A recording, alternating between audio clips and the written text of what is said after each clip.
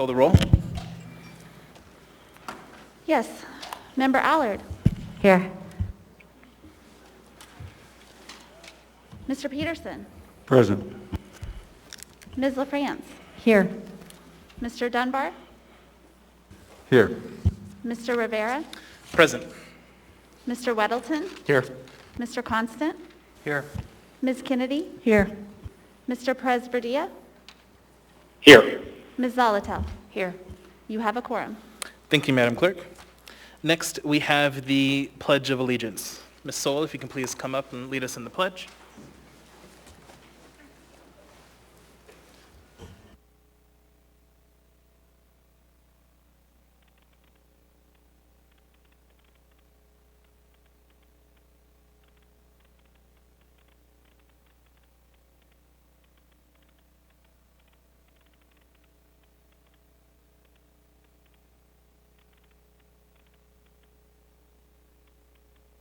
Thank you.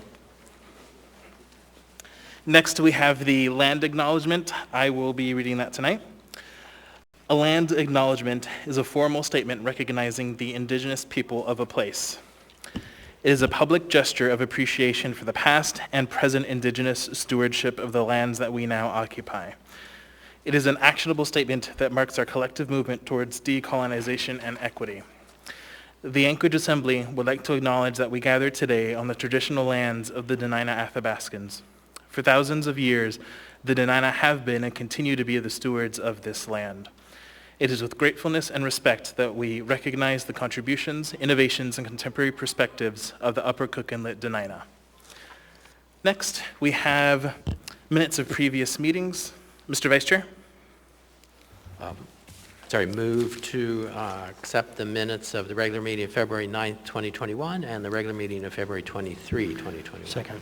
Thank you. And just to confirm, that was a move to approve? To approve, thank you. Thank you. Okay, moved and seconded. Is there any discussion on that motion? Is there any opposition to the motion? Okay, seeing and hearing none, those items have been approved. Thank you to the minutes clerk. Next, we have the mayor's report. Madam Mayor. Thank you, Mr. Chair. Good evening, and thanks to everyone for listening in today. On March 12, 2020, Anchorage saw its first presumptive positive case of COVID-19. That day, the Berkowitz administration declared an emergency in Anchorage in response to the impending COVID-19 pandemic. In the 14 months since, we've seen an incredible, life-saving emergency response in our community. Today, I issued a proclamation ending the formal emergency declaration in Anchorage. I'd like to use this time to explain why it is time to end the emergency declaration and to celebrate the incredible work that has taken place under it. Since March of 2020, we have been actively responding to an unprecedented pandemic with unprecedented health and economic implications.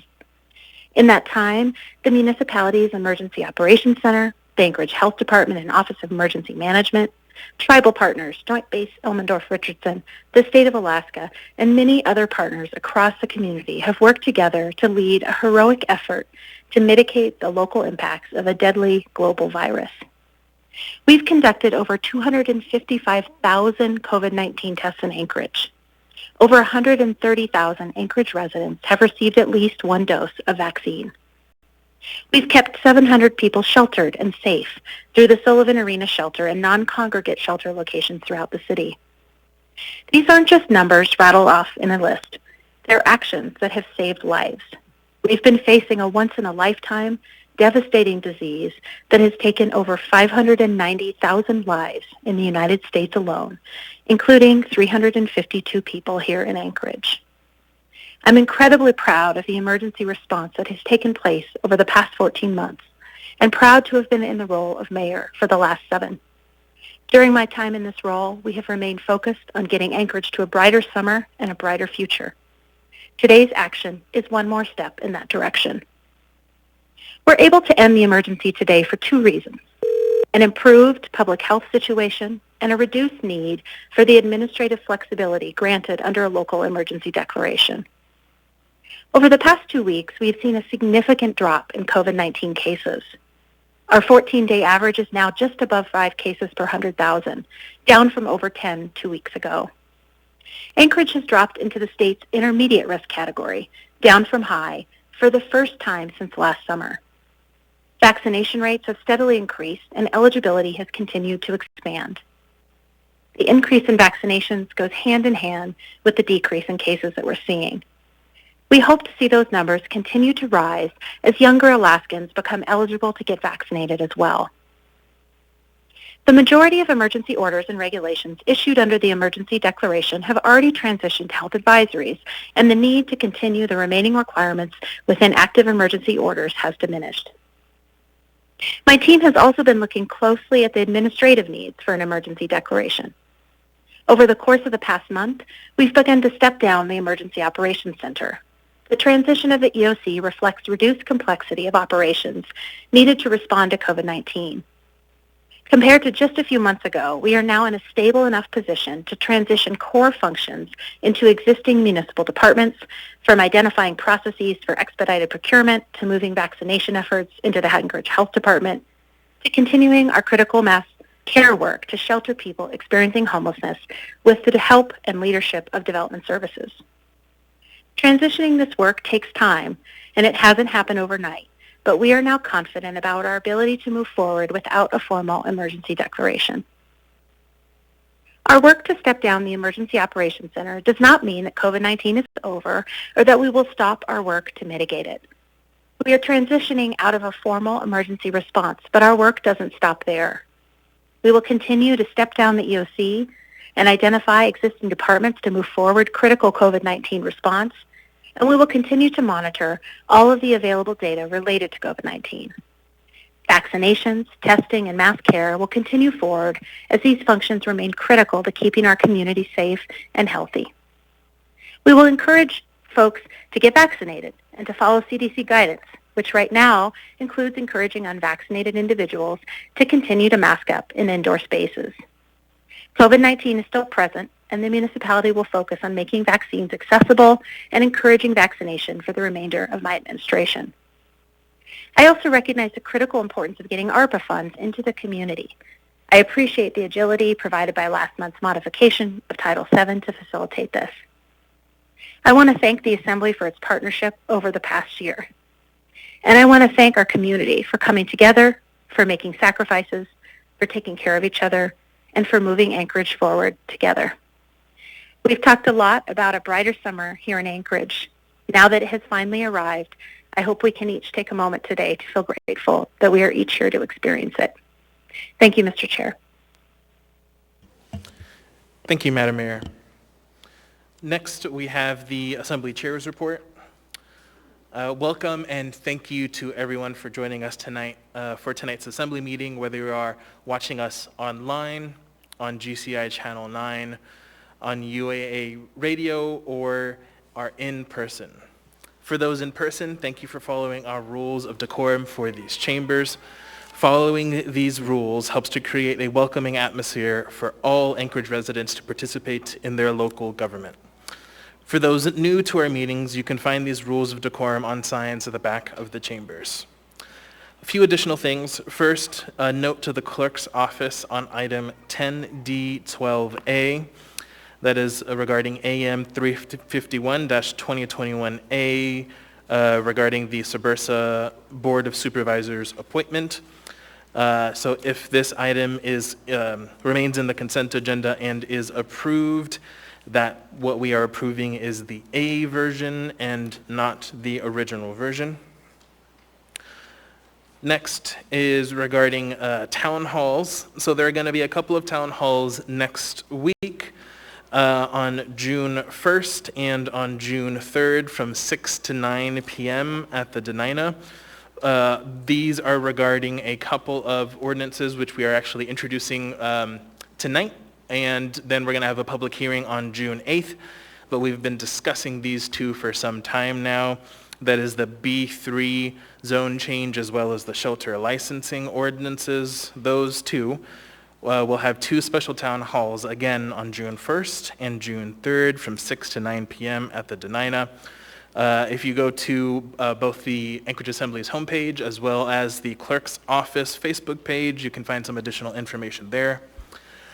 Last, I just wanted to note that this Thursday, May 27th, we are going to have a historic meeting, our first government-to-government meeting between the Native Village of Eklutna and the Municipality of Anchorage and the Anchorage Assembly from 5 to 7 p.m. in the Mayor's Conference Room at City Hall. So I'm looking forward to seeing the members there. That is it for my report. We'll go ahead and move on in our agenda to committee and liaison reports. We will go ahead and start on this side with Ms. Allard. Chair, I don't have anything to report. Thank you. Thank you. Mr. Peterson. Thank you, Mr. Chair. And the Ethics and Election Committee meeting will not be held tomorrow, but we are going to be meeting in June for our regular meeting. Items that will be on that agenda include keys and security, thumb drive to computer, adjudicated ballots, signature comparisons, time it takes to count ballots, and video cameras. Thank you. Thank you. Ms. LaFrance. Thank you, Mr. Chair. Excuse me. Last week, one moment, please. Sorry about that. Last week, the Budget and Finance Committee, the whole met, and as far as the budget to actuals report, next month we'll be having a full review of that by Mr. Wilbur.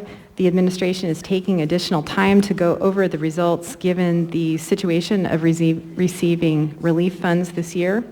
Also, a reminder to community councils that capital requests are due the end of May, and if additional time is needed, the administration can work with those councils. Also, the audit committee met last week, and we covered a number of topics. Some of them require follow-up. I know, Ms. Allard, you and I have a couple to follow up on some requested audits. Our meeting also included a review and discussion of the Internal Audit Report 2021-03 Annual Procurement Card Review, which is on the agenda tonight as item 10F1. I will go ahead and pull that. I know Mr. Haddon is here, and I believe Mr. Chadwick as well. And we can have some discussion if members want at that time, but there was a very good discussion at the audit committee meeting with some recommendations on clarifying policy about appliances, and Mr. Haddon provided a good overview of the process for applying for a P card and the training that's required. And then Mr. Rivera also requested a breakdown by department of the questionable prohibited purchases. Many of them were actually from 3 departments, the police department, fire department, and health department, and it was a very good discussion. So thank you, Mr. Chair. Thank you. Next, we have Ms. Kennedy. Thank you, Mr. Chair. I'll just announce that the Public Safety Committee will be having its regular monthly meeting next month on June the 2nd. I should have that in front of me, but just let me make sure. I believe it's that first Wednesday, so that would be June the 2nd. And I believe the time is 11:10. Thank you, Mr. Chair. Thank you. Mr. Dunbar. Thank you, Mr. Chair. No report this evening. Thank you. Mr. Constant. Thank you. I did not attend the Enterprise and Utility Oversight Committee this week, so I'll be depending on Ms. Alatel to make that report. But I did that day spend a 7-hour session with the working group of the port users in a discussion to address the next phase planning for the Port of Alaska. And so coming forward to the body within days probably will be introduced and I'm not sure if it's a resolution or ordinance, but addressing the agreement made by the port users and the various entities on the next phase of the port plan. So stand by for that document to be introduced, and we'll be having a discussion about it in the next couple of weeks.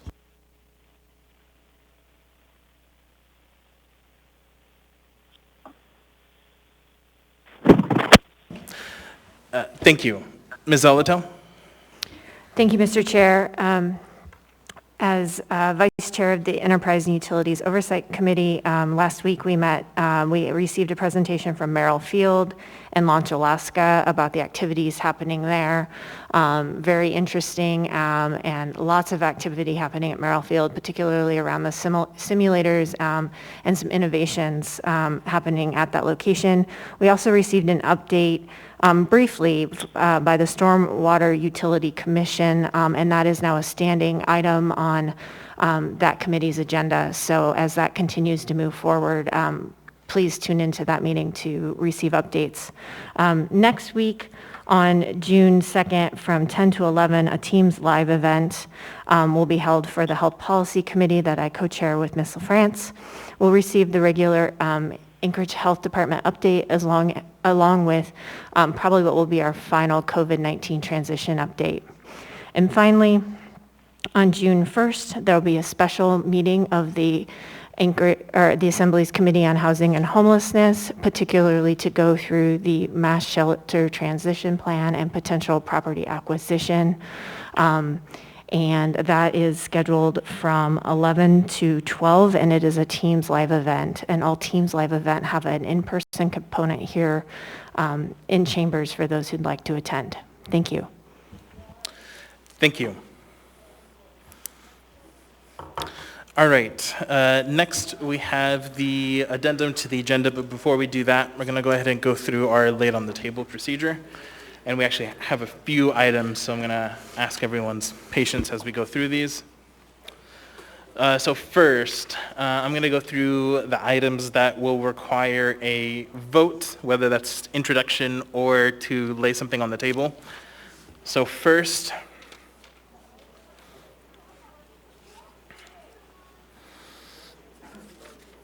is unnumbered AR 2021, a resolution of the Anchorage Municipal Assembly recognizing the Tier 2 U18 Alaska Oilers and the Tier 2 U14 Alaska Stars.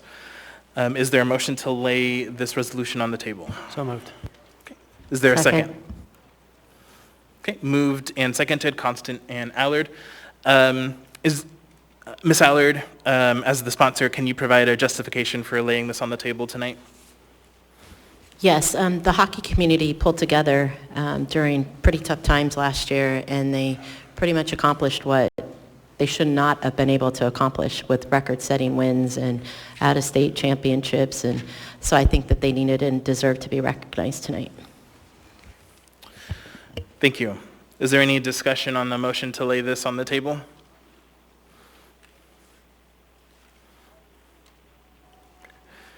Seeing none, members may proceed to vote on the motion to lay this on the table.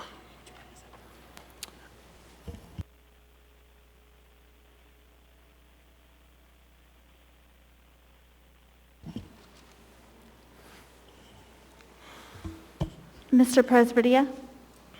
Yes. That motion is approved 10-0. For the body's information, that is going to be item 10A4. Mr. Chair, point of clarification, could you perhaps just remind folks what the laid on the table procedure is? We have a lot of new guests and folks with us here tonight that may not have gone through the laid on the table along with us. Sure, let me find that really quick.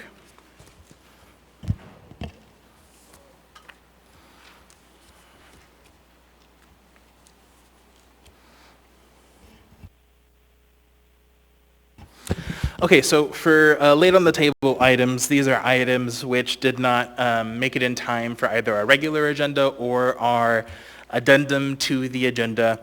And in order for us to take action the same night that an item is brought to us, then we do need to go through this laid on the table procedure. So it's upon an affirmative vote of at least 8 members, the Assembly may take action on these items only under circumstances that require immediate Assembly action, such as financial necessity, natural disasters, or when time is of the essence for Assembly action on an item. So that's the basics of our laid on the table procedure. Okay, so the next one, which we will need to vote on, is another unnumbered resolution, a resolution of the Anchorage Assembly repealing AR 2020-296 as amended and requiring periodic updates to the applicable COVID-19 mitigation plan for Assembly chambers. Is there a motion to lay this on the table? Move to lay it on the table. Second. Moved and seconded. Mr. Vice Chair, could you speak to the motion?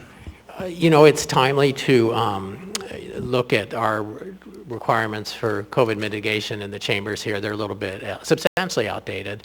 So this opens the door for us to make that change. Thanks. Thank you.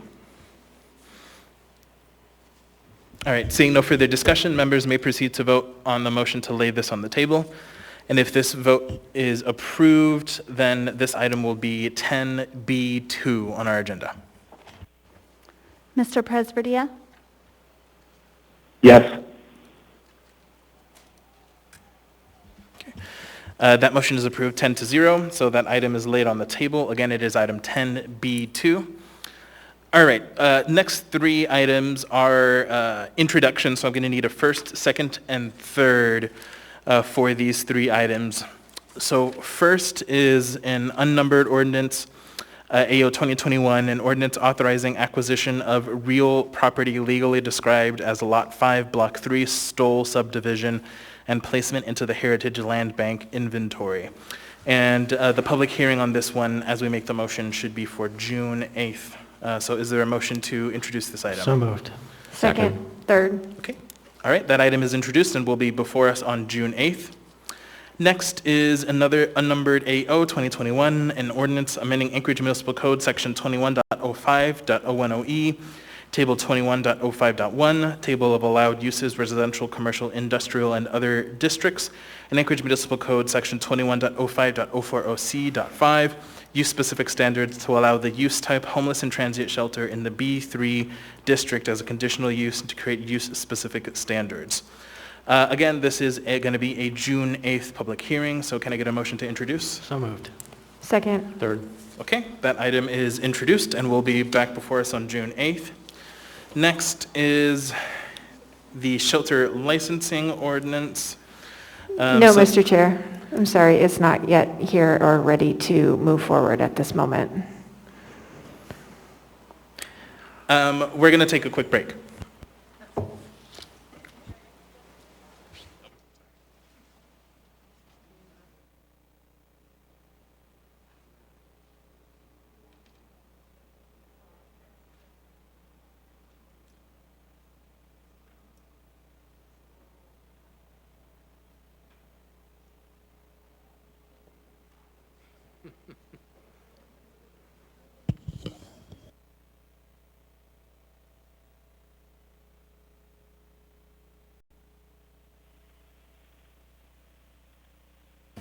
Okay, so we're going to go ahead and come back, and so I did confirm that that item will not be laid on the table today, so it will likely be laid on the table at some future meeting. Excuse me, Chair. Over here. Oh, yes, go ahead, Ms. Allard. Chair, can I please do a point of or can I have someone do the point of information to discuss something really quick? Sure. To explain. So I think there's some confusion with the public on the reasons why they can't come in. They are understanding that the emergency proclamation was lifted by the mayor. If you could explain that to the public, I think it would help a little bit, please. Sure, absolutely. So although the emergency proclamation was lifted by the mayor, the Assembly still has, for the purposes of these chambers, the authority to enact a mask mandate, which we still sort of have in place in these chambers. And we actually have a resolution later on in our agenda to repeal that, if this body so chooses, as well as our COVID-19 mitigation plan has a variety of things, including capacity issues, which we will be, we've already started looking at the capacity and other issues in our COVID-19 mitigation plan, and we'll likely have an updated plan to be in effect for the June 8th meeting. It's just not in effect for today. Point of order, Mr. Chair. Yes, Mr. Constant? I believe we have a resolution that repeals the 296. Doesn't that effectuate that change? It effectuates the change for the masks, yeah, which I stated. but it does not effectuate the change for the rest. Okay, thank you. Yeah. Okay. So moving on.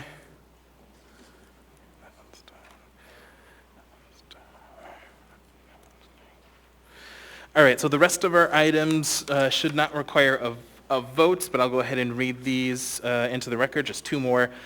So first is a supplemental item for 10D12, it's 10D12A, Assembly Memorandum Number AM 351-2021A, regarding the Subursa Board of Supervisors appointment. And then the last one is item 14B. It's 14B2, ordinance number AO 2021-30S, so it's an S version of this ordinance regarding amending Anchorage Municipal Code Title V. So those are our laid on the table items for tonight. So we're going to go ahead and move on to the addendum to the agenda. Mr. Vice Chair?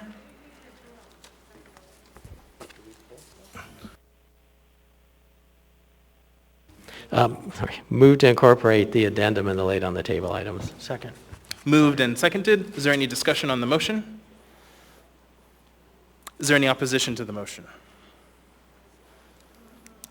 Okay, seeing none, then those items are incorporated. All right, we're going to go ahead and move on then in our agenda to item 9, appearance requests and initial audience participation. We're going to have until 6 p.m. for initial audience participation per municipal code. So for this initial audience participation, I'd like to prioritize time for members of the public who would like to speak on a consent agenda item, those who cannot stay until the second audience participation at the end of the meeting, and those who would have difficulty staying for a public hearing item already on the agenda due to childcare or travel issues. Before we open it up to the broader public. As a reminder, if you choose to speak now on a public hearing item already on the agenda, you may not speak again when we open the public hearing on the item. Also, if you choose to speak now, you cannot speak again during the final audience participation. For audience participation, please direct your comments to the assembly or the chair. You will have 3 minutes to speak, and personal attacks are not appropriate. In addition, audience members are asked to avoid clapping or other disruptions during audience participation. Last, during audience participation, assembly members generally do not answer questions or respond to comments. We may talk to you offline during a break or after the meeting to address any questions you have. I will, as chair, work to maintain decorum at this meeting and ask for your assistance. With that, just like normal, we're going to start with our folks on the phone. We'll do 3 on the phone, 3 in person, and back and forth until we're done with the phone list. So first we have Keir Moore.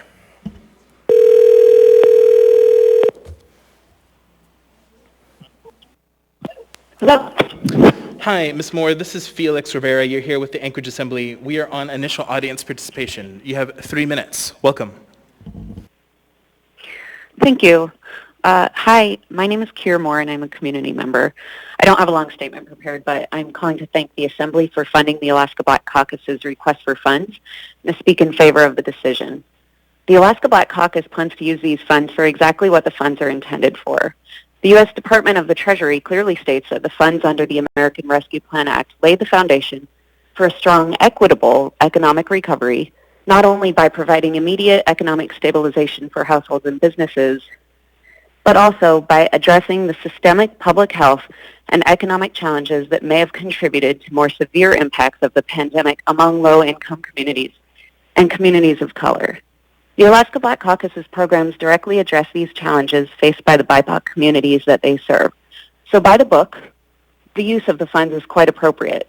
I really look forward to seeing the project come to fruition to ensure that Anchorage communities that were disproportionately affected by the pandemic can recover. Thank you. Thank you. Next on the phones, we have Hugh Brown.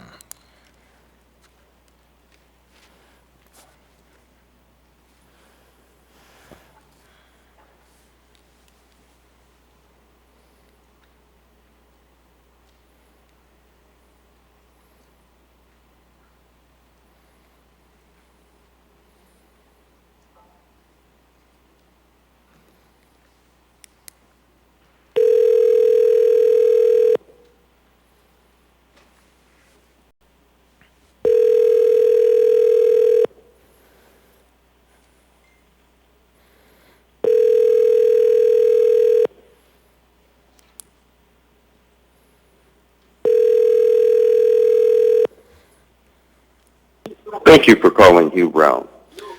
And Please leave a message. last on the phones, we have Kimberly Hayes.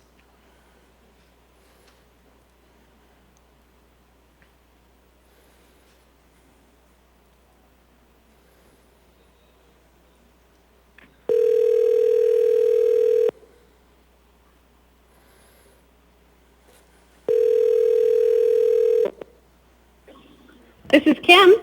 Hi, Ms. Hayes. This is Felix Rivera. You're here with the Anchorage Assembly. We are on initial audience participation. You have 3 minutes. Welcome. Thank you so much. I just want to say thank you to the Anchorage Assembly for letting me to participate by phone. Once again, my name is Kim Hayes. I live here in Anchorage, and I'm just calling tonight because I want to say thank you to the municipal clerk, Barbara Jones, and her staff for running a fair and transparent election. We had historic turnout with upwards of, I think I heard something almost like 20,000 new voters, which means more ballots to count for our election workers, and they completely pulled it off, even with a level of scrutiny I've not seen before. I'm someone who's voted in municipal elections for almost 20 years now. I've never been more impressed by the professionalism of our election workers from the top down. Let's all remember that these folks are our neighbors and our friends, and they signed up to do this job to ensure that every vote counts, and that residents of this town have the opportunity to make their voices heard no matter who they choose to support. I also want to say that as someone who was lucky enough to participate in the stakeholder meetings when vote by mail in Anchorage was proposed, I am very aware of the amount of work and citizen education and engagement that went with the process of instituting vote by mail. So the stakeholder group was diverse in background and perspective, and we made sure to pose tough questions to Municipal Clerk Barbara Jones and her staff. And each time she came back to us with expert information and a plan forward. So from that process, I can tell you that our elections are more secure than ever before, and how this election was run is just a shining example of that. I'll just close by saying that once again, I'm very thankful for our election workers and their dedication to democracy. Thanks again for hearing my testimony this evening. Thank you. All right, we're going to go ahead and go to in-person. Welcome.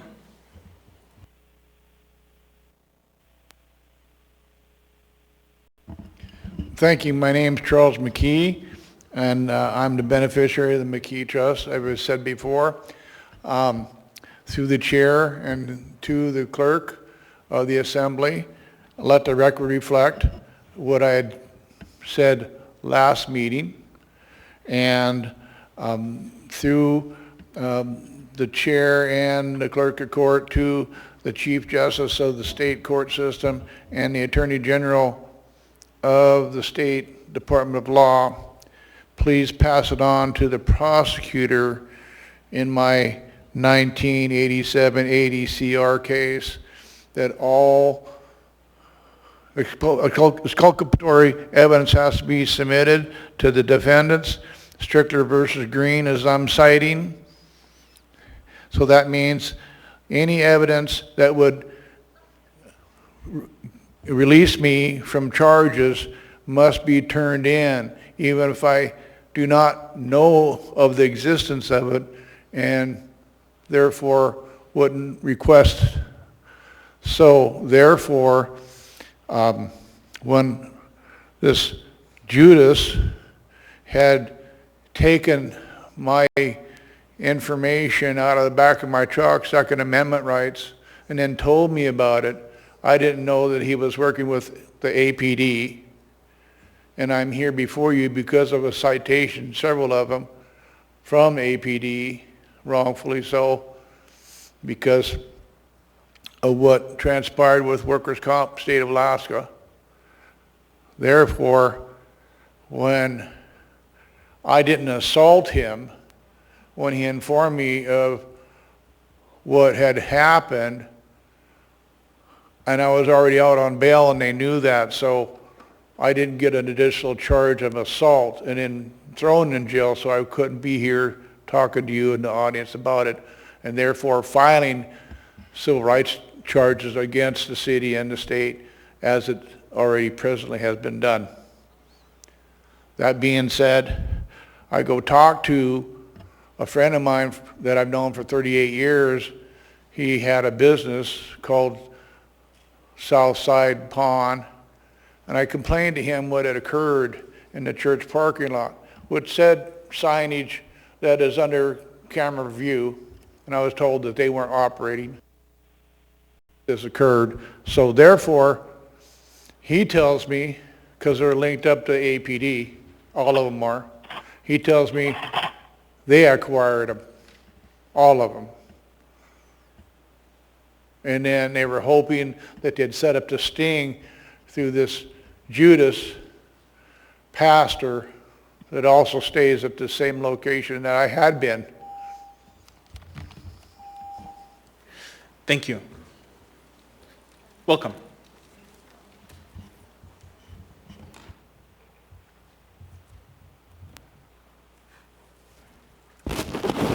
Sorry. Mr. Chairman, members of the Assembly, thank you. I'm Celeste Hodge Grouden, first of all. I'm the President and CEO of the Alaska Black Caucus. And at this moment, I would like for any member that's here to stand, any ally that stands in solidarity with us to please stand. If you want to surround me at the podium, please do so. I am here to say thank you. Thank you, thank you, thank you.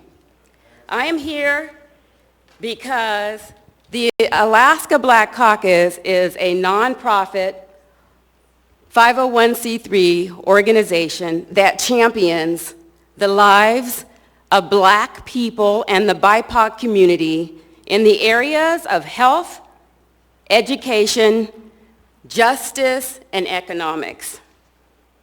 As you know, COVID-19 disproportionately affected BIPOC communities across the country, and yes, even in Alaska, highlighting long-standing disparities and inequities and systemic racism in medicine and public health, as well as economic inequities. The Alaska Black Caucus, our mission, we work directly to address these issues, and we have been a trusted leader in working towards health equity during this pandemic. Thankfully, federal funds have been made available to help communities recover from the pandemic.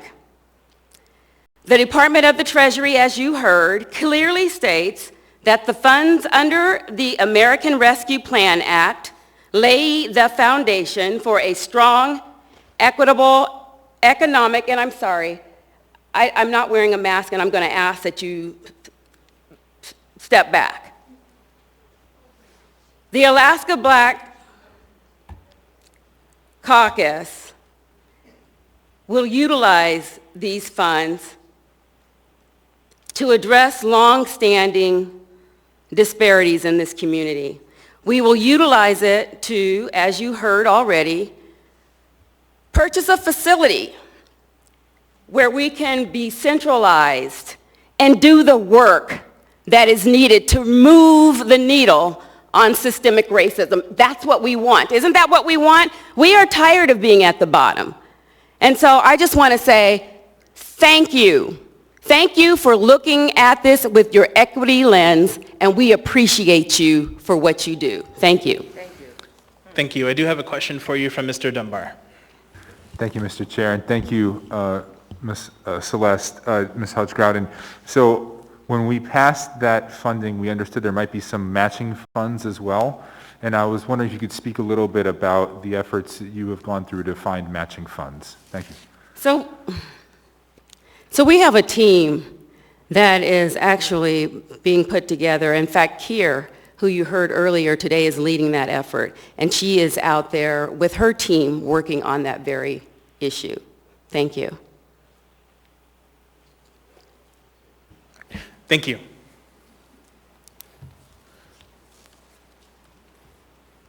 Thank you.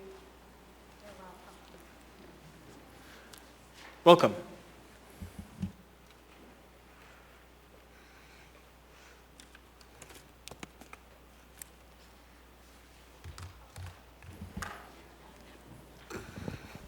I'm short, I'm sorry. My name is Smith. These items here is because I can't hear a word you're saying. This young man will be giving you a piece of paper, and I'm going to read from my Bible, because if we pledge to the flag that says one nation under God, then why do we think that we're above him? Whether it's zoning, buying property, or dumping homeless people at my front door. Let me read you one of them.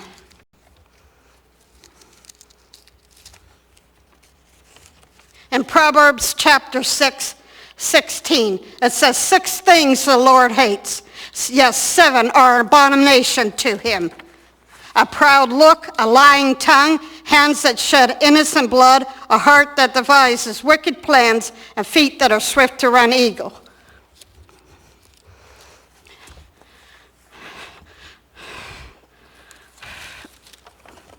Mark 4, verse 22 says, there is nothing hidden which will not be revealed, nor has anything been kept secret that it will not come to light. If anyone has ears to hear, let him hear. And one more. Revelation 22, verse 8. But the cowardly, unbelieving, abominable, murderers, sexual immorals, sorcerers, idolaters, and all liars will have their part in the lake that burns with fire and brimstone, which is the second death. And trust me, there's no coming back from that.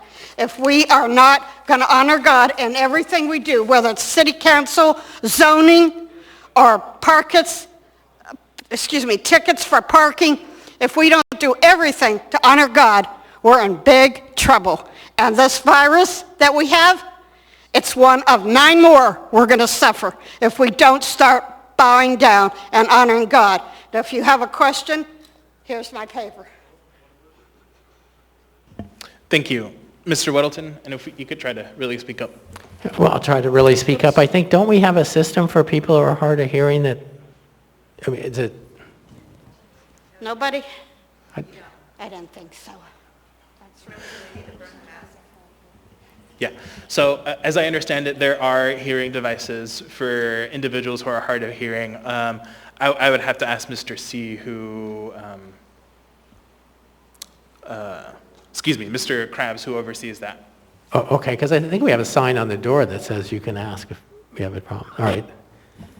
Thanks. Thank you. All right, we're going to go ahead and go back to the phones. We have a couple more folks to call, and then we'll go to in-person. So first, we have Laura Bonner.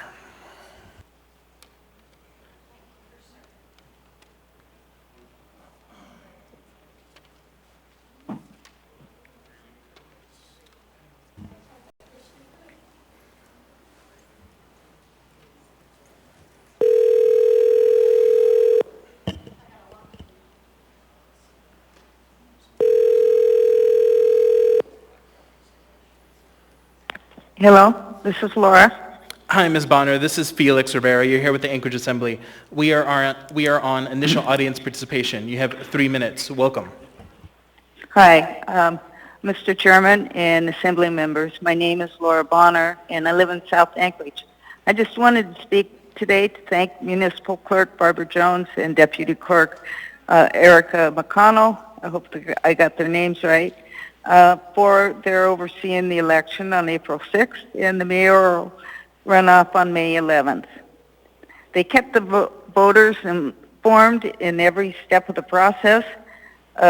When the ballots would be mailed to voters, drop-off locations, and in-person voting locations and time.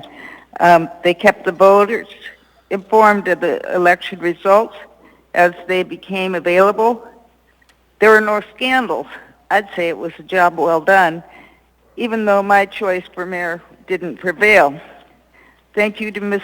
Jones and Ms. O'Connell, and thank you, Mr. Chairman, for the opportunity to speak. Thank you. All right, we're going to try Mr. Brown one more time, and then that'll complete our phone list.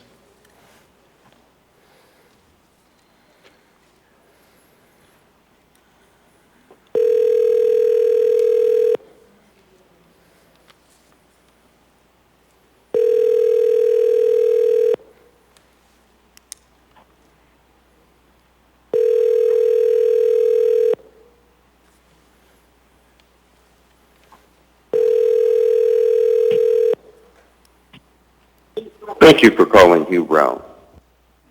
Okay, we'll go ahead and go back to in-person. Welcome. For the record, my name is Louis Imbriani. And what happened, especially the Special Assembly meeting on May 18th, was a drastic overcorrection. I, like many others, have pointed out how long it took to get the money into the hands of businesses that this city shut down. But this body went from 7 months to allocating funds before they even hit the bank, and before properly vetting how the money will be spent and if it truly fits the ARPA spending guidelines. You could have bifurcated the resolution to get help to those who were unable to get funding in the last round and were impacted by the mandates and shutdown that this city enforced. But you chose to do, as Mr. Peterson so honestly put it, did it our way. Sorry, folks. There are more questions than there are answers about the ARPA spending resolution, with the way the CARES Act funds were used, not to mention the lack of trust, the lack of transparency in those spending of funds. One example, $3.5 million to beetle kill mitigation, with $2.5 million of that money going to contracted tree crews. Was this bid for service put out? Is this how much it's going to cost? Or is that money going to be spent like it was on the trails projects, with no bids and given to a union crew? I'm going to change gears. This body has repeatedly brought up the need for affordable housing, and it has spoken about the cost of living. But this body has done nothing to make housing affordable. This body has done nothing to lower the cost of living in this city. In fact, you have raised the cost of housing and therefore increased the cost of living, and every property owner got a letter in the mail this week to prove it. This body continues to put Anchorage homeowners on the hook for its spending habits. You are addressing state problems on a municipal budget, and the Anchorage homeowners are paying the price and will be carrying that burden for years to come. I ask that this body look at more than just private partnerships, but also look to the state for partnership. The issues that this city faces are not unique to this city, and they are not starting with this city. I ask that we be more cognizant with the way money is spent, so we don't see a redundancy in spending, and that we get a better return on our investment for this community, and to truly help those in need and lower the cost of living for everyone living in this city. Thank you. Thank you. Welcome. Mr. Chair. Yes, Mr. Constant? Just would you ask the audience to... Sure. I will reiterate what I stated earlier in the meeting, which is that please avoid any disruptions to our meetings. They will cause delays like we are experiencing right now. So no clapping or other disruptions in audience participation. Welcome. Hello. Good evening, Assembly members. My name is Ryan Nelson. As we are aware, on the May 11th, the municipality of Anchorage elected a new mayor, Dave Bronson, to lead the city. While to many of you, it must come as a shock that the last 6 years of unchecked power will soon be coming to an end in just over a month. The people of Anchorage voices have been heard. At least it came to a shock to one of the Assembly members on this body who blamed the results on the right-wing media, COVID lies, the misinformation about his record. Sort of ironic, especially given that this same man had the support of ADN, KTUU, and the hundreds of thousands of out-of-state money on his and the Assembly side. While most sane people find his statements to be utterly sore, unprofessional, and insanely mind-numbing, unfortunately, his statements were both unsurprising and reflective of this Assembly body as a whole. As members, you will be working with a mayor with different political ideology as yourselves. While you can blame Suzanne Downing for the inconvenient results, the people of Anchorage are not stupid, and not surprised, perhaps. It's time for you guys to take into consideration that the power you guys flex on this Assembly has drastic impacts on the people of this city. Over the last year, Anchorage witnessed a surge in angry testimonies in front of this body, yet little of these people's concerns were actually heard. In fact, they were completely ignored. Despite massive opposition to the city's acquisition of hotels to house vagrants, business shutdowns that turned our city into a ghost town, and further increases in municipal taxes, all the agenda items passed anyways. Now, I understand most of your actions you guys take up here on this assembly have no meaningful effect on your lives. Obviously, you people would not pass this stuff if you actually lived in a community near where your homeless facilities, where soon vagrants will be shooting up heroin, urinating on the sidewalks in front of our communities. Obviously, you guys don't know what it's like to be a business owner who lost everything he or she built over the last year because you guys went to war with the private sector and forced them to live on government handouts for the first time in their lives. And obviously, none of you guys understand how your relentless increase in property taxes has led to an exodus to the Matsu Valley. But you guys better damn learn, because as I know, in a year we have another election coming up, and 4 of your heads will be in front of voters again. If you guys want to save your political careers from the damage you've intentionally done to our city we live in, it's time to stop blaming the pandemic, Suzanne Downing, and the so-called lies about your guys' records, whatever those lies actually are. Because it's time for this body to show that you really are an assembly with the public good in mind, because I and the majority of people in the city have not seen that. It's time for you guys to show us that. Thank you. Thank you. Welcome. Mr. Chair? Yes, Mr. Constant. So I'm going to take a moment now to discuss why it's really important for members of the public to follow the decorum of the room. If for no other reason, then you don't have to hear me talk. But the fact is that the people who have inhabited this room have made a hostile environment for a number of other members of the public. And while they feel that it's of value to themselves to support the people that they believe in by standing up and cheering and clapping, it actually distracts and takes up time, which means 6 o'clock comes and fewer people get to actually talk and participate in initial public testimony because we have to go through this process and describe the rules of procedure. And so I am hopeful that the people in the audience have a real interest in hearing from members of the public instead of having a cheer fest, because while it feels good, it takes away from the public's right to be heard. All right, thank you. All right, we're going to continue. We are going to continue and just remind folks to please follow the rules of the chambers. We have about 7 minutes left for audience participation, a little less than that. Welcome. Hi, my name's Melanie Baker. I'm an Anchorage resident and property owner here, and I just want to say a huge thank you to the voters and the voter committee that counted the voters. As the mother of an Iraqi veteran, a mother-in-law of an Iraqi Afghanistan veteran, former wife of a Vietnam veteran, father was World War II, Korea War. Voting by mail is how our military votes. The only way they get their voting counted is by mail. It means a lot to those who have families in the military that this is still a viable option. My family has put its blood, sweat, tears. I've got 3 flags in my closet that they give you when members of your family die.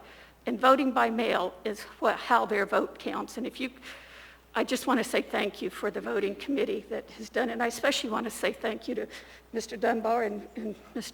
Seisel and you, Mr. Rivera, for the outstanding job that you've done for the past year in representing the people and watching out for the people of Anchorage. I think it's important that you give the money to the Alaska and Black Caucus for a community that has been not served for a long time, that they get their fair share, that everybody needs to be fair share. You know, I'm a property owner. I am truly blessed, but I know that not others have been blessed with the bounty that I have, and we need to be cognizant of that and to be loving and kind and to share it and err on the side of kindness. That's kind of my motto. If you're going to err on the side of kindness. And we've lost a lot of that, and I just hope that we return to that, and ensuring that the Black Caucus gets their fair share is one way of doing that. And I just want to say thank you for all the job that you've done. Appreciate it. Thank you. I do have a question for you from Ms. Allard. First of all, I wanted to thank you and your family for their services for the military. So I'm a military, was a spouse and around the military community, but the state doesn't have mail-in ballots. When I voted, we voted by absentee ballot. So I just wanted to let you know that's also another option. Okay. Thank you. Yeah, the mail-in makes it so much easier. It really does, because you have service members. My daughter and her husband were in South Korea for a while, and it makes it so much easier to do the mail-in, and I appreciate it. Thank you. Thank you. Welcome.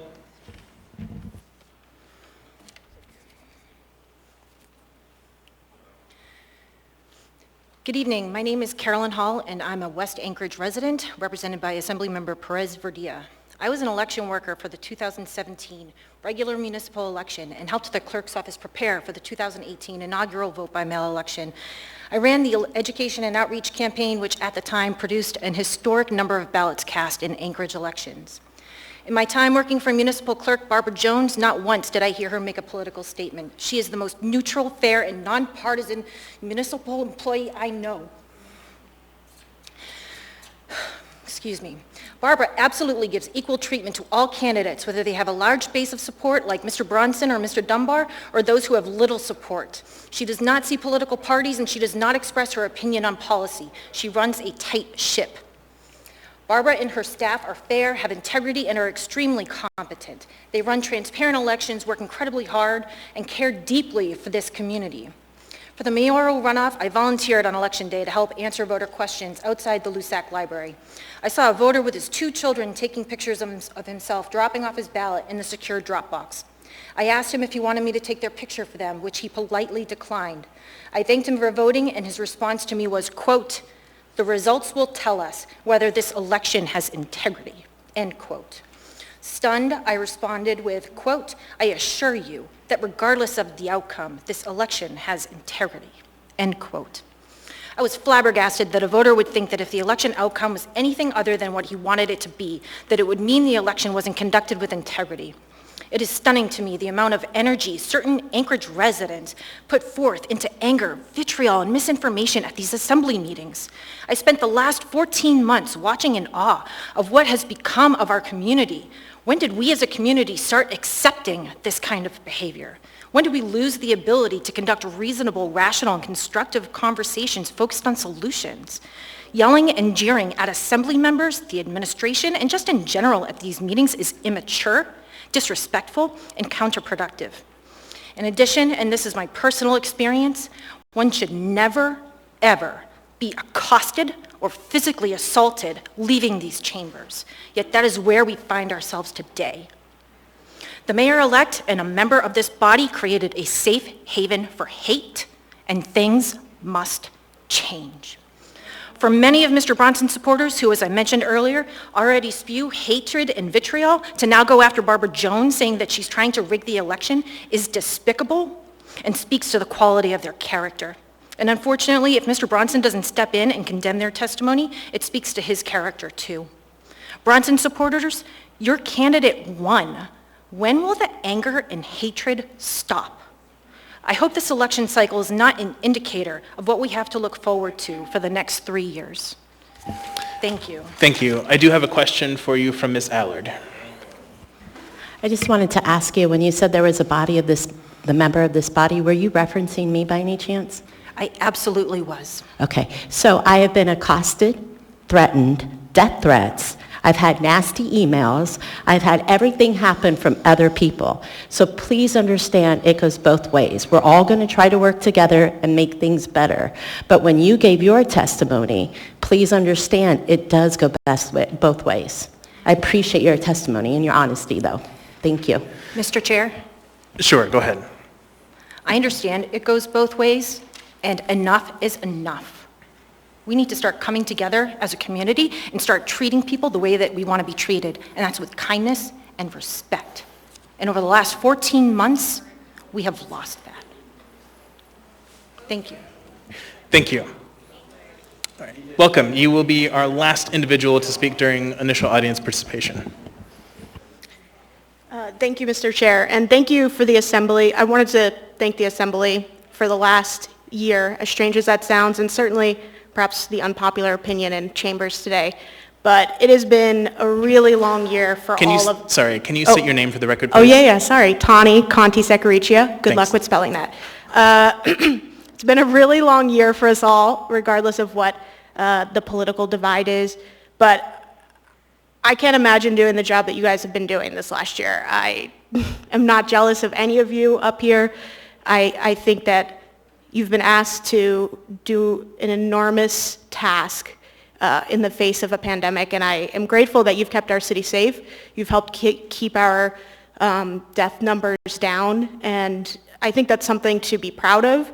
I'd also like to thank Mayor Quinn Davidson for her work. She's my assembly representative, and I'm really grateful for the role she stepped into and really seemed to excel and bring a sense of leadership to what this city really needed in that time. So thank you.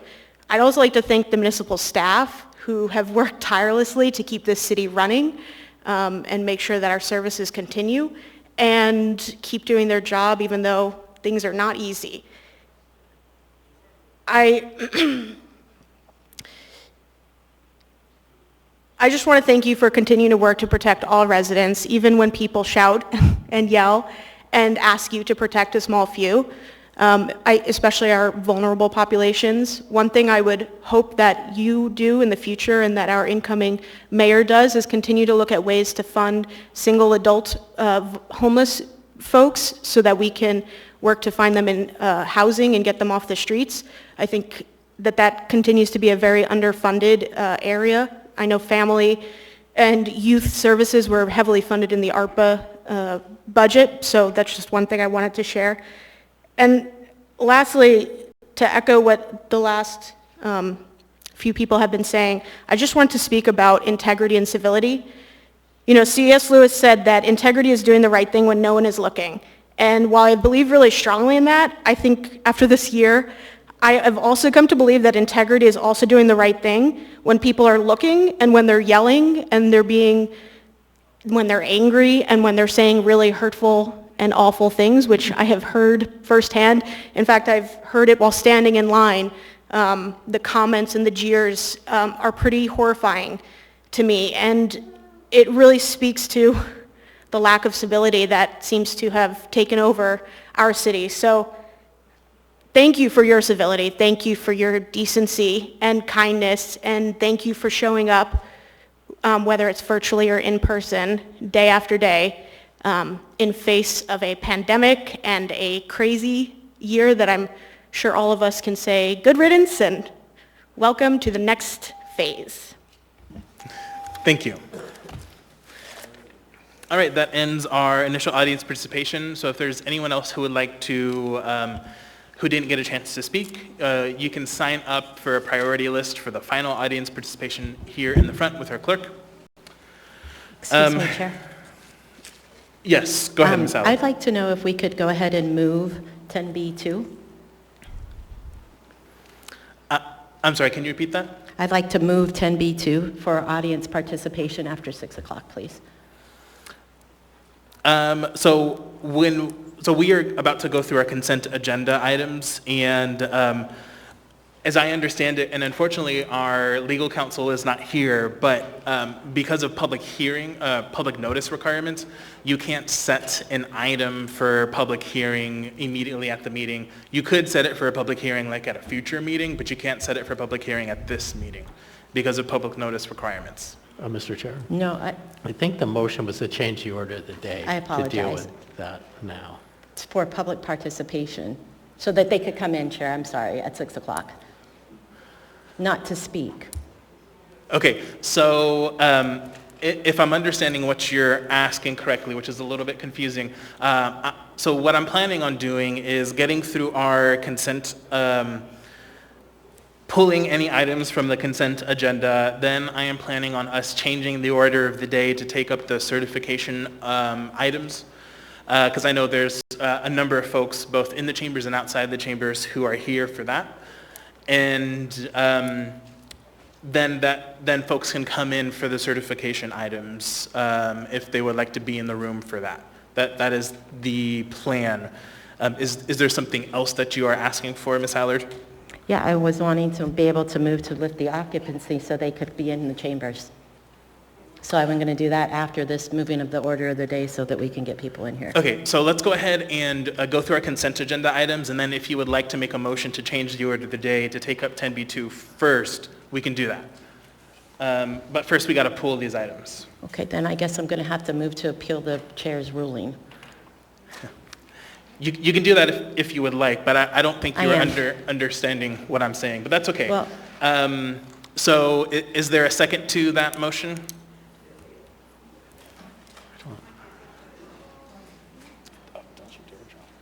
Well, I have a question. I don't. If you have a question, go ahead. Wait, okay, well, pulling the stuff in the consent agenda goes pretty quick. So, and then we could change the order of the day to deal with 10B2, and then change the order of the day to deal with 12C right after that. So I think, could you wait? It'd be fairly that's quick. fine. Thank you, all. John. Thanks. Thank you. Okay, thank you. All right, so we're going to go ahead and move on. So next we have the consent agenda. So consent agenda items number 10A through 10F are typically routine or non-controversial items, such as bid awards, new business, information and reports, and ordinances and resolutions for introduction. The items on the consent agenda may be approved by the Assembly by a single vote on a motion to approve the consent agenda. Prior to approval, items may be pulled by an Assembly member for discussion and separate vote on each of those items. Under the Assembly Rules of Procedure, all ordinances and some resolutions will have an opportunity for public hearing on a future date. With that, I'll go ahead and go down the dice and see what items folks would like to pull, starting with Mr. Perez-Verdia. Thank you, Mr. Chair. No items this evening. Thank you. Ms. Salatel. I'd like to pull item 10, Alpha 2. Thank you. Thank you. Mr. Constant. 10A3, please.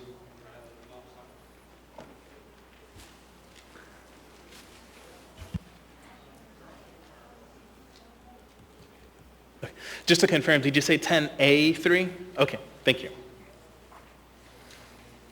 Mr. Dunbar. Thank you, Mr. Chair. No additional items this evening. Thank you. Ms. Kennedy. Thank you, Mr. Chair. No items. Thank you. Thank you. Mr. Weddleton. No items. Thank you. Ms. LaFrance. Thank you, Mr. Chair. One item, 10F1.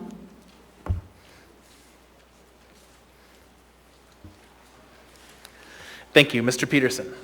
Thank you, Mr. Chairman. No items this evening. Thank you. Ms. Allard. No, thank you.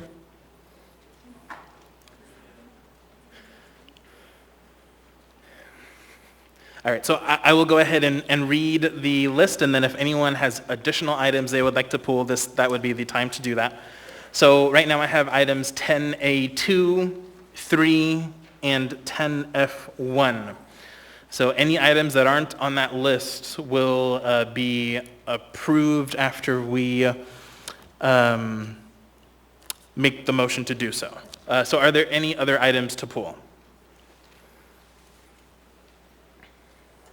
Okay, seeing none. Mr. Vice Chair. Move to approve the consent agenda less the pulled items. Second. Okay, moved and seconded. Is there any discussion on the motion? Is there any opposition to the motion? Okay, that motion is approved. So let me just explain really quick what that did. So as I read earlier in the laid on the table items procedure, there was a resolution which now has just been approved, a resolution of the Anchorage Assembly repealing AR 2020-296 as amended and requiring periodic updates to the applicable COVID-19 mitigation plan for Assembly chambers. So basically what this item did, it did three things.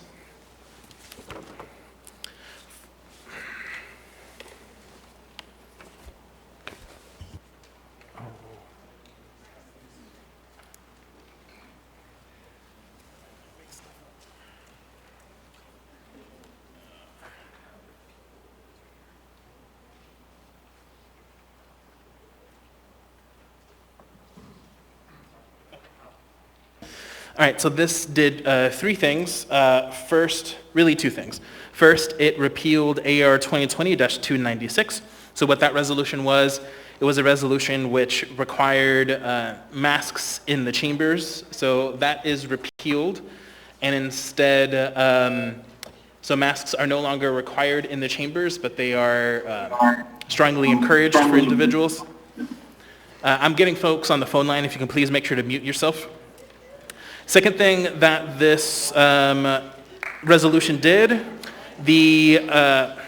sorry, I'm getting a little bit of noise, so if folks can please not interrupt while I'm speaking. The Assembly Chair and Vice Chair shall work with Assembly branch staff to update the COVID-19 mitigation plan periodically as reasonable and necessary. We actually began that process earlier in the week, and we should have an updated COVID-19 mitigation plan for the public to review or look at if they so choose at our June 8th Assembly meeting. That'll be the first meeting where that new mitigation plan will be in effect. So that is, in essence, what this resolution did. Okay, so for the public's information, the Assembly has now passed or accepted all items in 10A through 10F, other than the items that were just pulled, which we will take up next, or that have been introduced for future public hearing, which are all the items in 10G. If you're here to see action on an item listed on the consent agenda that was not pulled, those items have been passed or accepted. All right, so let's go ahead and start going through our items. So first we have 10A2. Mr. Chair. Oh, yes, yeah, go ahead, Mr. Vice Chair. I'd like to move to change the order of the day to take up item 12C now. And I'd actually suggest, why don't we just take up all three of them? Oh, I'll say 12A, B, and C, the Second. Certifications. Moved and seconded. Is there any discussion on the motion? Can I ask, is there a reason we don't want to do our recognition resolutions first and let those folks go home? Want me to address that? Do you want to respond to that, Mr. Yeah, Weddleton? we've got a number of people waiting in the lobby for these items, and I think it would be accommodating. You know, they've waited patiently out there and let them come in. It's a happy moment for many of them, and let's enjoy that time. Sounds good. So, Mr. Chair. Yes. Sorry. Yes, Mr. Constant. I am going to make a motion to suspend the COVID mitigation plan for the purposes of allowing in the members of the audience who wish to be in the chambers. Second. Sure. I don't know if we necessarily need a motion. I was just going to allow that to happen, but we can have a motion to do that. Okay, so moved and seconded to temporarily suspend our COVID-19 mitigation plan. Is there any discussion on the motion? Is there any opposition to the motion? Okay, so that motion has been approved to temporarily suspend our COVID-19 mitigation plan. So we're now back to the motion to change the order of the day, to take up items 12A, B, and C before the rest of our consent agenda items. Is there any discussion on that motion? Is there any opposition to that motion? Okay, seeing none, then the order has been changed, so we will take up items 12A, B, and C now, and then we'll go back to our consent agenda items. We're going to go ahead and take a short break.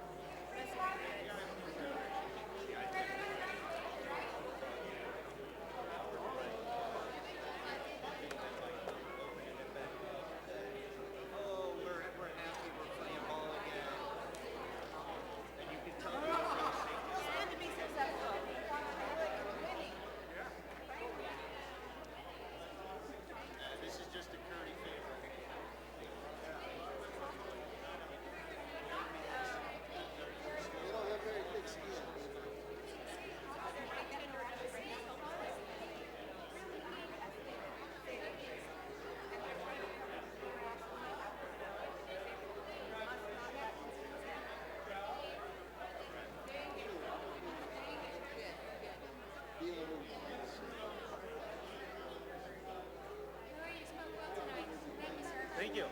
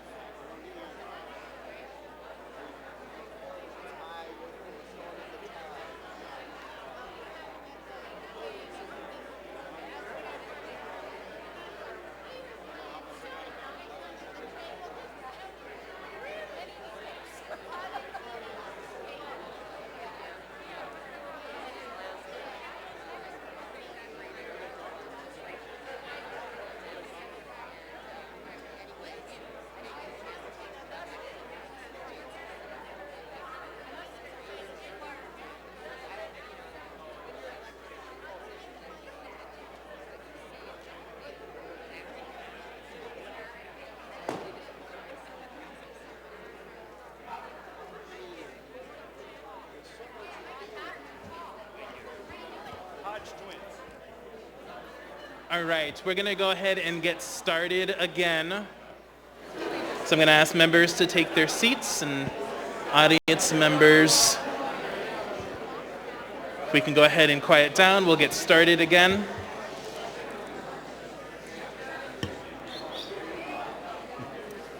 All right.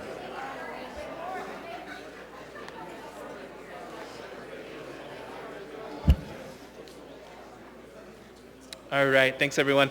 Okay, so we have changed the order of the day. We're going to be taking up items 12A, B, and C.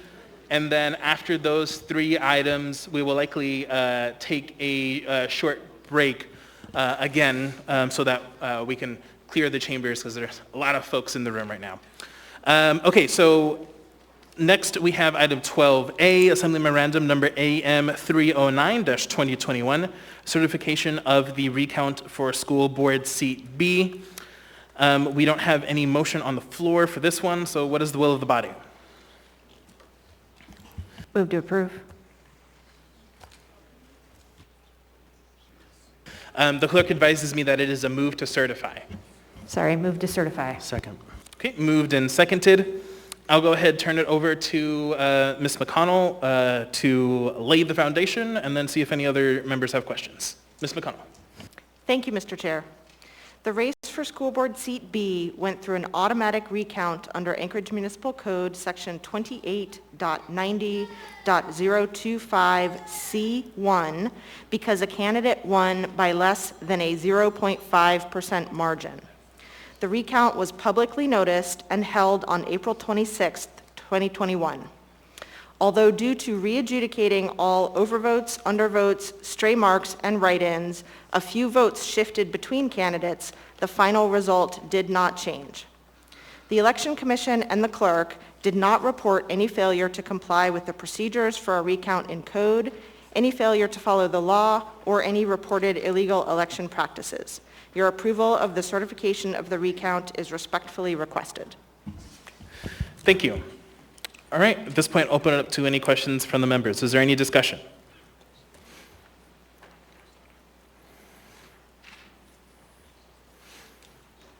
Okay. Seeing none, members may proceed to vote. Mr. Presbytia? Yes. That motion is approved 10-0. Next, we have item 12B, Assembly Memorandum number AM 340-2021, certification of the recount for School Board Seat E. What is the will of the body? Move to certify. Second. Moved and seconded. Ms. McConnell? Thank you, Mr. Chair. The race for school board seat E went through a recount because, under Anchorage Municipal Code, section 28.90.025B, the municipal clerk determined that, in her judgment, conducting a recount may increase voter confidence in the election process. The recount was publicly noticed and held on April 27, 2021. Although due to re-adjudicating all overvotes, undervotes, stray marks, and write-ins, a few votes shifted between candidates, the final result did not change. The Election Commission and the clerk did not report any failure to comply with the procedures for a recount in code, any failure to follow the law, or any reported illegal election practices. Your approval of the certification of the recount is respectfully requested. Thank you. Are there any questions on this item?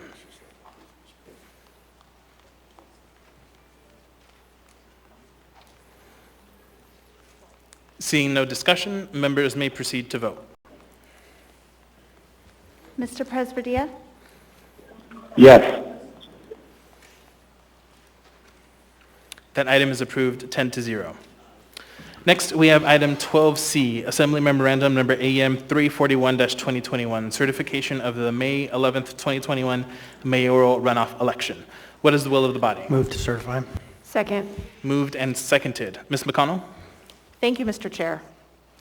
I would like to start by congratulating Anchorage voters on shattering the municipal voter turnout record. There were 90,816 ballots cast for 38.36% voter turnout, which is over 10,000 ballots more than the previous record from 2018.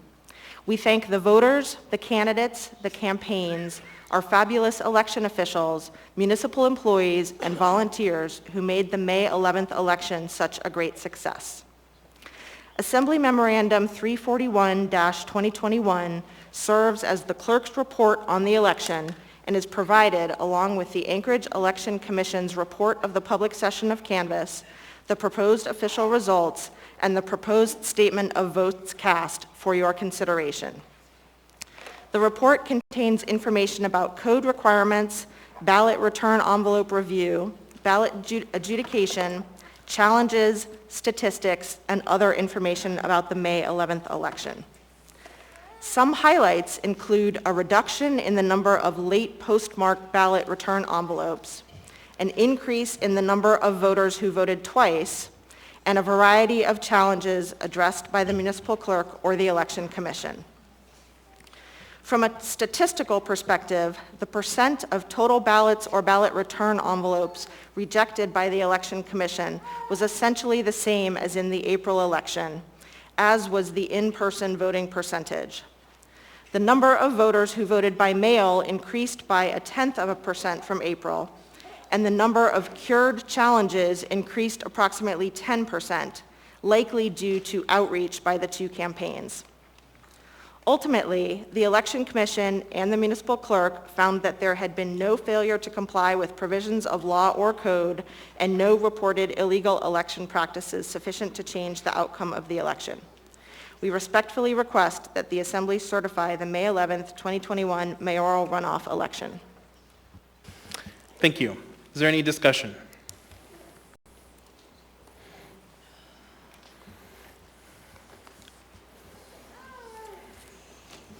Mr. Constant. Thank you. I just would like to let the folks in the audience know, not that we could stop them, but this is one of those votes when it's done that it is appropriate to cheer.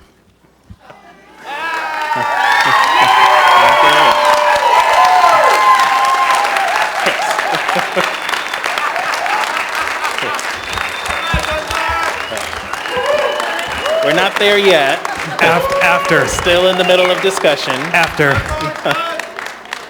Mr. Dunbar.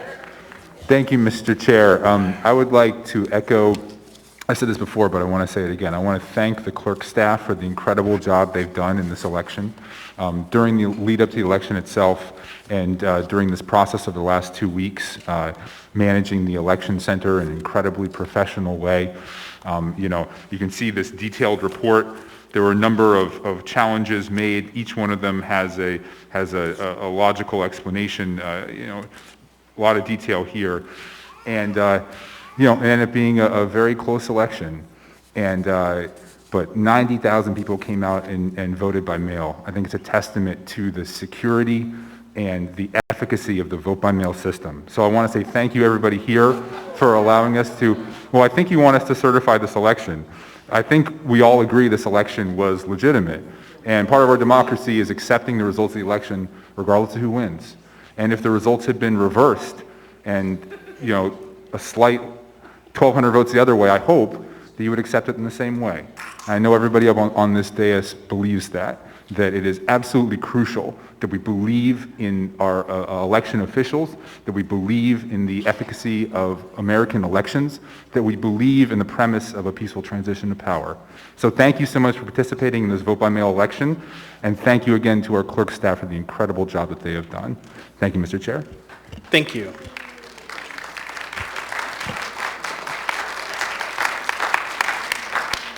Mr. Weddleton. Thanks. Yeah, I'd like to thank the clerks as well.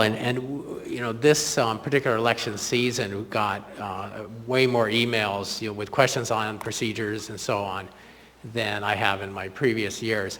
And what I'd recommend is these documents that are with these certifications answer virtually, I think, essentially every question that we were asked. And that's very typical. With certification, we get the full report. And I know people are really anxious to get those answers, but these reports should cover those. So, and I think, where are those posted? Just with our agenda, or are they going to be on the elections page? I know they're on the agenda. Ms. McConnell, can you speak if they're on the elections page? The report is currently posted on the Assembly's page, and we'll get them up on the elections page tomorrow. Okay, good. Thank you. Thank you. Seeing no further discussion, members may proceed to vote. Mr. Presbytia? Yes.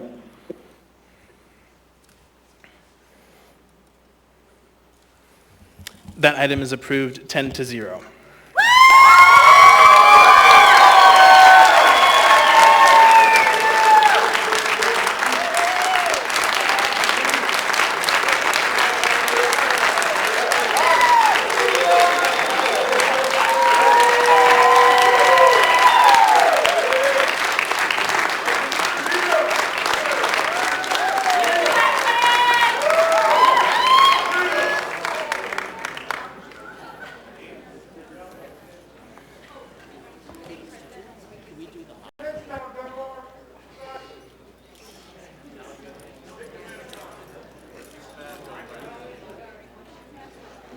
All right, so we're going to do one more item really quick, and then after that we will take a break to transition folks out of the chambers.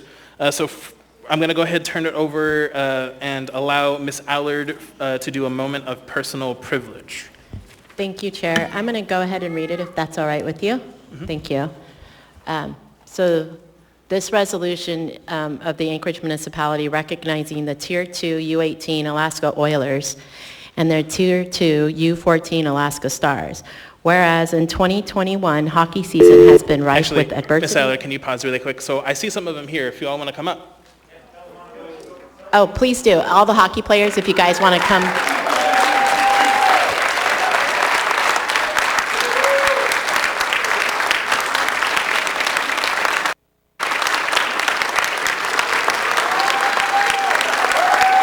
If you guys want. Yeah.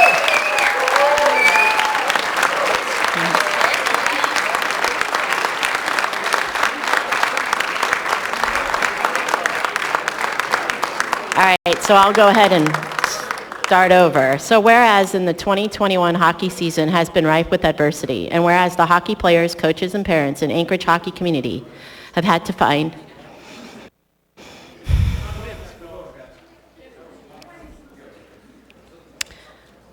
new ways to ensure success of the players in their sport. Whereas there were 8 teams from Alaska that won their way to compete at the U.S. Hockey National Championship. With 7 of those teams hailing from Anchorage, and whereas of May 3rd, 2021, 6 of the 8 teams from Alaska eliminated the Tier 2 U18 Alaska Oilers and the Tier 2 U14 Alaska Stars were representing all of Alaska in the championship games. Whereas in divisive fashion, the Alaska Stars became national champions.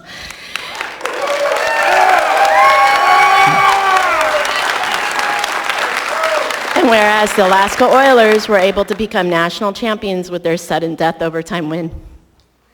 And whereas the hockey community players, the coaches and parents have shown incredible perseverance, grit, and determination to rise above the unprecedented and unparalleled challenges of 2021 hockey season, to not only compete nationally, but also to win national championships. Now, therefore, the Anchorage Assembly recognizes Tier 2 U18 Alaska Oilers and the Tier 2 U14 Alaska Stars for their incredible accomplishment and for their proud representation of the municipality, as well as their astounding resilience in the face of adversity.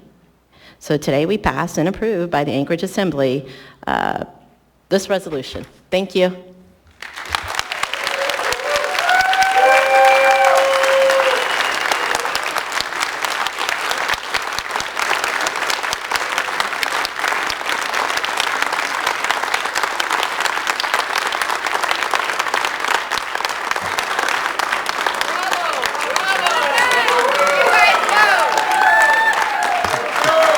Hold on, guys.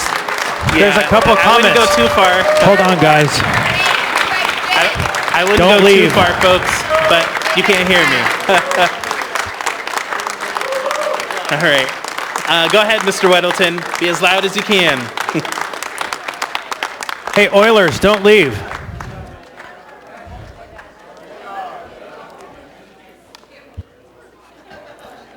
All right, Mr. Constant. Thanks. I just, without naming names, and statistically speaking, this is probably pretty likely to happen, but I received a text tonight notifying me that a grandson of Mr. Dick Trainey was on that team, and I wanted to say congratulations.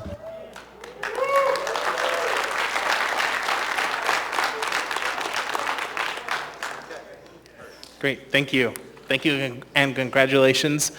With that, we're going to take a 5-minute break, and then we will come back to the remainder of our consent agenda. Okay.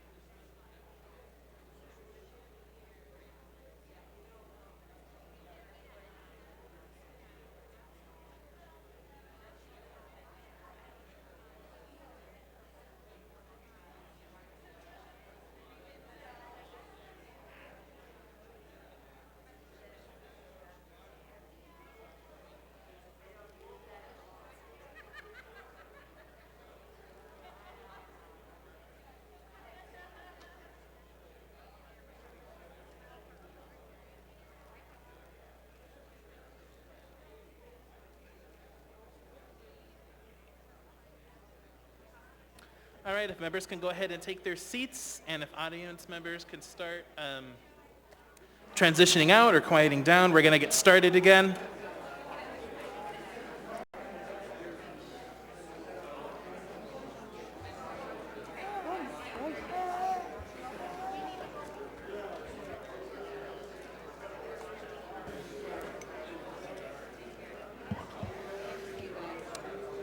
All right, we're going to get started here again. All right, I think we have all of the members. If I can just ask our audience, if you're transitioning out, please do so quietly. We're going to get started again. All right. So we now have before us item 10A2, AR number 2021-184, resolution of the Anchorage Municipal Assembly recognizing and honoring Alan Ski for his service and dedication to the municipality of Anchorage. What is the will of the body? Move to approve. Second. Moved and seconded. Is there any opposition? Seeing none, that item is approved. Who's reading? Who's presenting? I'm reading, Mr. Chair. A resolution of the Anchorage Municipal Assembly recognizing And who is presenting? Okay, great. a resolution of the Anchorage Municipal Assembly recognizing and honoring Alan Kajowski for his service and dedication to the municipality of Anchorage. Whereas Alan began his service with the municipality of Anchorage in January 2003 and has diligently and professionally served the municipality as the Director of Maintenance and Operations, M&O, since September 2003. And whereas Alan came to municipal employment from an Air Force career of extreme accomplishment, he achieved the highest rank possible for a non-commissioned officer.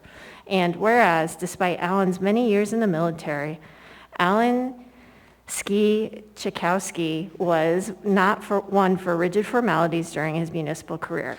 Always approachable, he liked to go by Ski. Growing up as a farm kid in upstate New York, Ski was always looking for practical, durable, frugal, and sensible solutions. When challenging budget, project, or maintenance problems arose, he would never lose his composure and would find a way to get things done. And whereas, once at the municipality, Alan worked to establish a dedicated group of project management professionals to oversee work preparing bid packages for constructing and major maintenance on municipal buildings. His leadership style recognized hard work, instilled pride in ownership, freedom to make decisions, and accountability. He was also very diplomatic when dealing with others. He could express his disappointment with you without you barely even knowing it, but you still got the point. And whereas Alan has fostered and promoted a performance-driven group of employees that include recognition of Employee Work Units of the Year for both support and direct services, M&O Employee of the Year Award, and the promotion and creation of the annual Devin Bronham Safety Award in honor of the loss of an employee under his tenure. And whereas he was also a consummate team player with other departments that needed an assist with something, he would try to find a way to make the city better and solve the issue. He may make you grovel a little bit or barter in exchange just for fun, and it might cost you a couple of Diet Pepsis, but he would always step up and lend a hand when needed.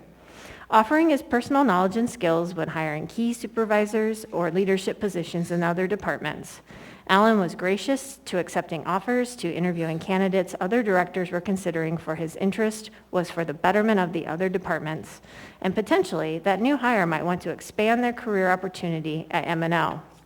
And whereas, through strong commitment to the municipality for over the past 18 years, Alan has overseen a tremendous amount of accomplishments under his direction for major facility improvements and renovations to dozens of municipal properties, to include replacement of 3 fire stations, 3, 5, 6, 9, and 35, the replacement of fire stations, 3, 5, 6, 9, and 35, as well as the replacement of ice rink systems at Henry J. McDonald, Sullivan Arena, Ben Boeke, and Dempsey Anderson, an LED streetlight conversion on all MOA streets. Implementation of alley paving program, construction of covered sand storage building, acquisition of portable asphalt plants so that hot asphalt can be used instead of cold patch material for longer lasting results, procurement of state-of-the-art snow removal equipment that has significantly reduced downtime on equipment and improved performance in the delivery of snow removal service, among others, and greatly improved working relationships between DOT maintenance and MOA maintenance groups for the more efficient delivery of services.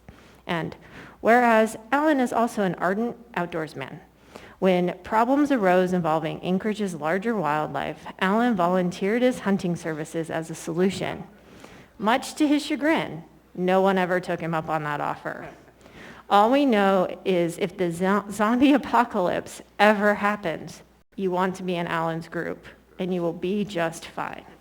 And whereas, after more than 18 years of dedicated public service and leadership, Ski officially retired from his position on April 30, 2021. And whereas Alan's dedication to creating a better community has been exemplary, and he will be missed by all who know and have worked with him. Now, therefore, the Anchorage Assembly hereby recognizes and honors Alan Chakowski for his dedication to the municipality of Anchorage and its citizens, passed and approved by the Anchorage Assembly this 25th day of May, 2021.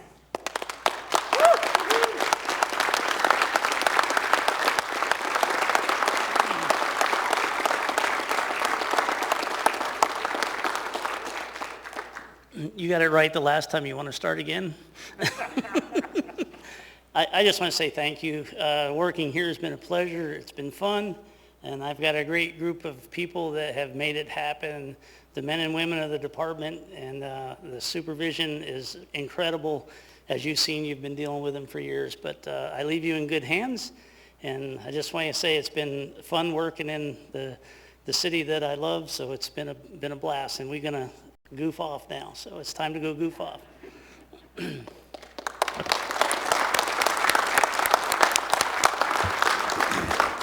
All right, don't go anywhere. Mr. Weddleton? Well, thanks. You know, I've developed great confidence in you over my few years here and getting to know you and your operation. And you know, for people who don't know, you know, there's a mention in this thing about, you know, budget cuts. And in my 5 years on the Assembly, we have cut the budgets of every department, in particular Alan's department, and but you've kept the work up, and we've done that to move money towards building up the police department. I don't think we regret that we had to do it, but it's been difficult on these departments, and they've made it work. And I look and say, we had a big snow year this year, and I was totally impressed with the way streets were cleared. You're out there patching things. I mean, you're doing the fundamental work that people expect with less and less resources, and I really appreciate that. Thank you. Thank you. Mr. Constant? Thank you, Alan. You know, you talked about going off and doing other things. We share a mutual friend who works hard for the downtown. And I know you're part of her brain trust, and so I'm hoping you don't go too far because I think she needs you now. And so know that you're still needed, even if you're in a new capacity and putting on new wheels and going and doing other fun things. And I hope you well in your new deal. Thank you. Thank you. Ms. LaFrance? Thank you, Mr. Chair. Thank you, Alan. It's great to see you in person. Appreciate your many years of service, especially in an area where people feel so strongly about. And definitely appreciate all your help. And congratulations to you. And I hope that you enjoy your goof-off time. Take care. Thank you. All right. Thank you so much. Thank you.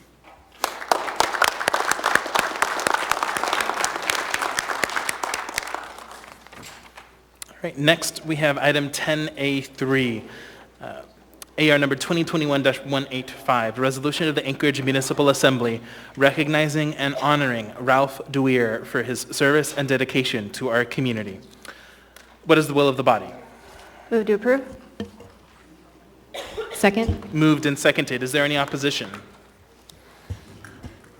Seeing none, seeing none, that item is approved. Who's reading, who's presenting? I'll be reading. A resolution of the Anchorage Municipal Assembly recognizing and honoring Ralph Dwyer for his service and dedication to our community. Whereas Mr. Ralph Dwyer began working at the municipality of Anchorage on June 28, 2004 as an assistant municipal attorney in the Department of Law. And whereas during his time as an assistant municipal attorney, Mr. Dwyer was instrumental in representing the municipality's interest in countless municipal transactions and investment programs, including the recent sale of ML&P, the 49th State Angel Fund, the CPACE program, and the Municipality of Anchorage Trust Fund, defined contribution plans, and pre-funding investment program. And whereas Mr. Dware's coworkers had this to say, Dan Moore, Ralph was always the go-to senior attorney for complex financial matters, fiduciary subjects, and other specialty areas. Ralph seemed like he could take on most anything, and he could review, analyze, and distill down complicated legal contractual issues. Ralph had a gift for honing in on the most fundamental core issues and asking very precise questions to make sure the MOA's interests were well protected. Ralph also was consistently genteel in his communication and very humble, and was very gracious in sharing his legal knowledge and experience. He set a high bar for high-quality work and professionalism. Ross Risvold. Ralph has worked on numerous financing transactions for the municipality. Many of these transactions, such as the short-term borrowing programs, intermediate-term borrowing programs, and the master lease program, were a first of its kind for the municipality, and consequently involved a great deal of work and time beyond any usual and customary financing. Ralph has been actively involved in enacting and amending Anchorage Municipal Code for the purposes of updating AMC for the dramatic changes for investment and debt management requirements over the past nearly 20 years. Ralph's long work days, work ethic, and common sense approach to contract law have been greatly appreciated by the public finance staff and will be dearly missed. Steve Rebuffo. From land purchases from the Department of Defense or the Alaska Railroad to lease arrangements with new tenants like Delta Western to new and innovative user agreements with Matson Navigation of Alaska and Tote Maritime, his thoughtful advice and wise counsel has made the Port of Alaska a better place and a successful enterprise. Melanie Lucas Conwell. Ralph has been instrumental in helping the 49th State Angel Fund to grow its impact. His keen questions and feedback have helped us refine our investment deals and run the fund in a way that puts our community and mission first. Ralph does his work with calm and poise, which are needed when the stakes are high. Whereas Mr. Dwyer will be greatly missed by the Department of Law as we recognize him for all of his hard work and dedication to municipal law, but also for his smile and friendly but firm handshake. And whereas, after nearly 17 years of dedicated public service, Mr. Dwyer will retire from his position with the municipality. Now, therefore, the Anchorage Assembly resolves Ralph Dwyer is recognized and honored for his contributions to the municipality and for his service and dedication to the municipality and residents of Anchorage. Passed and approved by the Anchorage Assembly this 25th day of May, 2021.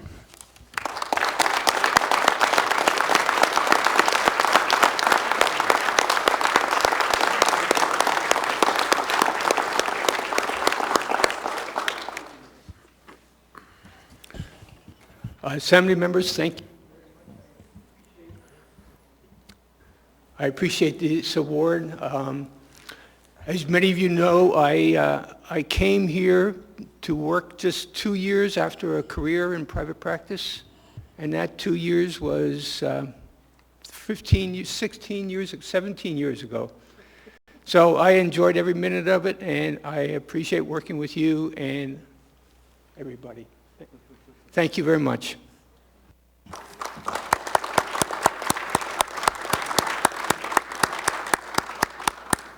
Thank you so much. All right, next we have item 10F1, Assembly Memorandum number AIM 78-2021, Internal Audit Report 2021-03, Annual Municipal Procurement Card Review Purchasing Department. What is the will of the body? Move to accept. Second. Moved and seconded. Ms. LaFrance, you pulled this item?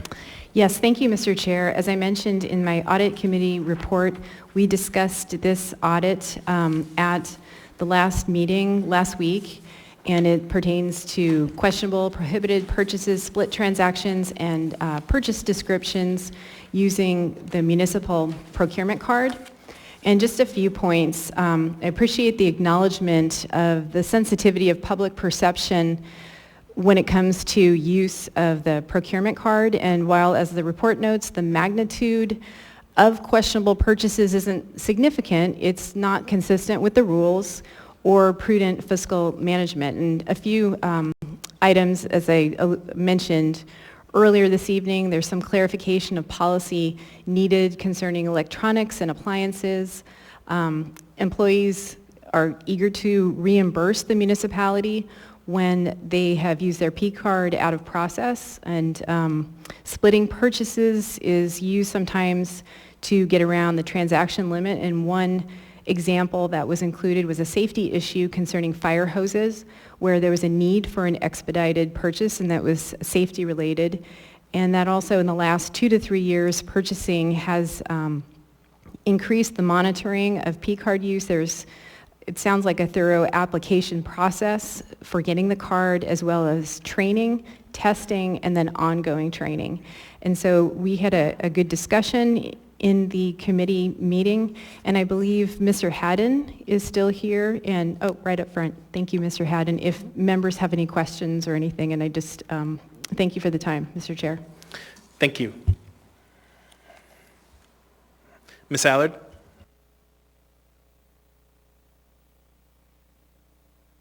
Thank you, Chair. I just shut my screen off on accident. I'm going to go off memory. Maybe it's in front of me, actually. So there were some purchases in here, Ms. LaFrance. And I remember last time when I was chair of the audit committee, they had brought up, and we had discussed that there would be opportunities that if someone did a charge and they weren't supposed to, that we were going to start enforcing the reimbursement. Are we reinforcing any of these reimbursements if they were actually like a refrigerator was purchased and microwaves? And can you kind of help with that a little bit? Mr. Chair? Thank you, Ms. Allard. And actually, if Mr. Haddon would come up and discuss this, because we did talk about it a bit, and he could provide more detail. Thank you for the question.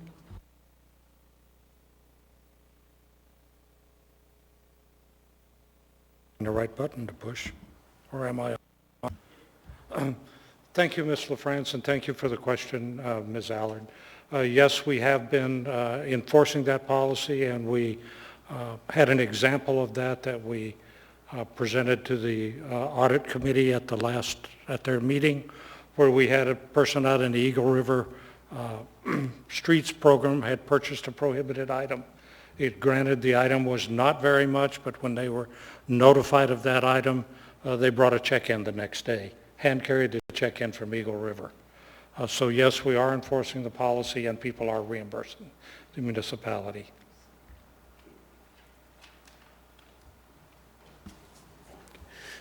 Thank you. Mr. Constant? Thank you. Hey, Mr. Haddon. So this audit happens every year for good cause and or for good reason, not for cause just because it's default. And every year there's a little bit of this kind of questionable purchases that we clarify and you dig into and figure it out. Is it possible going forward to kind of see a year-over-year display of whether these are increasing or decreasing so that we can have perspective?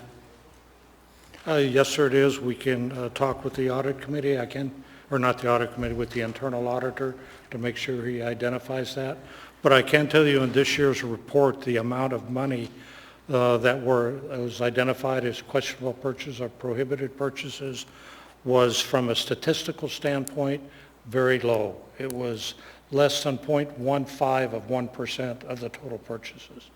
We have a very active P card program, if I may, Mr. Rivera. We do approximately 48,000 transactions a year, and this year we did a little bit over $20 million of purchases that generated around $350,000 of rebate back to the municipality. And what I'd like to do, if I may, is just, as I did at the audit committee, was just give you an example of how we vet our P card holders. And what we do is it's a very thorough application process. It's currently a paper application process where the individual will fill the P card application out. It's approved by his supervisor and then goes to that supervisor before it comes to the purchasing department.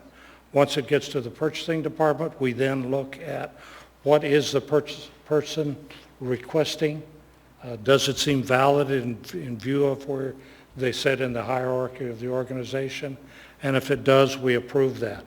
We don't just stop there. Our P-card administrator then on a random basis, on a daily basis, reviews the P-card transactions and highlights any that are questionable.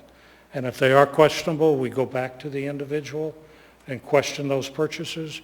We ask them to do a very thorough job on their description to describe what they're buying. And then on a bi-yearly basis, we do additional training. So that is how we conduct our P-card program. Thank you. Ms. LaFrance? Thank you, Mr. Chair. And Mr. Haddon, thank you for being here. Would you mind describing the example you gave with police badges or pins, not badges, in terms of the description and how part of this report looked at if the descriptions were adequate and how in some cases there was more to it than the initial report showed? Thanks. Yes, ma'am. Through the chair, I'd be glad to. What it is in this year's report, we had what looked like totally unauthorized purchases because the description said retirement plaques. The auditor identified those, didn't get a good explanation of what those really were. So then those came out in the report, and then when I talked to the chief of police, he investigated further about those. Turns out they were not retirement plaques. They were actually items similar to a recognition, not retirement, but recognition pins that we get for a number of years of service at the municipality. So these are then placed on the officer's badge to where when they retirement, because as you know, a police officer is not off duty when he retires. He's still available and still does take an active role in making sure the citizens are safe. And what sometimes it requires is him to show that badge to another police officer to demonstrate that yes, he is a retired police officer and he did have X numbers of years of service and he was trained properly to make whatever type of intervention the police officer had. So that's what those purchases were for. It's standard across the nation. It just was a very poor description. And the chief has assured me that those type of descriptions are not going to happen again. And then the deputy chief has also reached out to me and said, Ron, those won't happen on my watch here again. So that's some examples of what we're doing with the P-card program to make sure that we expend municipal dollars in a very transparent and thoughtful manner. Thank you. Thanks so much. Seeing no further discussion, members may proceed to vote on the main motion to accept. Mr. Presberdia? Yes. That item is accepted 10-0. With that, we're going to take a 20-minute break, and when we come back, we will be on item 13A.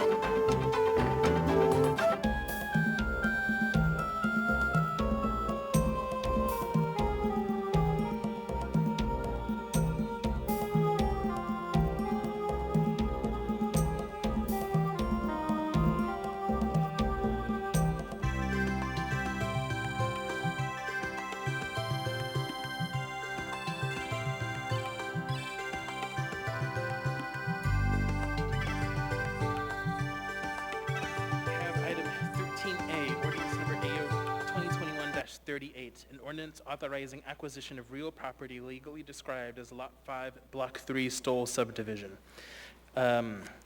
Placement into the Heritage Land Bank inventory and amending the HLB 2021 annual work program.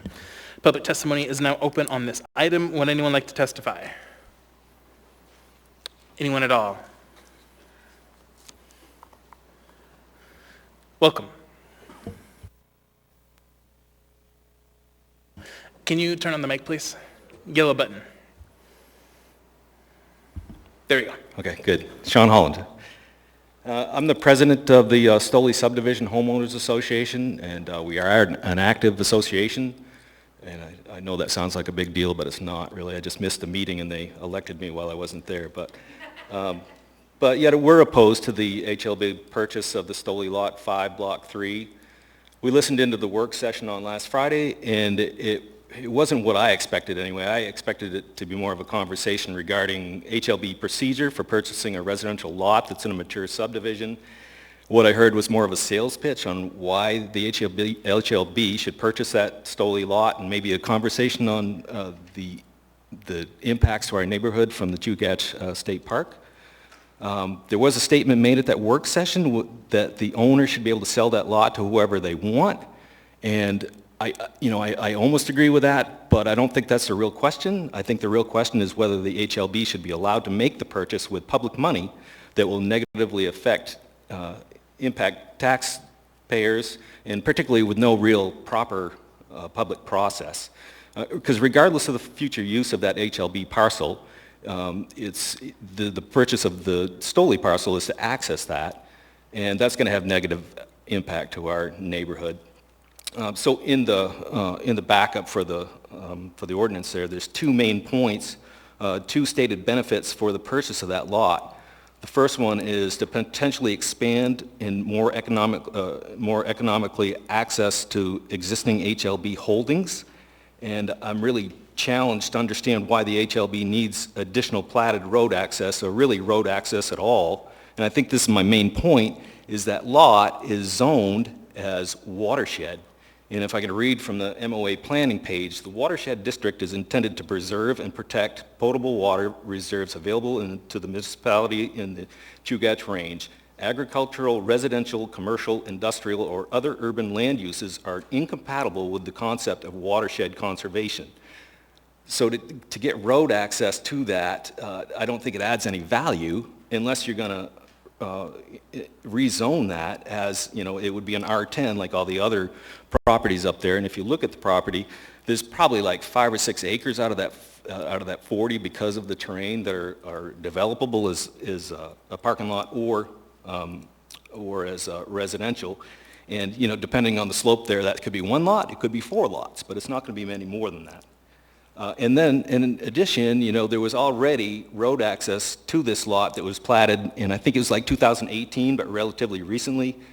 There was a big parcel down below that was subdivided, and the owner of that parcel, when they subdivided, had to go to the expense to come up with a road design and also give up potentially developable land to get that plat approved. So again, it kind of made that argument before, and I ran out of time pretty quick, but Thanks. again, I do have a question for you, though, from Ms. Eilert. Thank you. I'm over here. So it was my comment. It was. It was. And I'll re-say it. In regards to the owners being able to sell the home or the lot to who they wanted to. So my question would be, you said, and I might be off a couple words, You said that it's more about the funding and how it's being funded by the municipality. So is it a little bit of both? Like where are you? Because again, I still stand by it's their property. And if they want to sell it to a buyer, they should have that right, as long as they're not violating any laws. So I guess I want to know where you're coming from. Is it because we're using municipality funds, or is it because you don't want it to be sold to the Yeah, no, I think the question is more whether HLB should be allowed to purchase that property with public money. You know, and they have a backup offer. It's none of my business, you know, but I feel like, you know, there's lots below that have sold that have been for sale for a lot shorter amount of time. That would tell me, I feel like the price is too high. That would tell me that the price is probably too high. So I think they should probably thank HLB for getting them a little bit of a higher offer there. if that offer goes through? Yeah, for sure. Okay. Okay. All right, thank you. Appreciate it. Thank you. Thank you for your testimony. Would anyone else like to testify on this item? Anyone at all? Seeing and hearing no one, Ms. LaFrance? Move to postpone indefinitely. Second. Moved and seconded. Would you like to speak to it, Ms. LaFrance? Thank you, Mr. Chair. There are two parts probably to this, because I understand there is another piece to lay on the table. However, I move to postpone this indefinitely because of what we have heard from the homeowners in the area. These are my constituents, and it's not in the interest of their subdivision to have this property. Their subdivision is 40 years old, and ultimately the concerns are that their property values will drop. It'll attract nuisance behavior if this is actually used for access to Chugach State Park. The roads aren't able to support additional traffic, and as it's been mentioned, there's uncertainty about the future use and a lack of clarity with how it fits with the Chugach State Park plan, as well as understanding that the approach is for smaller access to the park, which is what has been accommodated by the existing subdivision. So I urge a yes vote on postponing this indefinitely. Thank you, Mr. Chair. Thank you. Mr. Weddleton? I support the postponing indefinitely as well, and we do for the listening audience, but there is another ordinance that was introduced for public hearing 2 weeks from now that will deal with this purchase in a slightly different way. The current one would be a purchase and simultaneously an amendment to the Heritage Land Bank 1 year, I think 5-year plans. And it's not necessary to amend those plans. So the one that's introduced for public hearing on June 8th would simply be the purchase. And it alleviates some of the process concerns that were legitimately brought forward by the neighborhood. Thanks. Thank you. Mr. Constant? Thank you. Actually, Mr. Weldon just addressed my concern. Thank you. Seeing no further discussion, members may proceed to vote on the motion to postpone indefinitely.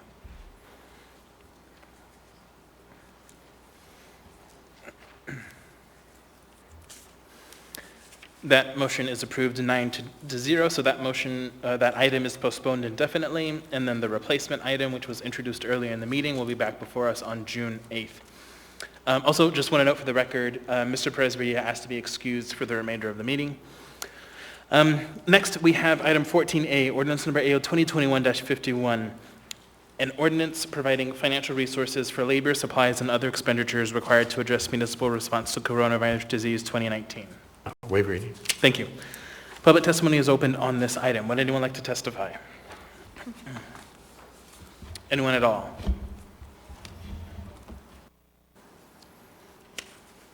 Welcome.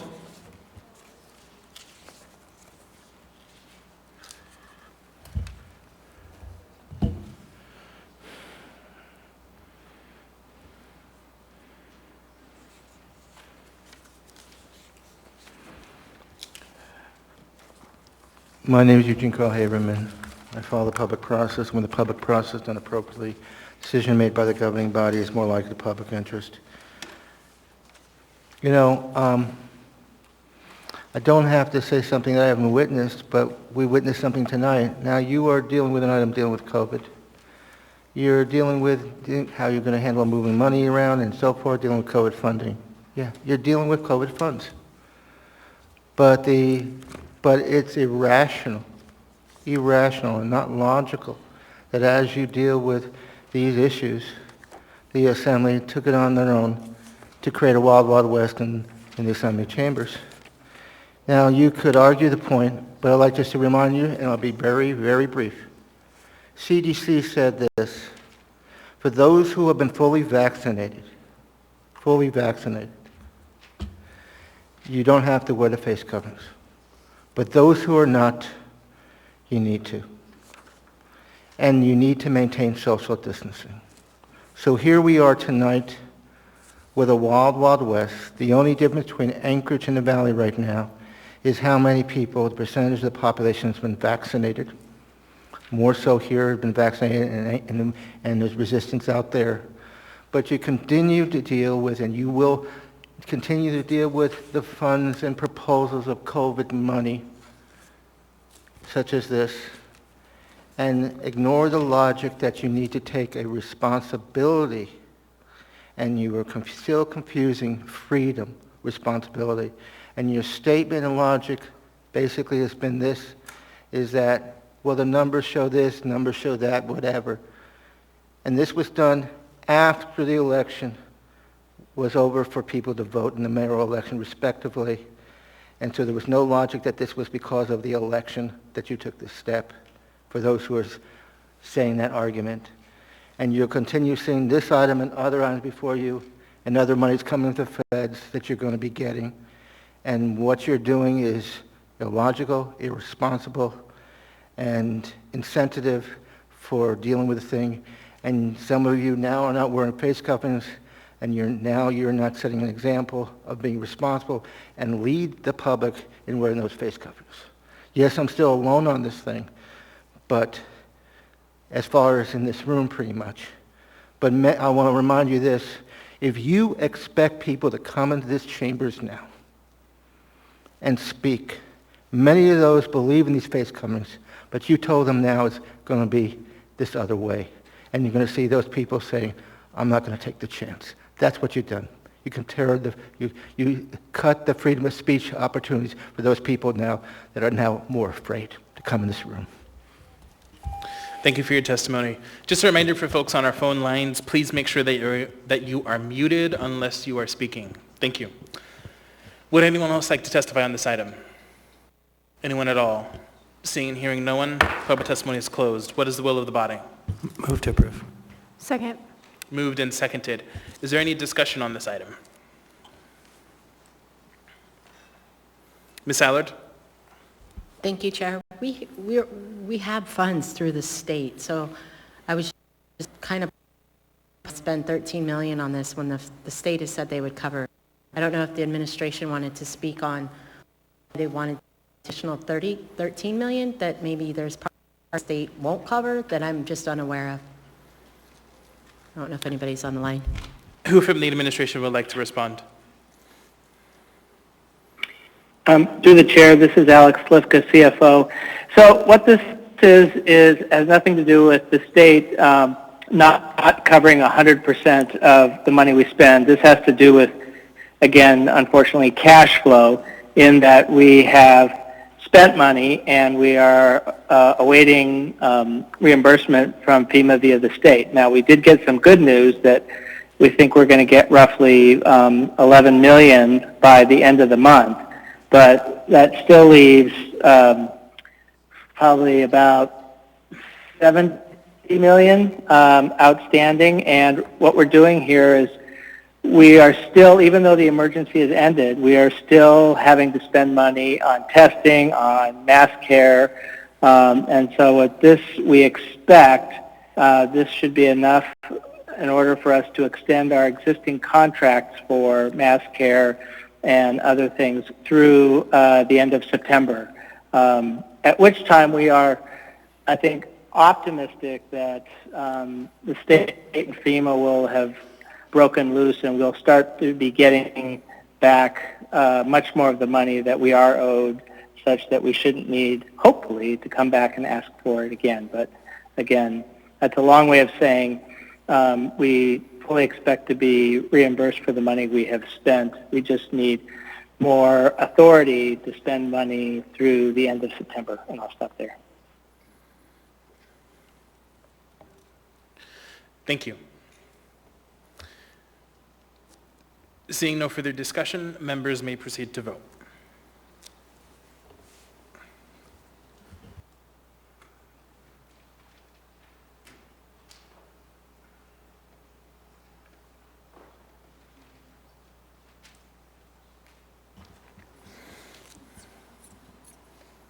Mr. Constant?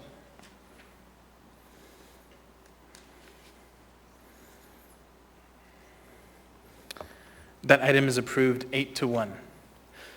Next, we have item 14B, ordinance number AO 2021-30, an ordinance of the Anchorage Assembly amending Anchorage Municipal Code Title V Equal Rights to update definitions, add familial status as a protected class under the housing provision, repeal Chapter 5.25 Fair Housing Act. Thank you. Public testimony is now open on this item. Would anyone like to testify? Anyone at all?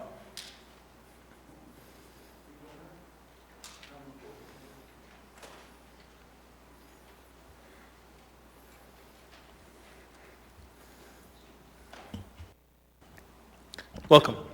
For the record, my name's Brittany Tompkins, and I agree there shouldn't be any discrimination against anyone, but creating a safe space for abused women to be protected from men is not discrimination. Allowing biological men who identify as women into women's shelters is not protecting women, especially if the words improper purpose are removed from gender identity definition.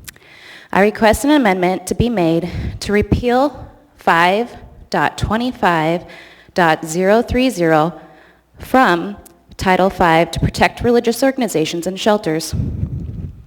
We as women need our community and our assembly to gather around and keep those most vulnerable and trafficked protected. The idea of having a biological male in a women's shelter where women have come to find safety from some of the most horrific abuse imaginable is very worrisome. That will be so mentally traumatic for women, and it puts women at risk. You cannot guarantee that a transgender man would not abuse women, and statistically the odds are not in the women's favor. And you certainly cannot convince a battered woman that she is not safe when sleeping next to a biological male.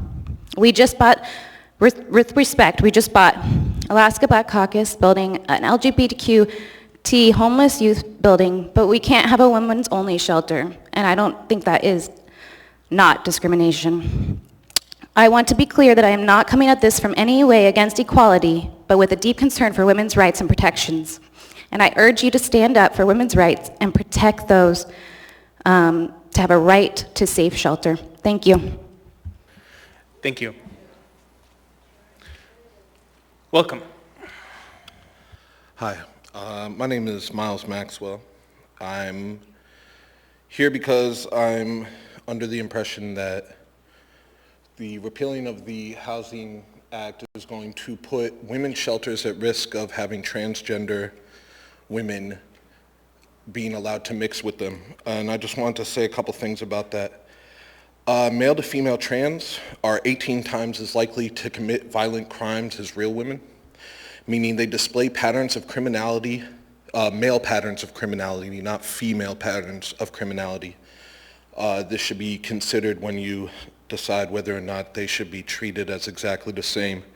In the literature for 2021-30, you wrote that housing is more important than mental illness, and I think you have a point, but mental health facilities have been shutting down all over the country for the past 30 years, and it's been forcing mentally ill people to who desperately need help onto the streets. Alaska has only one mental health facility. Most times when there's a mental health issue in this state, they are sent to prisons where they risk being abused, or shelters where other vulnerable people, like abused and battered women in the most difficult times of their lives, are put at risk by them. These people are not women, and allowing them to brute force their way into women's sacred places via political correctness is not progressive, it's destructive. In fact, it's sinister. And ultimately, I think that's the point, forcing Christian facilities into complying with extremely un-Christian rules. This is ultimately an attack on Christ.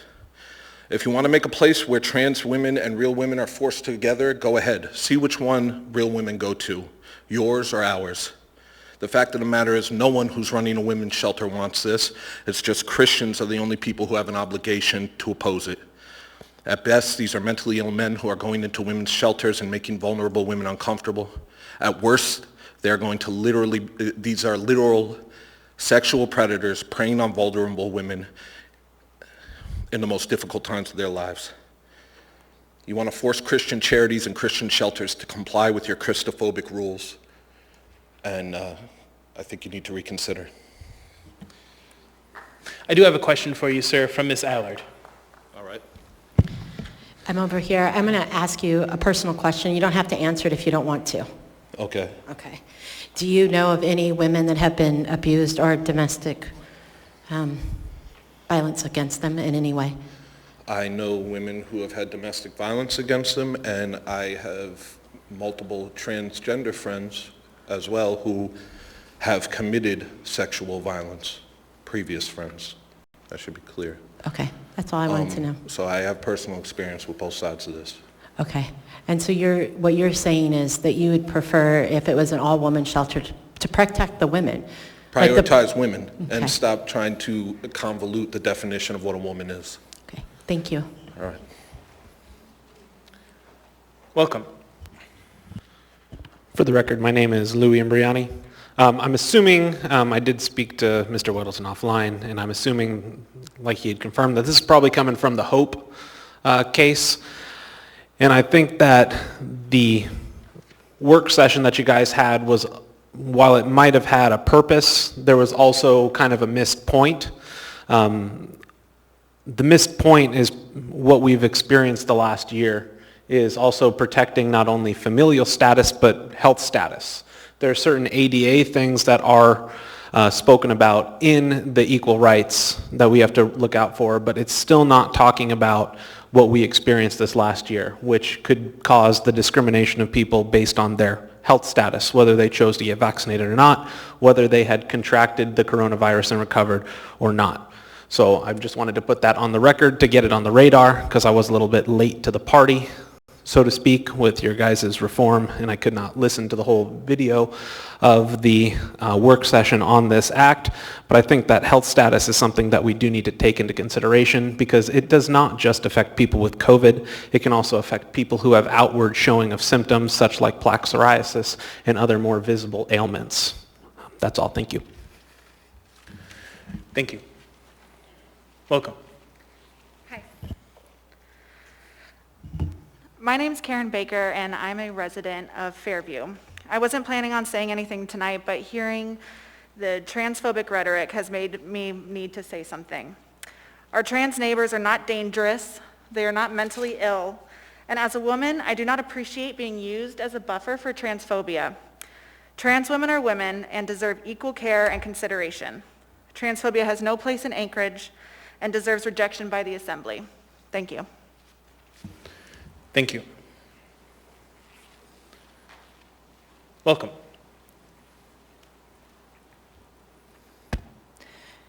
For the record, my name is Anna Brawley. I'm a resident of Turnagain, and I also wasn't planning to speak tonight to this item, but I wanted to just express my appreciation, first of all, that there is an equal rights ordinance in our city.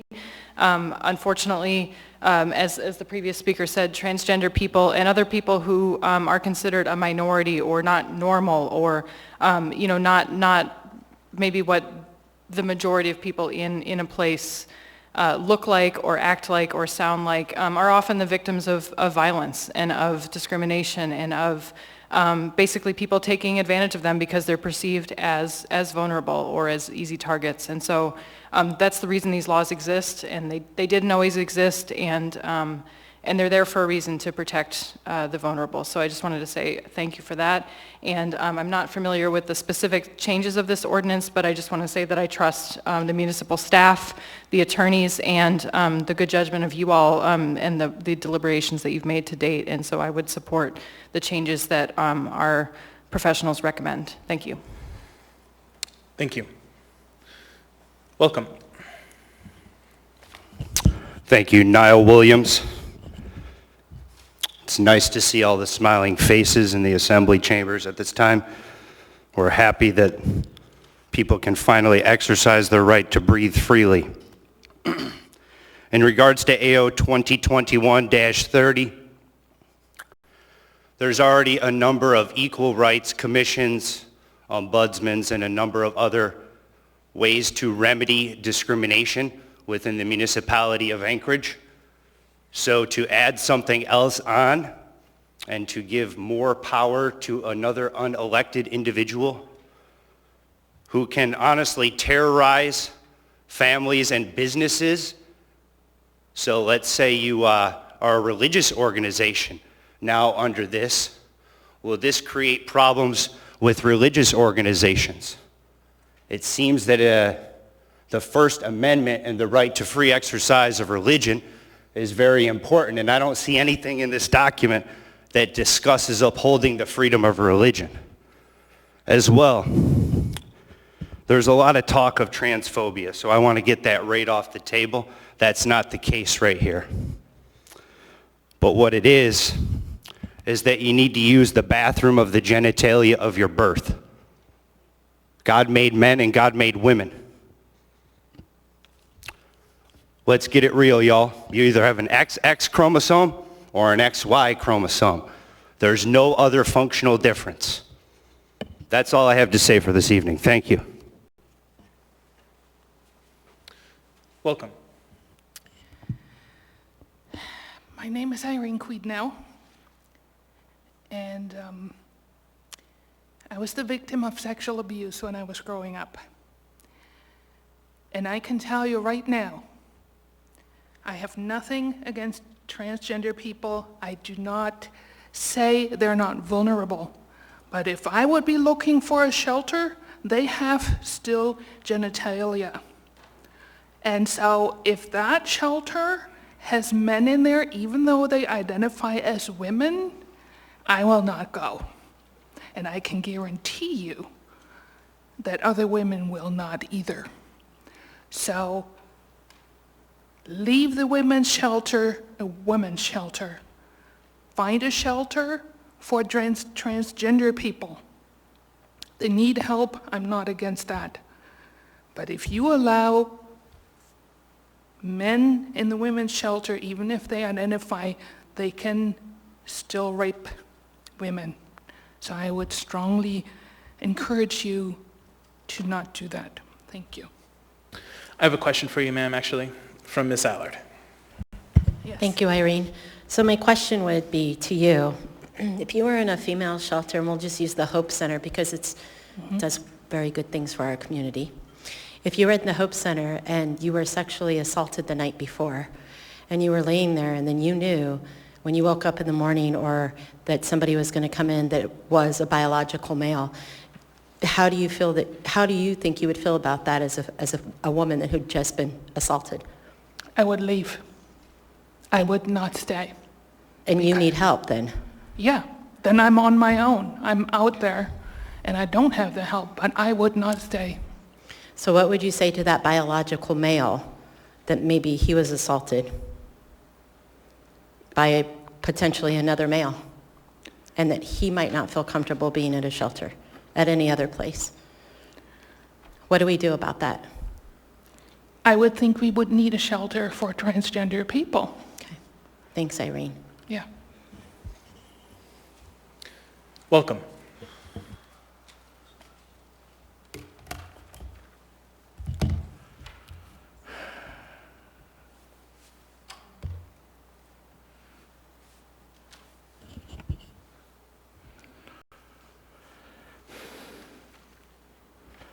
My name is Eugene Carl Haberman, Alaska resident for 43 years. I followed the public process when the public process done appropriately, a decision made by the governing body is more likely in the public interest. This is about updating the equal rights ordinance that got passed a few years back in the Assembly. But I go back in this city, back to the days of George Sullivan, when he vetoed the gay rights ordinance. And Dave Rose lost the election because of his support on that particular ordinance. I go back a long time on these issues. But I was the principal party that played a significant role in getting the State Human Rights Commission supporting back in the late 70s, early 80s for equal rights dealing with the community, but it's basically here in Anchorage that you got one, and you're basically updating it. But I'd like to go in the issue of process and how alarmed I am because it deeply offends me the fact that you still do not follow the process in having a real conversation with the people on issues, even on this. You had 2 work sessions, yes. No place for public comment. You're railroading this issue before you have a real conversation on this issue. The public does not even realize it is. Yes, there's a public notice. But the press, did they even mention this? Because they're confused about the certification of election tonight. And what you've got going is a situation of a new administration coming in July 1. Is this because you're railroading this item quickly before the new administration comes in to prevent that administration from vetoing this thing? It appears to be more of the case, the truth of the matter, than the untruth of the matter to what I just said. It's alarming, and I'd like to also remind you, in having a good conversation with the people and the process done right, and when you pass legislation, the result is the public will be more comfortable with the decision and supportive. And when laws are passed, even on this, and you pass it tonight, updating the definitions on equal rights, have you done that job? I say no. And also remind you in 40 seconds to spare, laid on the table, S version of this ordinance tonight. What chance does the public have to be engaged on this thing, to respond to this document? I'm hearing that you're going to approve this thing tonight. You obviously need a new public hearing, additional one. But obviously, too, is this only damages and divides the community because you failed to have a proper conversation. Because people need to understand, hear from one another. But you create climates that you've done tonight where less people are coming into this room when you deal with a mass issue. And they have a right to speak too. Thank you. Would anyone else like to testify on this item?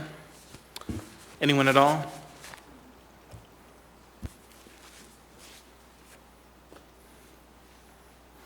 And then if anyone else would like to speak, I would ask you to please line up in the middle aisle. Welcome. Good evening. My name is Rebecca Crilly.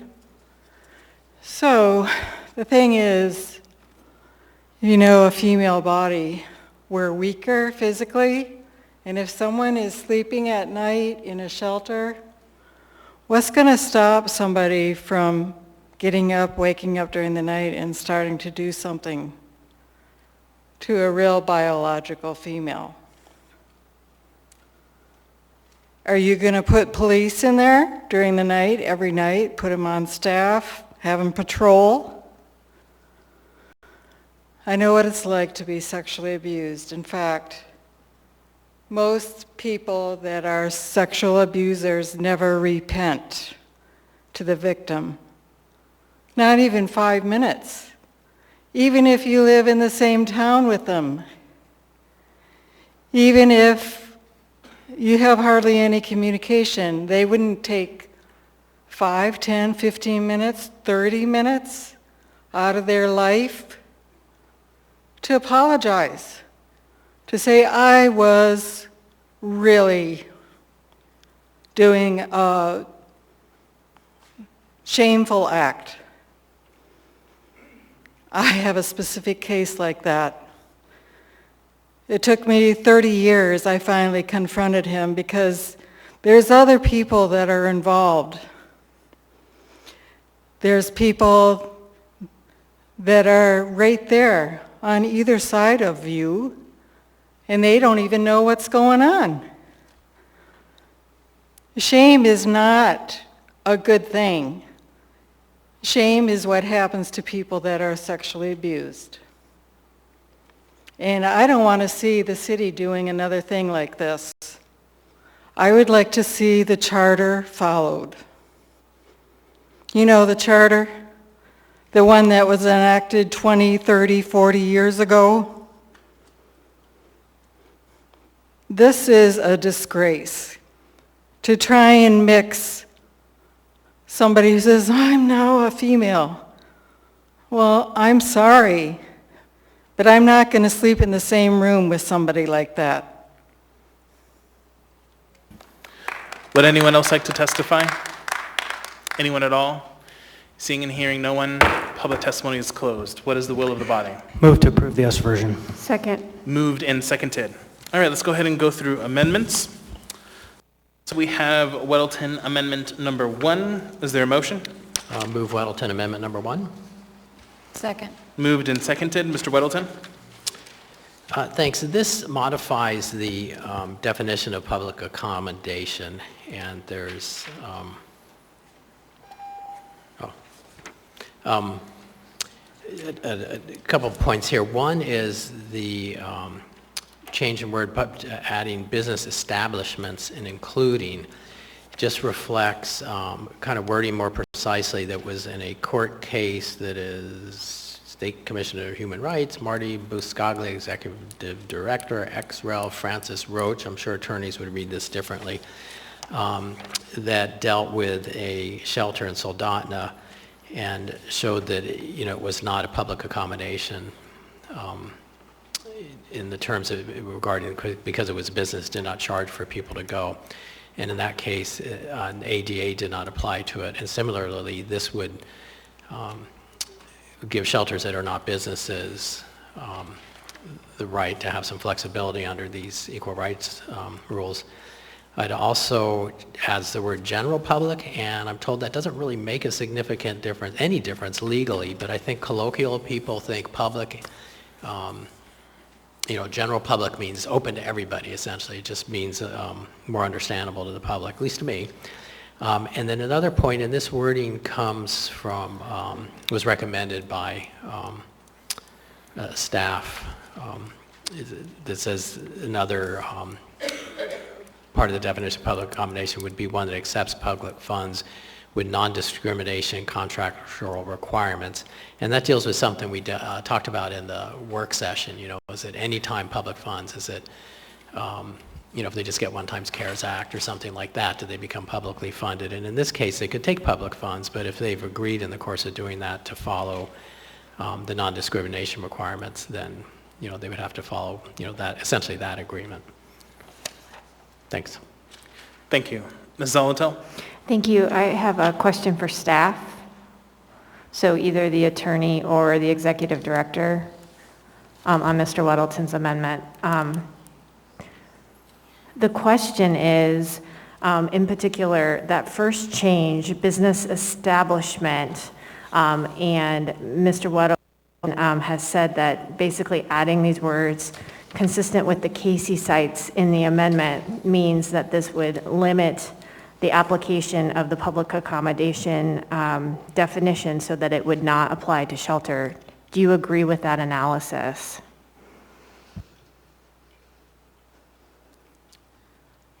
I think that limiting it to business, which is what this amendment does, is removing other forms, right? So we're removing nonprofits, which I think is a lot of times what homeless shelters might be. And so I think by saying business establishment including instead of business accommodation, et cetera, we are now excluding nonprofits. All nonprofits. It seems like it. Maybe, I would have to do a little bit more research on that, but it seems that a business, by its function, right, would exclude nonprofits. Okay. I have one more question, Mr. Chair, if I may. Okay, and at the end of the amendment here about accepts public funds with non-discrimination contractual requirements, he said that staff was okay with that change. Could you talk a little bit about that because public funds, would that mean that in every contract we would have to go back and look, or grant agreement potentially, to see if there was non-discrimination language versus just the matter of accepting public funds being sufficient to make this apply? Yeah, thank you. And I'm actually going to defer to Ms. Carmichael on this one because we worked on this language earlier today together. Thank you. So my understanding is that when entities receive public fundings, such as the Municipality of Anchorage, we sign certain documents agreeing not to discriminate based on certain classes. So there's often some type of contractual agreement that entities agree to when they receive public funds where they're agreeing not to discriminate. So that's where this language is coming from. I guess in operation, would we have to make sure that was then, if we pass those funds through to another entity, would we have to make sure that language carried with the funds? And my understanding is that that is often the case with pass-through funds. The municipality does have, contractual paperwork that they sign with the entity that is ultimately receiving the funds, where the entity that is ultimately receiving the funds agrees in writing not to discriminate. Great. Thank you so much. Thank you. Mr. Dunbar? Thank you, Mr. Chair. And yeah, I have a question for staff as well. So I'm a little puzzled both by the testimony we received and by Mr. Weddleton's amendment, because I was under the impression that it was already the case that sort of legal precedent had found that the Hope Center could limit access in this way because it was found not to be a public accommodation under the old title. And I didn't think anything that was being changed in this ordinance was changing that. So can you explain that to me? Why are we getting this testimony when I didn't think we were doing that? Sure. And so what we had happen in the Hope case was that the judge issued an order on a preliminary injunction, right? So it wasn't a decision on the merits. And what the judge found was that because those exemptions existed in Chapter 5.25 for housing, saying facilities like hospitals, rehabilitation centers, homeless shelters are not to be regulated as housing, the judge found that Hope Center was likely to win in their argument that if this exception applies here, it probably applies to other sections of the code. So we never got to trial on this issue. So we don't actually have a decision on the merits on this issue. What we have is a preliminary injunction. Okay. And is anything that's directly related to that preliminary injunction being changed by the revisions you're asking for here in this ordinance?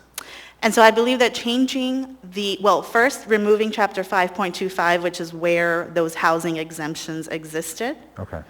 So we removed that portion because it's something that we don't use. It was inserted about 20 years ago when we were trying to get a work-share agreement with HUD, similar to our EEOC agreement, and that never materialized.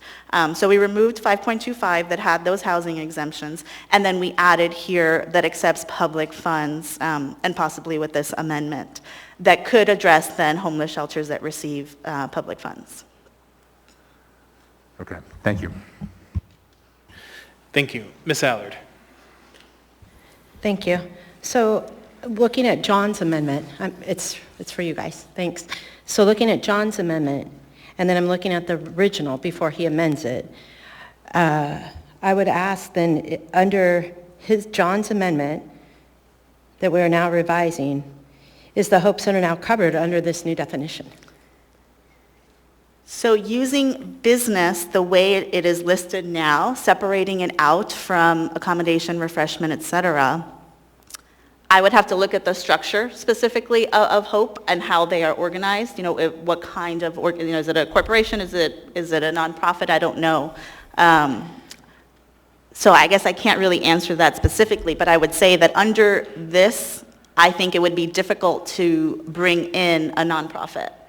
But if you don't know, how are you expecting the Hope Center to know? If you can't give us an answer tonight on this, so I don't know, and the Hope Center doesn't know, that they don't know, then how are we supposed to vote on something that we don't even know? Because you don't know. Right, and I can't speak to a specific organization. I can speak to how I would interpret this and apply this, but I just don't know enough about that specific organization to be able to to answer that directly. And I'm sorry if that sounds evasive. I just don't have the information I need to be able to answer that. Chair, can I do a follow-up? So you're asking us to vote on revisions based on this because you want this to pass. Whether it specifically applies to a situation where the city was forced to pay out 6 figures 2 years ago. And so removing this first amendment part, so removing the establishment including, I would definitively say that yes, this would apply to Hope. But with this new language, I haven't done enough research to know whether this new language would apply. Is that helpful? That's more helpful. Okay. So I don't see how, Chair, can I address Mr. Weddleton with his amendment? Thank you for your answer. Mr. Weddleton, how are you going to expect us to vote on this, or for any of us as the Assembly to go forward when we don't have definitive answers tonight? And I would want to move to postpone everything eventually, but I don't know how anybody can vote on this if we don't even have the true meaning of it, if it's going to affect nonprofits like the Hope Center. Can you help me out with that? Sure. You know, I always put forward amendments with the full expectation that they'll pass with resounding support. My intent here was looking at that court case that is cited in the kind of preamble part. That shelter had a voluntary payment of $10 a day or something like that, maybe a week, but did not require people to pay. And that made them not a business. And because they were not a business, they were not covered under public accommodation. So here, and actually the reading in that case was business establishment. So that's why I added establishment. And it also had this listing, including, and then included these things to kind of say this is an example in this list. And what you have in this list is essentially all businesses. And that was kind of what that court case hinged on. I'm not a lawyer. Chair, can I just do one more, please? One more, but I have other people in the queue. Okay, I'll go ahead and listen to the others first. Okay. Ms. Zalato? Thank you, Mr. Chair. I move to amend the amendment removing the words establishment including. Second. Moved and seconded. Ms. Zalato? Thank you, Mr. Chair. I think this may have broader reaching effects than perhaps even the sponsor intended. It could include a variety of nonprofits.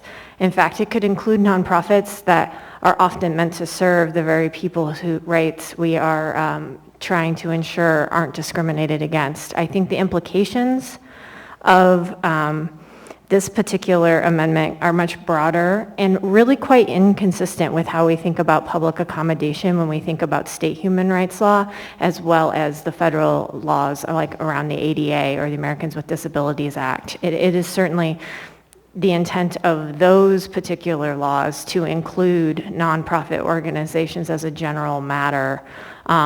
So I think maybe I understand what's trying to be done, but based on one court case, this reading is way too broad for my comfort level as to how it could be applied. Thank you. Thank you. Mr. Weddleton, did you want to speak to this amendment to the amendment? Well, you know, I kind of like what it said because I mocked what was in that court case, which I think their wording for the establishment, I think it came out of like federal wording. It wasn't, I mean, they were under the ADA, was that case. It wasn't under the equal rights things. So it's not unusual. I don't know that it makes a huge difference, and I didn't hear from any attorney involved with this that it did, but that's all I know. Thanks. Thank you. Ms. Aller, did you want to speak to this amendment to the amendment? We don't even have anybody legal. I mean, I don't even know if anybody can answer the definition of it, and I don't even know what to do on this, John. Thank you. Ms. Kennedy on the amendment to the amendment. Thank you, Mr. Chair. I'm going to oppose the amendment to the amendment because I believe that what Mr. Weddleton is trying to do is to make sure that we protect two very vulnerable populations. And the best way to do that is not to make one of those populations' rights supersede or somehow trump the other population's rights. And I think we have to be very careful about how we do that. And I think in the language here, you know, we're trying to make sure that organizations that provide a very unique opportunity or accommodation for a very unique and even fragile community, that has to be protected. And we can't have a policy that's going to do something good for one group but do something really bad for another, because that's not good policy. That's not good public policy. So I think in what he's trying to do here is he is trying to make sure that we actually have rules that can protect a population that we already know is a fragile and vulnerable population. So however we need to do that, however airtight we need to do that, I think that's what we're being challenged with. And I think that if we remove the language that the amendment to the amendment is proposing, then we lose that ability to protect that one group at the expense of the other. So, or actually to the benefit of the other. And so anyway, I would like to see the amendment remain as it is, so I will oppose the amendment to the amendment. Thank you, Mr. Chair. Thank you. Ms. Solotel? Thank you, Mr. Chair. I just want to remind the members as we consider this and all of this amendment to the amendment, and all of this work, that this goes beyond a single case or a single entity. This is our Title V chapter. It is very broad and reaching. It is our it is our equal rights chapter in our code. So I ask you to think beyond that and to think through the applications of what it could affect. Thank you. Thank you. Ms. Allard? Yeah, I'm not going to support the amendment to the amendment. I just wanted to let them know that. Thank you. Thank you. Seeing no further discussion, members may proceed to vote on the amendment to the amendment.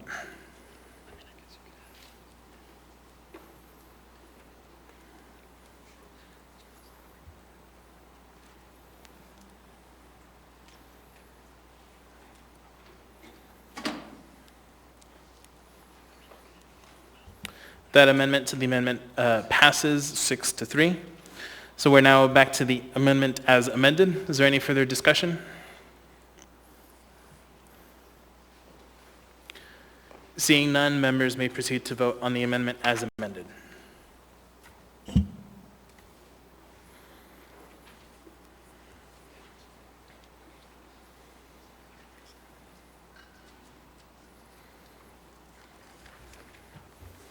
That amendment is approved 8-1. We are now on Weddleton Amendment Number 2. Is there a motion? Move Weddleton Amendment Number 2. Is there a second? Second.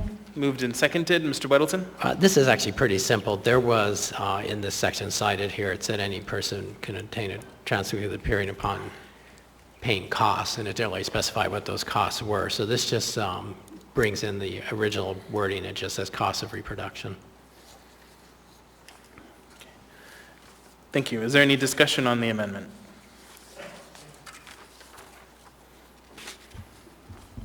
Seeing none, members may proceed to vote on Amendment Number 2.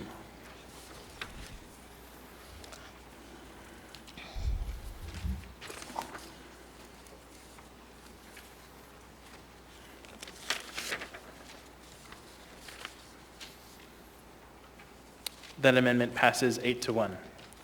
Next, we have Weddleton Amendment Number 3. Is there a motion? Can I do a point of order, please? Oh, sure. Go ahead. I'd like to know if we can do a vote of reconsideration. On Weddleton Amendment Number 2? On Weddleton Amendment Number 1. So the prevailing side can do a vote of reconsideration. So can we put up the vote for that on Weddleton Amendment Number 1, please?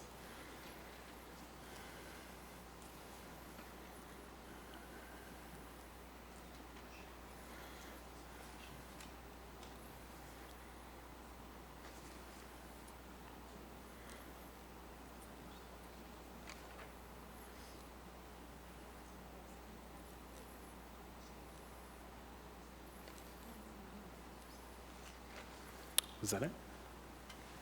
that? Sure. So it does look like you are on the prevailing side for that amendment, Ms. Allard, so you could make a motion to reconsider. Chair, I'd like to reconsider the amendment to Minister Weddleton's amendment number 1, please. Second. Okay, moved and seconded. And I assume just for the record, your intent is to switch your vote from a yes to a no? It's just for the record, yes, please. Okay.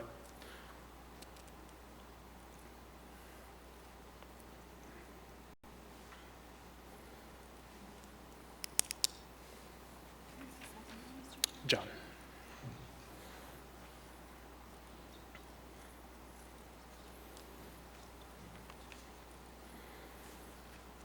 All right, so the motion we have now before us is a motion to reconsider Weddleton Amendment number 1.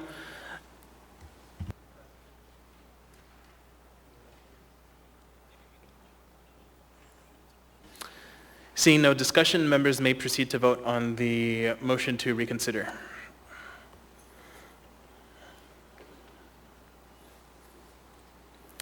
That motion is approved 9-0, so we now have Weddleton Amendment number 1 back before us as amended. Is there any further discussion?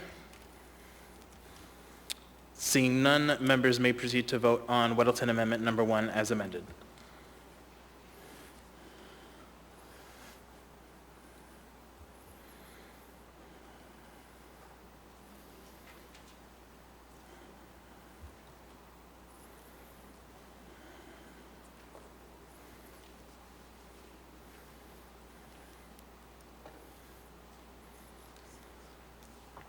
That amendment is approved 7-2. We're now on Weddleton Amendment number 3. Is there a motion? No, I will not move that one in lieu of an improved version that Mr. Constant will move. Okay, I assume that's later in our packet. So next we have Kennedy Amendment number 4. Is there a motion? Move to approve Amendment 4. Second. Moved and seconded. Ms. Kennedy? Thank you, Mr. Chair. This amendment, let me see real quick which one we're at. Okay. This was in order to change the language that does allow audio and video recordings. As the ordinance stands right now, there's a prohibition on audio and video recordings, and I don't believe that is actually where we would want to go.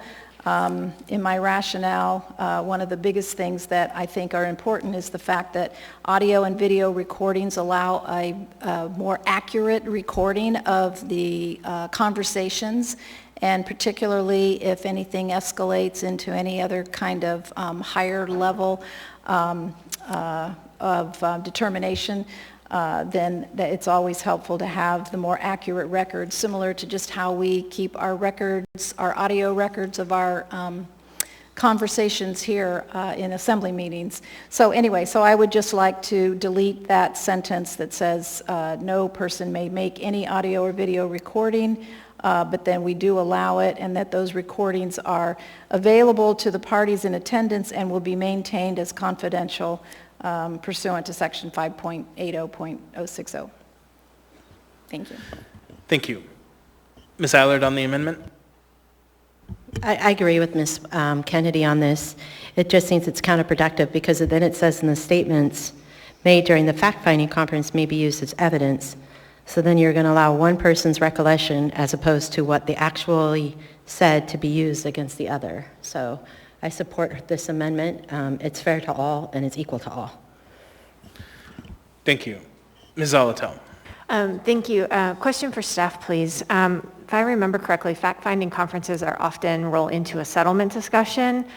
Do you have any recommended language, or do you think this is clear enough that once that settlement discussion begins, because that is a confidential portion of the conversation, that the recording would end? Yeah, thank you for the question, Ms. Zolotel. I think this language would significantly impact our process. So our fact-finding conferences are very similar to mediations, where settlement is just kind of throughout.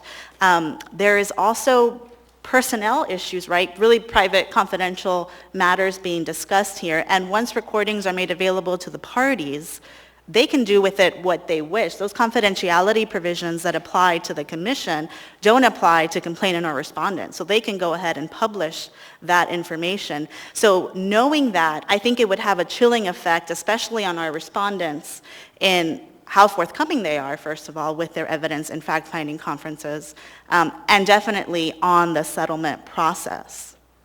I understand that it says, we use this in our determinations, and honestly, there's a convenience to having a recording, right? Because I'm reviewing these files, and I'm reviewing those notes, and I'm reviewing these determinations, and sometimes I would like a recording so I can go back and see what exactly was said here. So I recognize that. But I think that that convenience is outweighed by the potential chilling effect that this is going to have on our actual productivity of fact-finding conferences and of settlements. I know that up above on the summary, it also says that in the code, it says that these can be used at public hearing.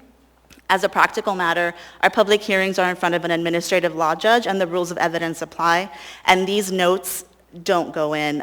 The way they come in is that in preparation for a public hearing, we will depose the people at the fact-finding conference, and we may use those notes to find inconsistencies, to say, well, at the fact-finding conference you said this, and use that type of line of questioning. So that's how they would be used, but realistically, they would probably not be admissible at a public hearing. May I ask a short follow-up, Mr. Chair? Sure. Thank you. So section 5.80.060 that's referenced there, the confidentiality, that only applies to the commission and its staff. It does not apply to the petitioner or the respondent. Is that correct? That is correct, Ms. Alato. Okay, great. Thank you for that clarification. Thank you. Mr. Dunbar?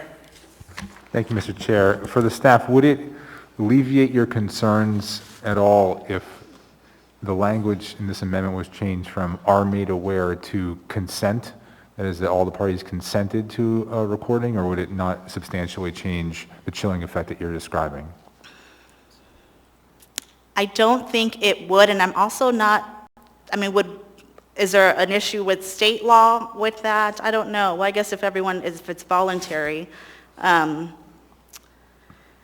Well, right now, no person may make an audio or video recording, right? Mm-hmm. And then what Ms. Kennedy is proposing is you go pretty far in the other direction where people just have to be made aware, and then you can do it. And I'm wondering if there's a middle ground where people have to consent to it. But if it's not going to accomplish it's not going to prevent the problems that you're describing, then it's not an amendment to the amendment worth making, and that's why I'm asking you.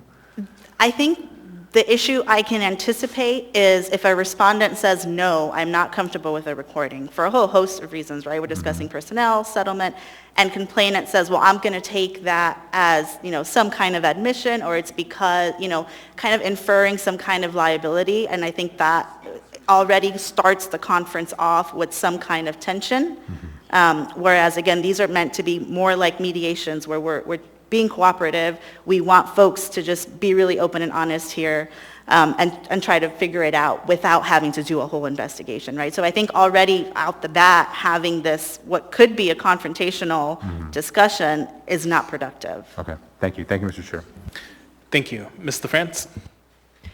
Thank you, Mr. Chair. Actually, my question has been answered. It had to do with consent as well. Thank you.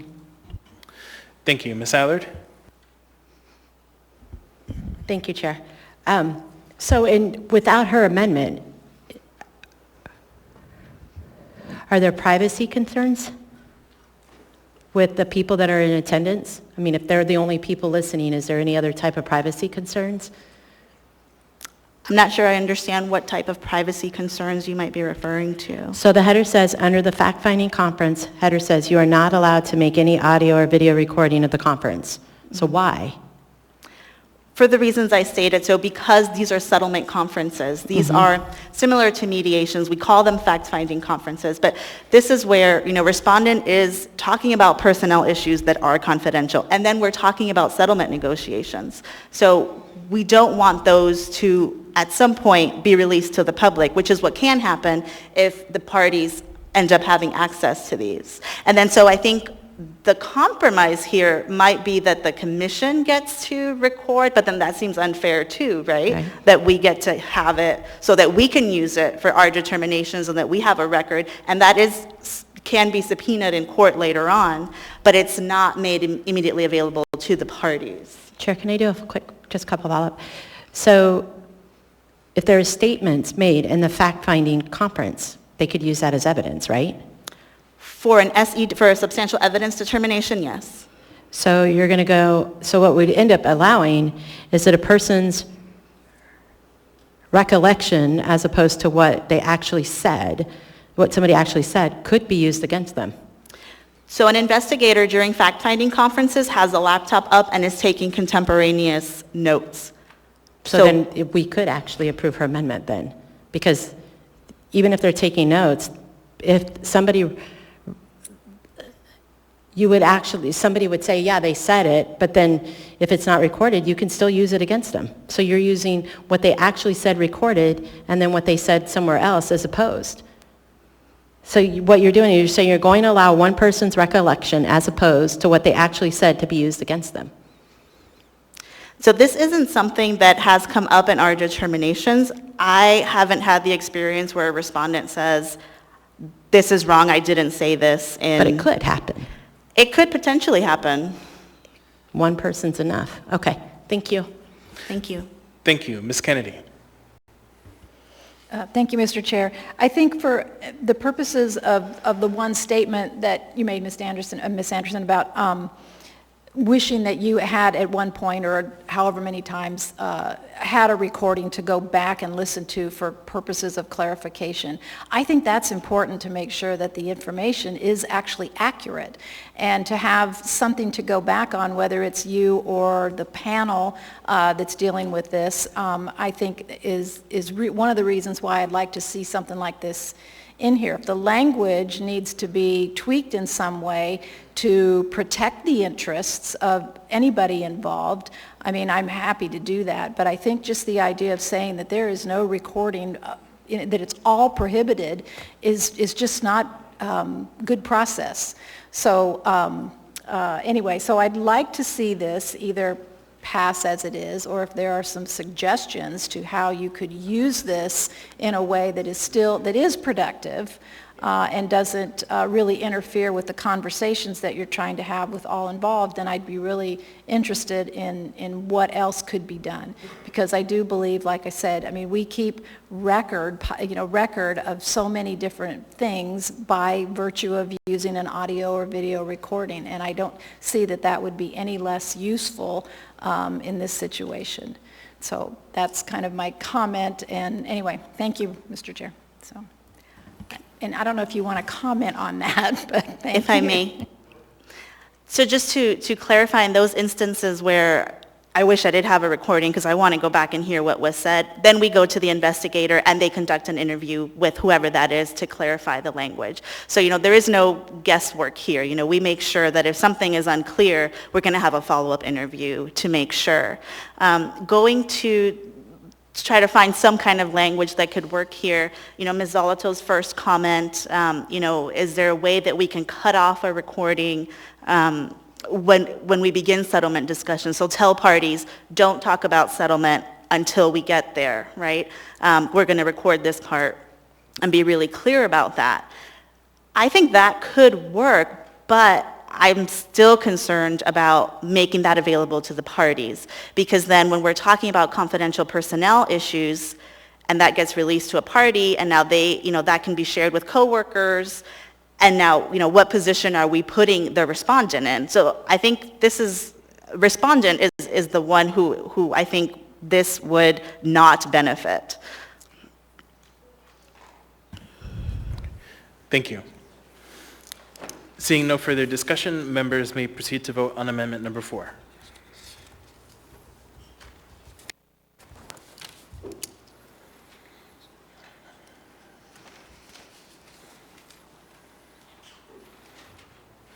That amendment fails 6-3.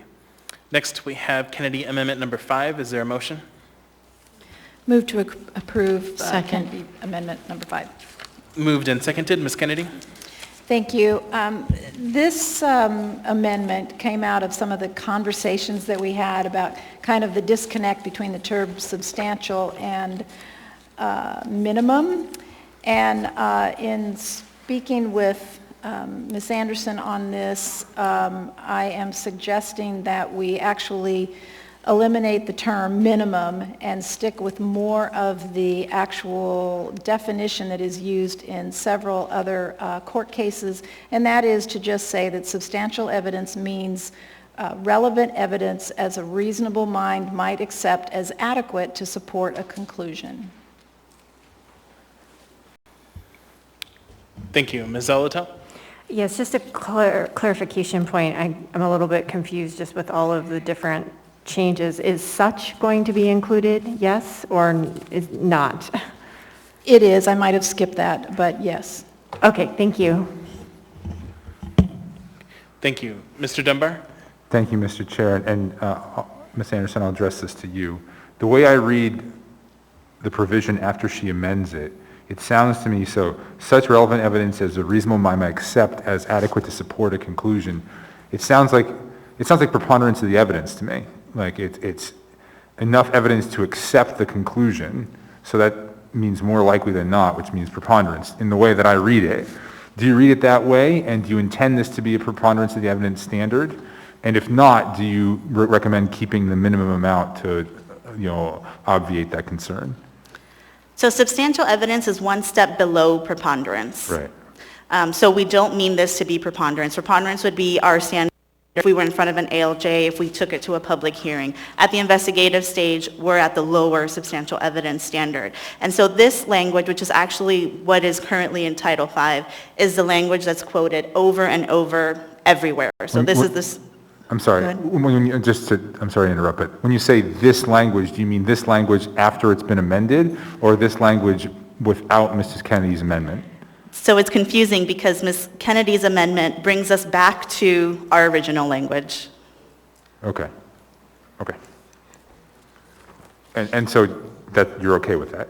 Yes. Okay. Yes. Thank you.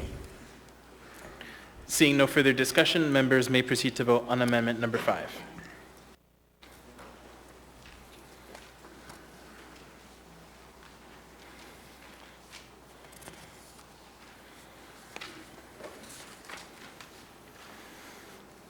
That amendment is approved 9-0. Next, we have constant amendment number 6. Is there a motion? I move constant amendment 6. Second. Moved, seconded. Mr. Constant? So Mr. Weddleton had an amendment that would clarify that one protected class may not in some way assert for an improper purpose that it is a protected class. And to me, it seems more thoughtful to approach it by making it a general provision. We heard in the work session that it's just basically a standard by which the commission operates. So this codifies the standard provision that says at the end of section 5, page 9, beginning line 38, for purposes of this chapter, no protected class may be asserted for an improper purpose. Thank you. Is there any discussion on the amendment? Seeing none, members may proceed to vote on amendment number 6. Actually, before we do that, Ms. Kennedy? Thank you, Mr. Chair. And I guess I just have a question for the maker of this amendment, and that is, does the term, does improper purpose have to be identified in order to exercise that it would not be a protected class then? So is there something there that would have to happen to prove that there was an improper purpose asserted or intended? Thank you. I think that might be a better question for the commission staff who spend their time looking closely at these things and have said on the record that basically they have a screen out process. When they find that there's an improper purpose, they don't take the case. And so maybe you could answer that question. Sure, thank you. So when a complaint or a complainant comes to us and we bring the complaint, we don't what we call pre-investigate, right? So the complaint is, I believe I have been discriminated against based on this protected class. This is what happened to me. We write up a complaint, they swear or affirm this is true to the best of their belief or knowledge, sign, notarize, right? Then is when we investigate. So the first thing we do when we investigate is say, does this person actually belong to this protected class? And when that happens is when something like an improper purpose would come up, right? That's when the respondent would say, no, that person doesn't even belong to that protected class. They're only filing this complaint because they're a disgruntled employee, because whatever it might be. And so that's all part of that investigation. So there is no pre-investigation. So for example, if someone comes to us and say, I want to file a complaint based on disability, they don't come to us with their medical record. We bring in the complaint, and then the first thing we do is say, okay, let's see the medical record. Let's make sure that you actually are covered by this law. And so I think improper purpose then, I don't know, if your question was that, should we identify specific things that could be improper purposes, I think that would be limiting. And I think that it could be a whole host of different things depending on the case. No, that helps. Thank you. Thank you, Mr. Chair. Thank you. Seeing no further discussion, members may proceed to vote on amendment number 6.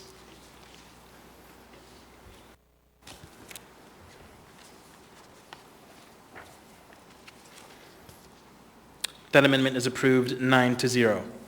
We're now back on the main motion. Is there any further discussion? Chair, I have a question. Oh, wait, go back. I'm sorry, did you have a point of order, a point of information, Ms. Allard? I guess I'm just trying to, no, it's okay. Thank you. Okay. Ms. Zalatel?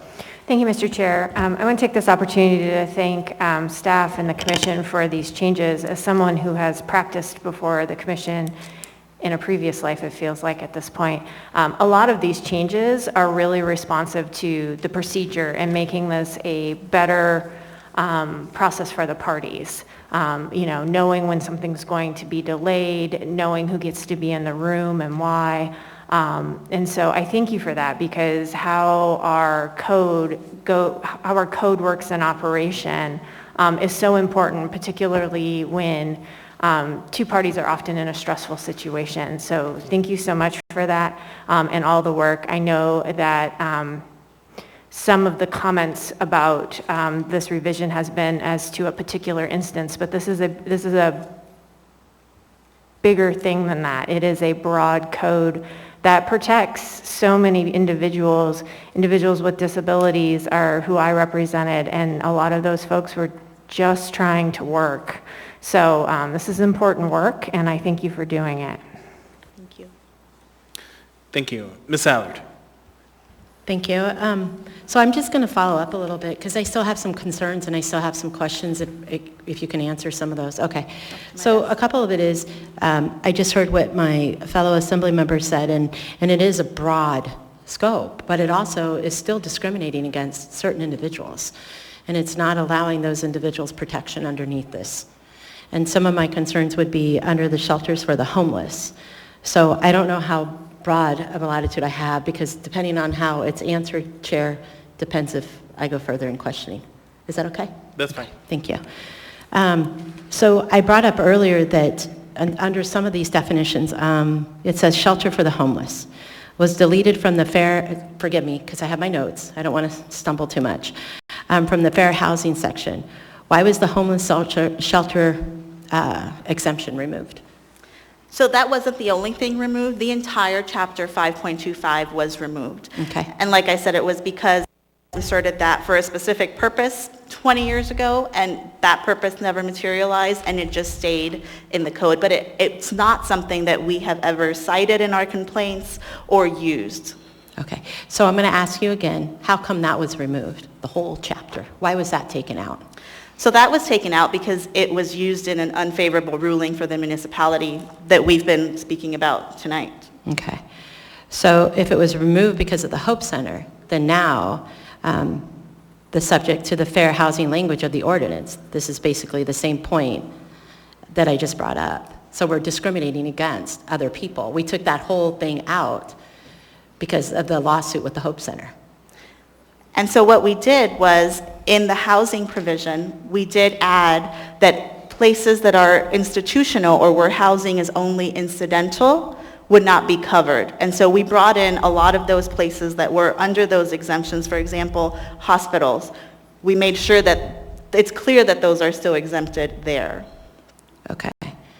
So how are we supposed to vote on this then? Because what we're doing is we're voting on something that is excluding higher gender. So women are now not protected under this with the Hope Center because you just removed it. So how can we vote on that?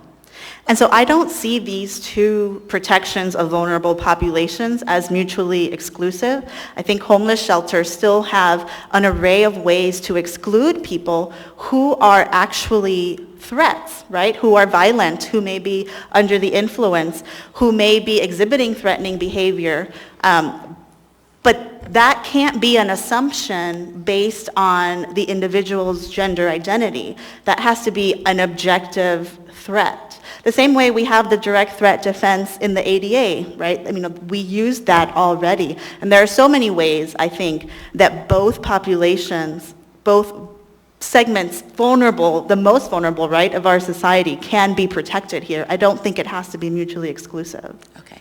So basically, they're not. We're not. I'm a female. I will not be protected when I've just been sexually assaulted, hypothetically speaking, if I have a male, biological male sleeping next to me. I'm not going to feel safe.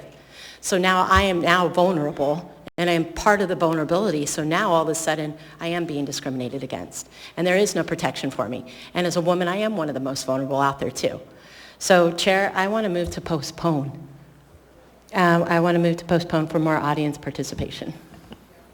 So, do you have a specific date? I don't have our thing in front of us. Oh, here it is.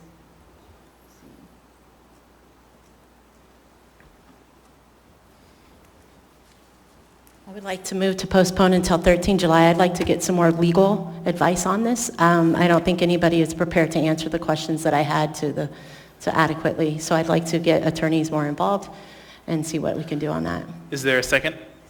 Okay, moved and seconded by Ms. Kennedy. Ms. Kennedy, did you want to speak to the motion?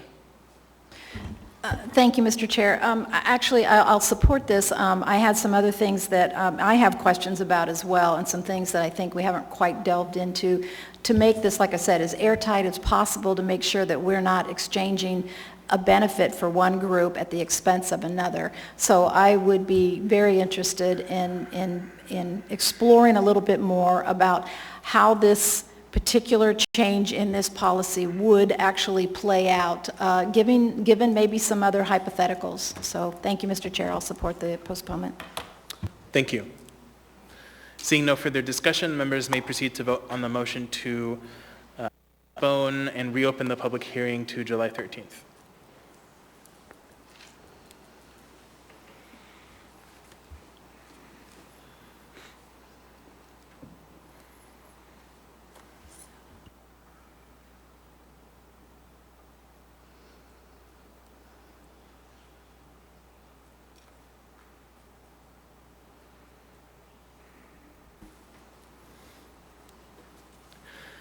That motion fails 4-5. So we're now back on the main motion. Is there any further discussion? Ms. Kennedy? Thank you, Mr. Chair.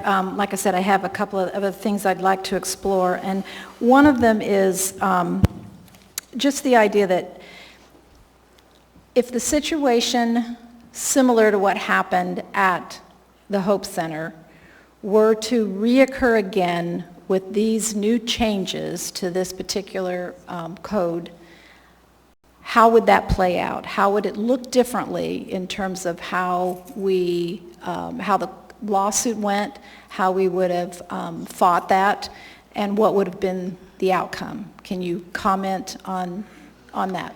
Thank you. Can try to, with the understanding that it's a little bit difficult to speak to, especially a specific case that has happened, a former respondent. But we would bring in the case similar to the way it was brought in prior, right? We would bring it in probably under public accommodation, maybe under housing. And that's, again, going to depend on the specific shelter. And I don't know, I keep saying that, and I'm sorry, but I don't know enough about the Hope Shelter to actually know if they would meet all these factors, right, that the courts look at to see if they are housing or not. So they're going to look at, how transient is the population. Do they stay one night, or do they stay 10, or do they stay, is it weekly or monthly? whole list of factors. But then we're also going to look at, and my understanding, and again, I wasn't around for this case, but my understanding is that there were legitimate business reasons for exclusion that were not discriminatory. And those are the policies that can be enforced and that can still be enforced, right, to keep people safe. So, you know, if someone's under the influence, if someone is behaving erratically, if someone is otherwise exhibiting threatening behavior or is being violent, we would find no substantial evidence. And so the case would be dismissed. Thank you. And can I follow up a bit on that, please? And actually maybe just a little bit of a different question. But as we have more nonprofits, hopefully, coming on board to deal with any kind of sheltering, you know, homeless capacity, how would this change? Would it basically preclude any organization from offering a very limited class or a limited group of people in their shelter? Would it basically keep an organization, whether, you know, whatever perspective they come from, but would it preclude organizations from trying to specifically follow a certain mission or fill a certain niche that they would then end up basically being subjected or potentially end up violating this policy by trying to serve only that small population, or specific population, I should say? And so we still do have the religious exemption in Title V, which says that accommodations can show preference for individuals of their same religion if that's reasonably calculated to further their religious beliefs. So that religious exemption still exists in the code, and it's, you know, it has not been removed. Can I follow up on that specifically? Well, thank you. And I'm actually glad that you brought up the religious exemption, because my understanding is it's not a real solid exemption. So it mentions that it's for people that are of the same religion or the same denomination. So that implies that you've got to go through a little bit of questioning to ask somebody if they're of the same denomination. As the organization, and some of our organizations are not denominational. So anyway, so how does that really work out? How does somebody actually claim this exemption? If they're looking at trying to use the religious exemption, how does that actually play out? Thanks. And so I think when we see this happen, it's an established religious organization that is known, right? And we know that this organization advertises its services to its members.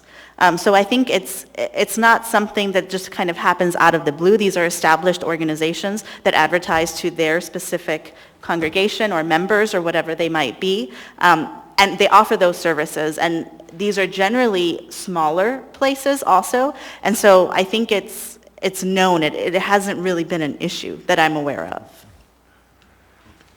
Okay, but again, some of these religious organizations aren't a specific religion, and they accept people of any religion. So again, does that make them more vulnerable? And basically, because there's a difference between somebody's religion who is the organization versus somebody who is the client or the resident. So does that become problematic when you can't really make a connection with specific religions or specific denomination between the organization and the client? Yes, so the exemption is specific that it's for individuals of the same religion. So if that's not established, then that exemption doesn't apply to that situation. Okay, and that's what I was concerned about. So thank you for clearing that up. Thank you. Thank you, Mr. Chair. Thank you. Ms. Allard? Thank you. I have a few questions to Chair, and then we can, whatever. So one of the questions is, if a biological male shows up at the biological female-only shelter, and under your proposed revisions, must that shelter now allow for biological males to sleep next to or use shower facilities at the women-only shelters if requested? So if a transgender female arrives at a women's shelter and asks for services, and there is no other non-discriminatory reason to exclude that person, yes, must be included. I'm new to a lot of this. So when you say transgender female, that is a biological male that now identifies as a transgender woman, correct? It is an individual who identifies as a woman. Okay. So then I'm just going to ask, when we did all this, did we look at did the municipality's legal department, disability law center, in making any suggestion of these changes, any outside groups, organizations, have any partake in this? And if so, who and why were those organizations chosen? And so this is something that has been in the works for about 2 years now, and the Department of Law has been highly involved throughout that entire process, throughout those 2 years. So this has been a collaboration that has been ongoing, and we have gone through several revisions. This has been discussed at several public commission meetings. I'd say 5, 6, maybe 7 public commission meetings where we've gone over all of these things. So this isn't something that is just happening on a whim that we just made up. This has been 2 years of legal research and researching other jurisdictions, researching state law, federal law. How does this work in other places? How does this not work? And this is the culmination of all of that research. No, I understand that, but can you tell me which groups you used to come up with these decisions? And was this a culmination because of what happened at the Hope Center? Because that happened just a few years back. So could you tell me what organizations you used to give you the legal advice and the changing of this revision of this documents? We used the Department of Law, and we also consulted with the Disability Law Center. Did you use any other outside organizations anywhere within the country? We did not. Okay, thank you. That's it. Thanks, Chair. Thank you. Mr. Weddleton? Yeah, I'd like to move to restore section 5.25. That's the Fair Housing Act section that was deleted. Can you cite the page, please? Beg your pardon? Is there a page number reference in here? Page 8, line 41, and it simply shows Chapter 5.25 Fair Housing Act repealed, but it's in Attachment A. Thank you. Okay, moved and seconded. Do you want to speak to that, Mr. Weddleton? Yeah, I think essentially removing that section is what got us into the pickle we're in right now, because that has, and I understand the exemption really just applies to the Fair Housing Act, but apparently it gave some leverage to the case, for the Hope Center, and looking at the list of, I guess, their exemptions, possibly other groups would face a similar situation. So if we got this back in there, I don't think we lose much, but we gain much of what's really good in this as well. Thank you. Mr. Constant, did you want to speak on this amendment? On the main motion, thank you. Okay. Ms. Allard, did you want to speak on the amendment? Yeah. So if we go ahead and add this back in there, are we now saying that a transgender woman is not able to go into the Hope Center? If we add in the housing exemptions, we still have the public accommodation provision. So a homeless shelter can still be a public accommodation and would still be subject to non-discrimination provisions of Title V. So we couldn't change the definition of the public accommodations? I believe that is a question for the Assembly. All right, well then how do we, okay. Chair, can we take a break for just a minute? I'm going to get through the rest of the queue, and then after that, I'm happy to take a break. Ms. Zalatel? My request was the same as Ms. Allard's. I'd like 5 minutes to digest Mr. Weddleton's amendment. Okay.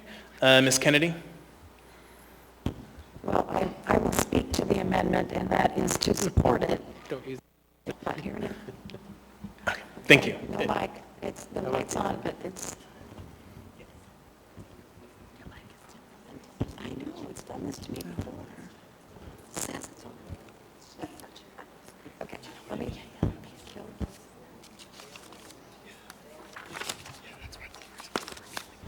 All right, let's try this. There we go. I appreciate Mr. Weddleton's amendment. I'm going to support it because one of the things, I think I've said it before, is that I can't imagine that we're actually creating good policy if we really do end up hurting one group in order to benefit another. But there are absolutely things within this document that I think are good. They're improvements, and particularly just in terms of the process. So my issue is more with how things are being defined. So I will support the amendment, and maybe we can get answers to other questions in the interim here. Thank you. Thank you, Mr. Chair. Thank you. Ms. LaFrance on the amendment. Oh, thank you, Mr. Chair. I'm in support of taking a few moments because I'm a little bit unclear about the pickle, and so I think some time will help. Thanks. Sure. All right, we'll go ahead and take a short break.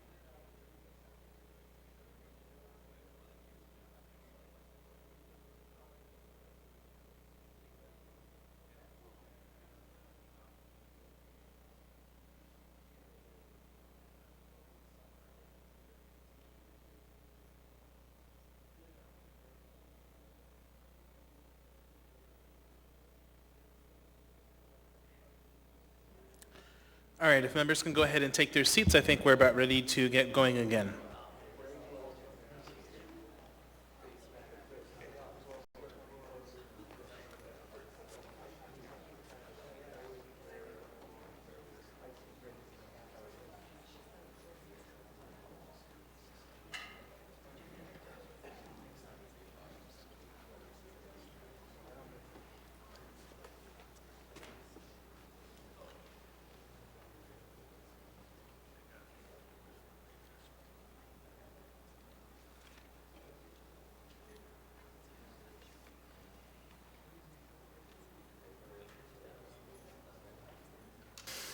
All right, we're going to get started again. So we are on the motion to amend to bring back 5.25. Is there any further discussion on the amendment? Is it Ms. Anderson? Chair, may I ask Ms. Anderson a question? It's about the amendment. Sure. You weren't in the queue, though. Oh, so if you want to apologize. put yourself in the queue, Ms. LaFrance? Thank you, Mr. Chair. Would you speak again to why adding this section back in would muddy the water? and also a little bit about how the public accommodation for a shelter fits into this again. And sorry, I know you've covered this, and I'm not an attorney, so I appreciate you going through this again. Thanks.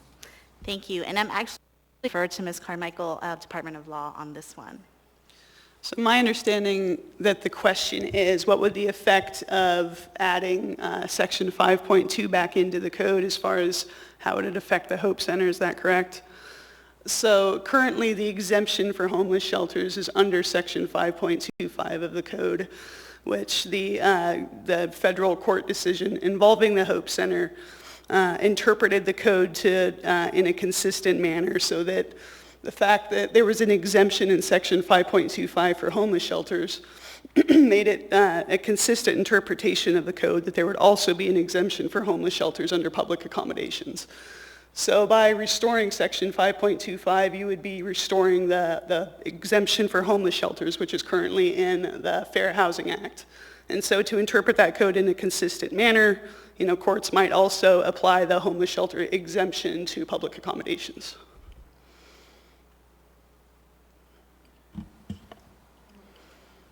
Thanks. Is there any other discussion? Okay. Seeing none, members may proceed to vote on the amendment.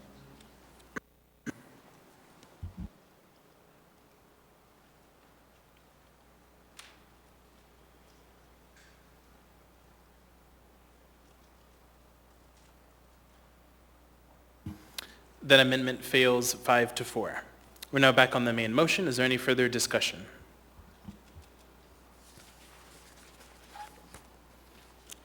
Mr. Constant. Just 1 second. Yeah, there we go. In this chamber on September 28th, 2015, in this chamber in the year 2009, in this chamber 1974, the conversation about shall we protect people in the LGBT community under our non-discrimination code was before the body. On September 28th, 2015, this assembly passed a fully inclusive non-discrimination ordinance with the intent to protect transgender people. After much community debate, a citizens' initiative to repeal, on April 5th, 2018, the full body of the voters of the municipality of Anchorage rejected the arguments that at best these are mentally ill men, or that XX and XY are the only answer, ignoring the fact that there's XXY. There's just X. There's all kinds of combinations. It's so easy for people to come in here and use transgender individuals as a whipping post. We see this across the country. It's stock and trade of an argument that is yesterday. It's time to put this behind us. This ordinance, should it fail today, already, because of what the voters did on September 28th, 2015, and April 5th, 2018, protects transgender individuals in our community. And we will not stop that tonight.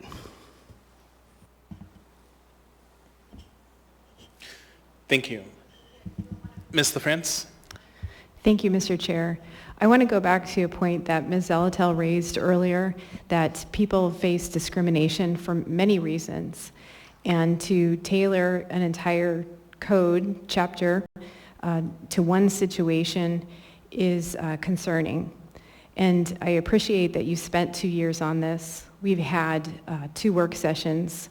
I can understand frustration that folks may have that we don't know how things play out in cases, and that there are specific facts that need to be known, and so it's impossible to say how exactly it will play out. And for that reason, we need to have the perspective and opinions of people like you all who have worked very closely on this and bring the experience and knowledge of the law to it, because the language is tricky and we can get in a pickle, as Mr. Weddleton alluded to at one point.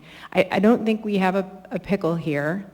And again, to Ms. Zelatel's point that, making some of these changes that have been discussed could result in unintended consequences.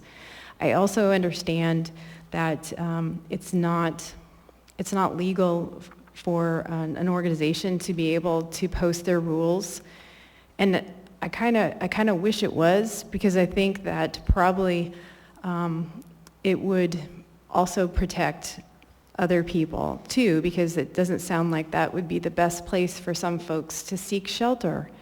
And if you'll forgive me, Mr. Chair, for one final point is, sometimes folks talk about religion and what is God and what is Christianity, and I just would like to say that there are many ways of being Christian, and I was raised in a Christian family, and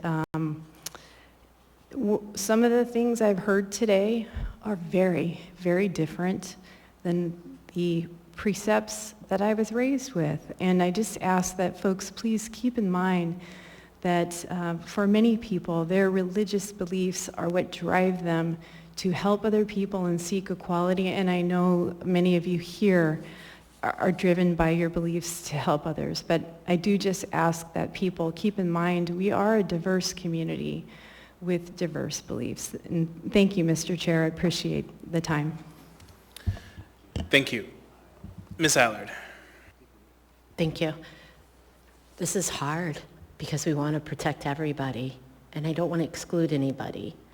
And I truly believe from my heart, if we could protect all the individuals, all not just protected classes, right? We want everybody to be treated equally. But in my heart of hearts, through the chair, to Assemblymember Zalatel and Constant and Dunbar and Kennedy and Weddleton and LaFrance and Pete Peterson, I am begging you to protect me. So if I have to go into any sort of shelter as an all-women's shelter, and being a military veteran, I can tell you PTSD is real. And I just want everybody to think about, let's go back to the drawing board. Maybe we can come back at 8th of June, just to be able to come so where everybody has that protection and nobody's left out. So if that means that we have a facility down the road sooner than not that we could put transgender women to protect them, that would be wonderful. But this moment, I am geared on protecting women who have been abused.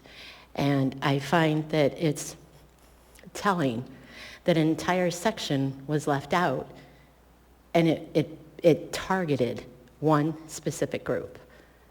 So, thank you, Chair. Thank you. Mr. Weddleton. Well, thanks. Yeah, this, I can support the acts that Mr. Constant, listed. I think people should be left alone, be who they are and what they think they are or whatever, and without getting harassed. And you can support that 100%, I do. But we have a very special case here, and I didn't hear really religion coming in. I heard a practical sense of people who operate a woman's shelter, or shelter with women who are traumatized by men, saying, this just won't work. It just doesn't work.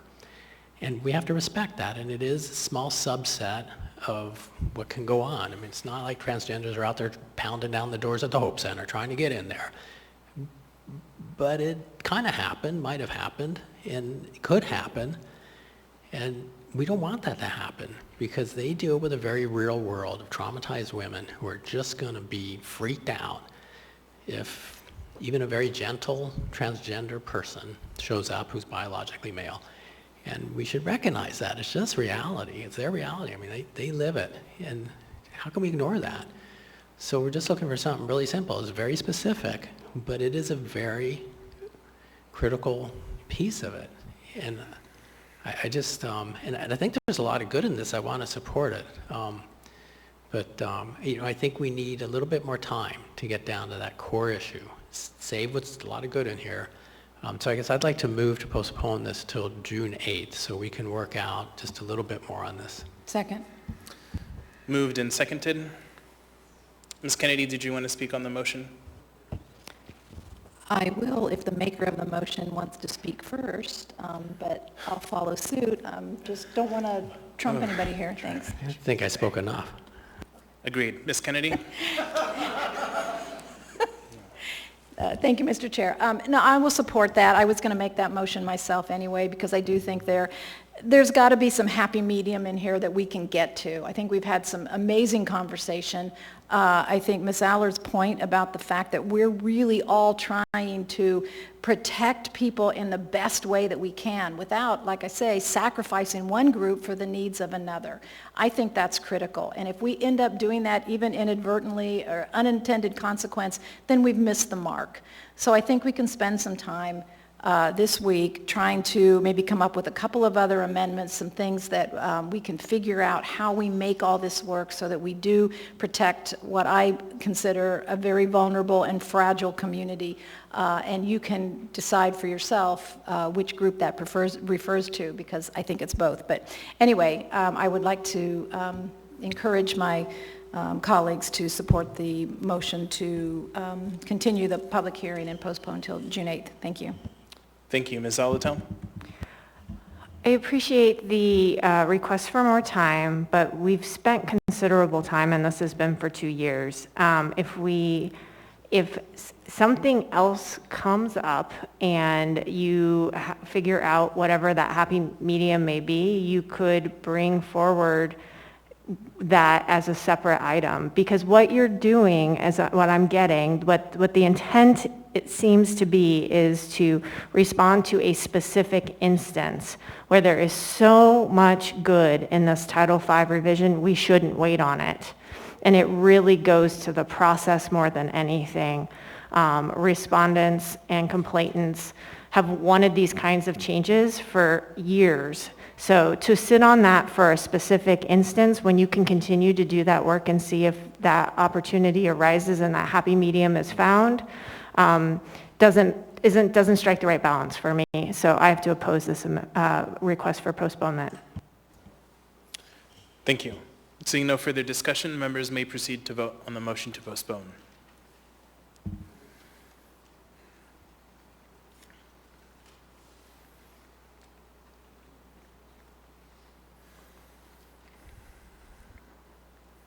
That motion fails 5-4.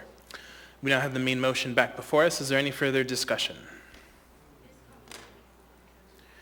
Seeing none, members may proceed to vote. Mr. Dunbar. You know what, never mind, Mr. Chair. Thank you. Seeing no further discussion, members may proceed to vote on the main motion to approve.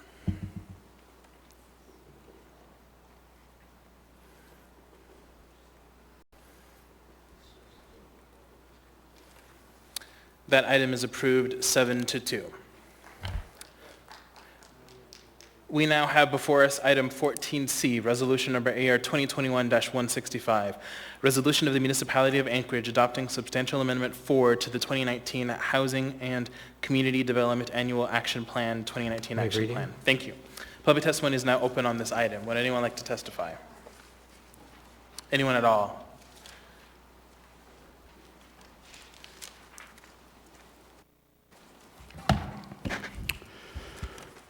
Thank you. Niall Williams, for the record. I'm underrepresented by the unlawful acting mayor, Austin Quinn Davidson, and the frequently absent Cameron Perez Verdiaz. With regards to AR 2021-165,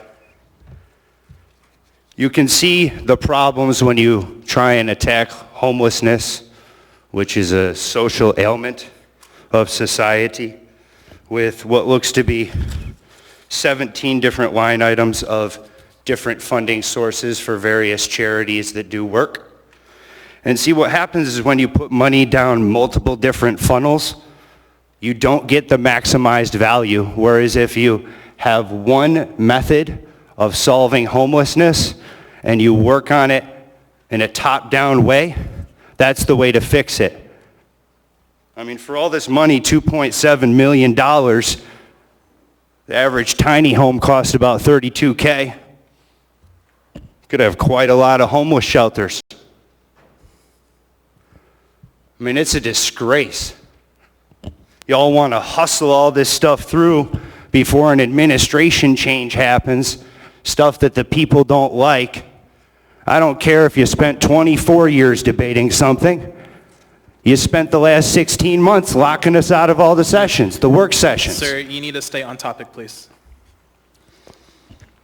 Through the chair, when you have work sessions that are outside the public view, That's your second warning, sir. You need to stay on topic. that's a violation.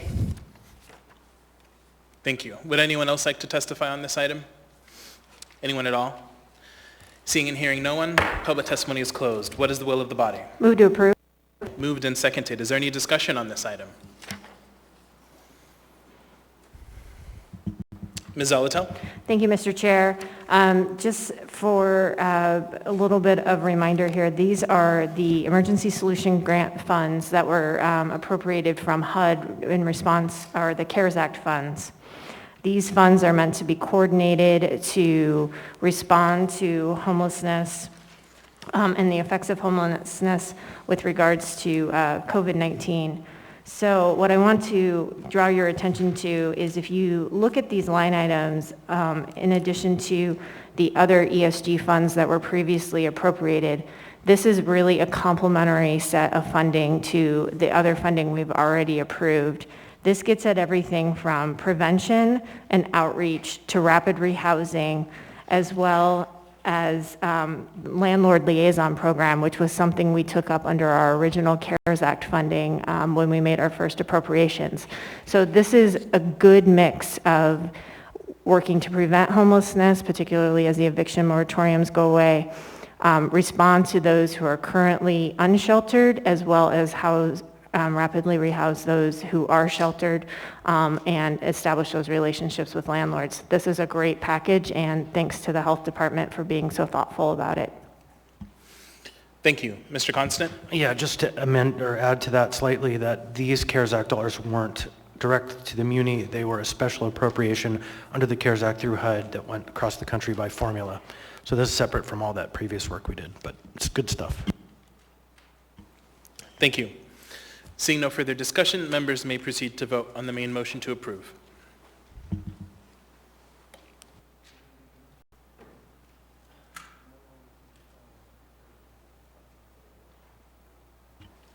That item is approved 8-1.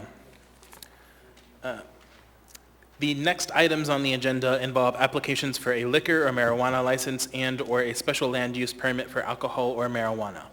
The process to review these items is different than the Assembly's legislative role because these are administrative or quasi-judicial hearings and require the Assembly to be impartial, refrain from ex parte communications, accept in liquor license applications, and make a decision based only on the record before us in testimony today. So the next item we have is item 15A, a resolution of the Anchorage Municipal Assembly stating its conditional protest regarding the new beverage dispensary tourism duplicate liquor license number 5953 and restaurant designation permit for Alyeska Resort Operations Limited Partnership, DBA 2 Trees Bistro. Waive reading. Thank you. Public testimony is now open on this item. Would anyone like to testify? Anyone at all? Seeing and hearing no one, public testimony is closed. What is the will of the body? Move to approve. Second. Moved and seconded. Is there any discussion on this item?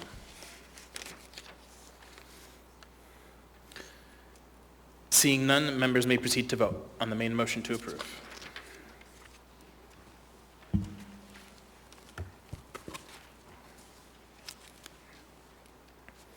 That item is approved 9-0.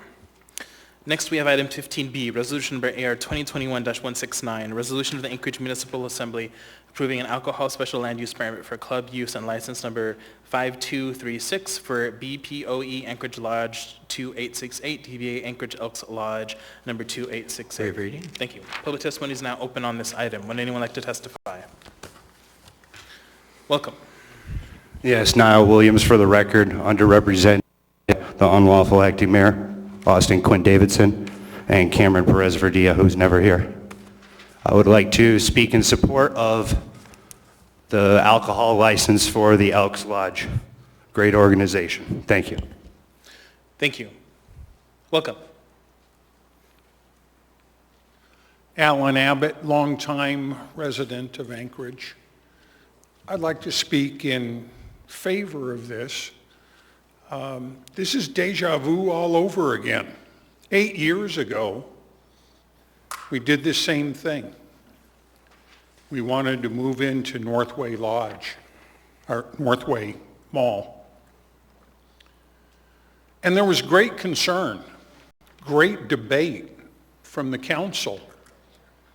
At the time, there was a fraternal organization down the south end of town that was taking up a lot of media inches in the paper. There was a war going on between a fraternal organization and the neighbors. Loud noise. People urinating in the alleys. Drunks out on the street. It was terrible. The Elks Lodge came to you that night and they said, but wait a minute, we're different. We don't do that. We raise money to give it away. In the 8 years since we were here last, we've given away hundreds of thousands of dollars to Anchorage. We've helped house veterans that are coming out of the domiciliary and make sure that they have furniture. We've co-sponsored the Airport Way Carnival, made sure that they had drug awareness programs in their schools. We have a hoop shoot annually where children from all of the schools across the entire area come in and they shoot free throw baskets. Eventually going back to Cooperstown, to the Basketball Hall of Fame, where they earn scholarship money. The Elks are number 2 in the nation for giving scholarships, only to be outdone by the U.S. government. But there were problems at Northway Mall. We didn't have any liquor violations. We didn't have any noise complaints, but there was, our bartender's car was stolen. There were cars broken into. There is a heck of a crime problem, and I hope that you can help with that. But none of that came about because of the Elks. Thank you. I do have a question for you, sir, from Mr. Constant. Thank you, sir. Hello. So my grandfather was a lifelong elk. I have just a couple questions for you. You've been in the Northway Mall up until now? For the last year, we have been off of International in a little warehouse space.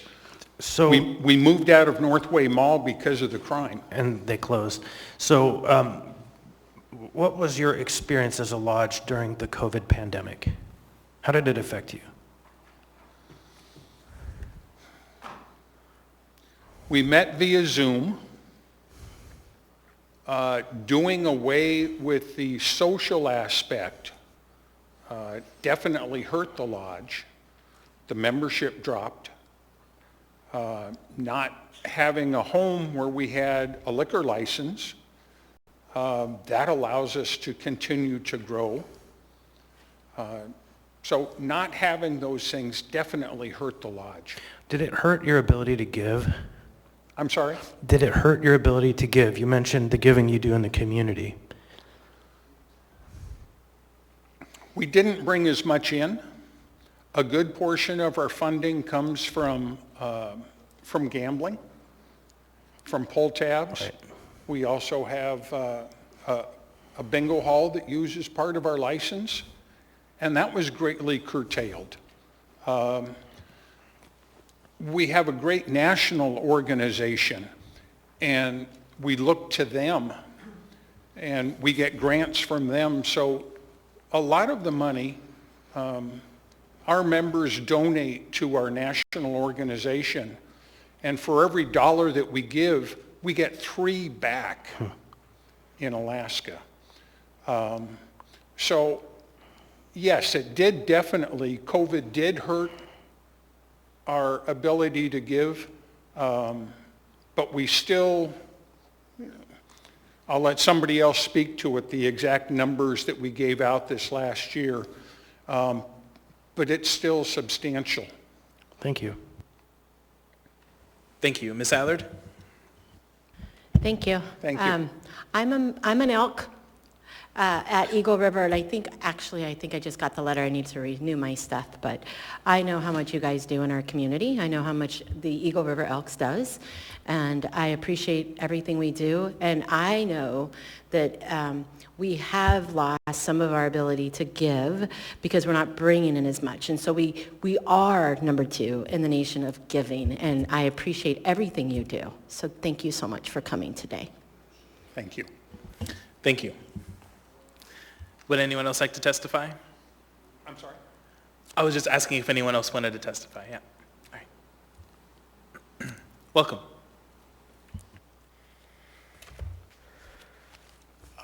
My name is John Whitlock, and I am here to speak on behalf of the Airport Heights Community Council today. I'm their Secretary Treasurer, and the board authorized me to speak for the Community Council today. The gentleman before me just mentioned that the Elks were at the Northway Mall previously. I think they had been in that location for, 6 years. The Northway Mall falls within our Community Council's boundaries. And we've never, and I believe that the Northway Mall location had a canteen. And the council's never received any complaints about that canteen. It seems like a very low-key operation. And, so I just wanted to say that the council has never received any complaints about the Elks. And I know the Elks, when they entered our community council area, introduced themselves and made themselves available during council meetings in case, there were any ways they could help or if any community members had any concerns. The gentleman before me, I think, pretty much summarized it better than I could, but I know they're more than just a canteen. A canteen is just a small part of who they are. They help their community. I know the Airport Heights Community Council has an annual picnic. They haven't had it for the past 2 years, but the previous 4 years we had a big picnic at Tequila Park where there's like 200, 300, 400 people there. And the Elks helped me. I organized the picnic, and they helped put that event on. And they also donated backpacks and coats to our local school, Airport Heights Elementary. So there's a strong service component to this fraternal organization. I just wanted to remind everyone of that. And I think that's all I have unless there are questions. Thanks. I do have one from Mr. Weddleton.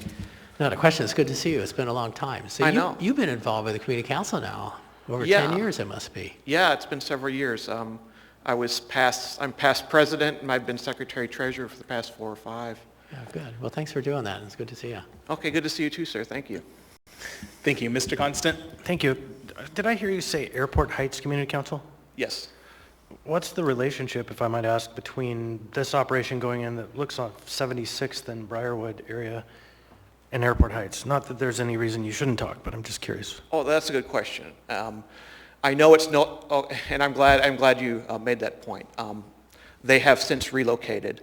I'm just kind of as a reference. I'm basically saying at their previous location in our community council boundaries, we haven't received any complaints. They were an asset to the community. No. I should have made myself more clear. Thank you, sir. Thank you. Thank you for your testimony. Good, thank you. Would anyone else like to testify on this item? Anyone at all? Seeing and hearing no one, public testimony is closed. As will of the body. Move to approve. Second. Moved and seconded. Is there any discussion on this item? Seeing none, members may proceed to vote.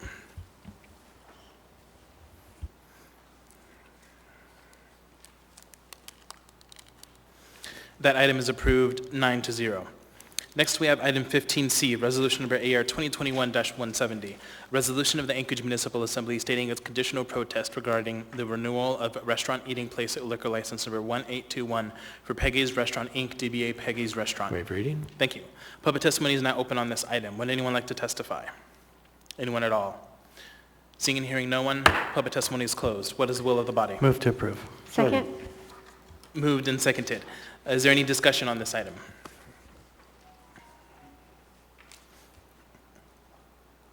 Seeing none, members may proceed to vote.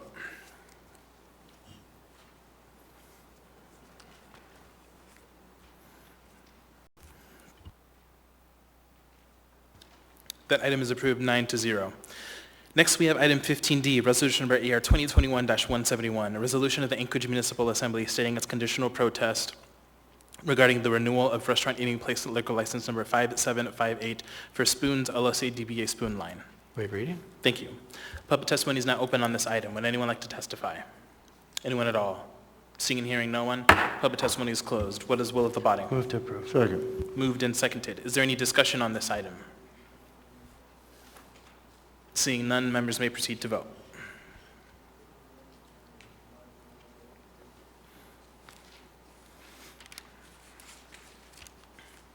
That item is approved 9-0.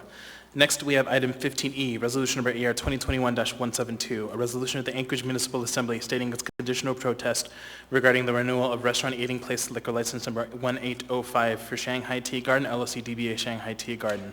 Waive reading. Thank you. Public testimony is now open on this item. Welcome. Hi, yes, Niall Williams, underrepresented in District 3 by the unlawful acting mayor, AQD, and Mr. Perez Verdia, who's never here. In regards to Shanghai Tea Garden, that area of Jewel Lake Road over by Diamond Boulevard is a very dangerous area.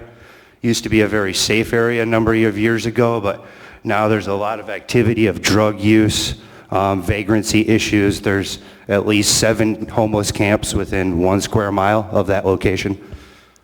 So we strongly oppose this. That's all. Thank you. Thank you. Would anyone else like to testify on this item? Anyone at all? Seeing and hearing no one, public testimony is closed. What is the will of the body? Move to approve. Second. Moved and seconded. Is there any discussion on this item? Seeing none, members may proceed to vote.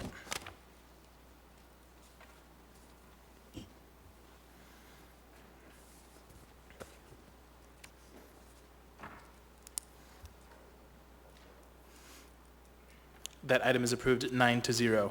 Next, we have item 15F, resolution number AR 2021-173, resolution of the Anchorage Municipal Assembly approving a marijuana license and special land use permit for Suburb LLC, a marijuana retail sales establishment with license number M23652, doing business as Suburb. Waive reading. Thank you. Public testimony is now open on this item. Welcome.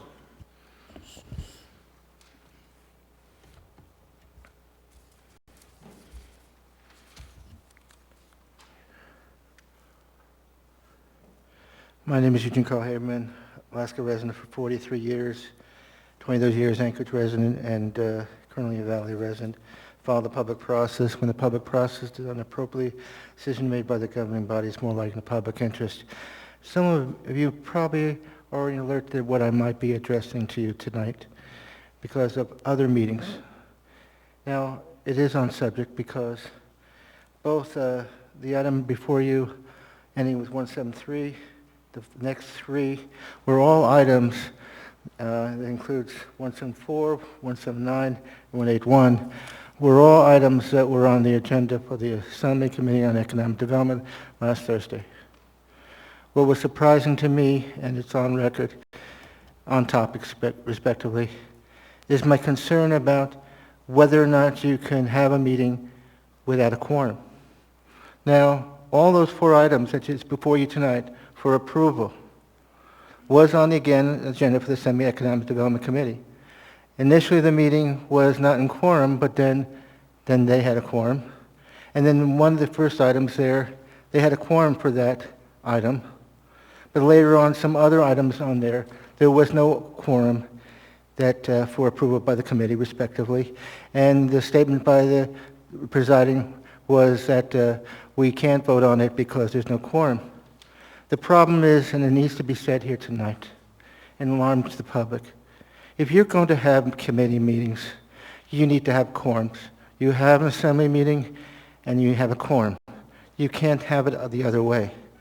Now, the argument by assembly members on the record between the other committees that I addressed, respectively, and this one with this issue before them on the first one, which is the morning on Thursday last week, was that it's okay as long as it's informational.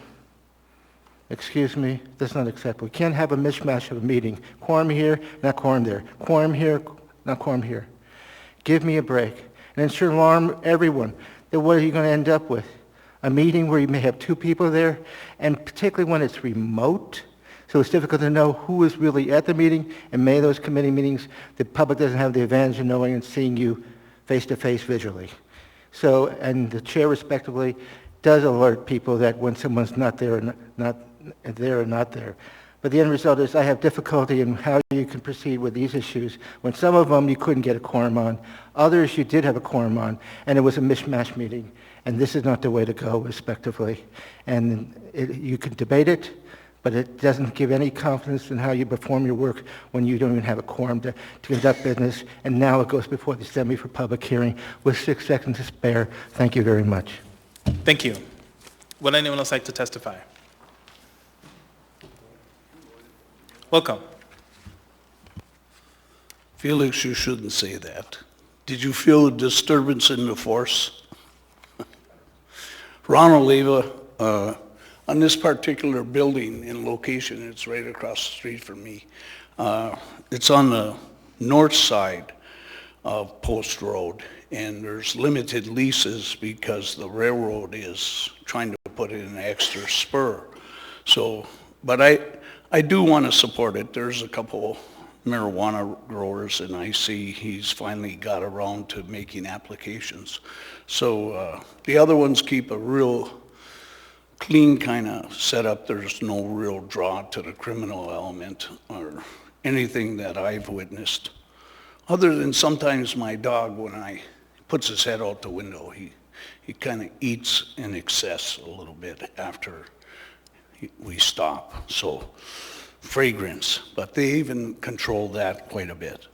But not quite sure if that individual is here, but they're cleaning it up. Looks good. It'll be safe for the the whole Post Road neighborhood, and whatever you can do to help them with this business, I would encourage you to do that.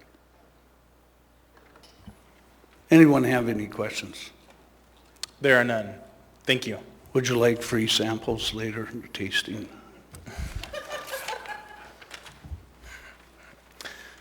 Welcome. For the record, Niall Williams.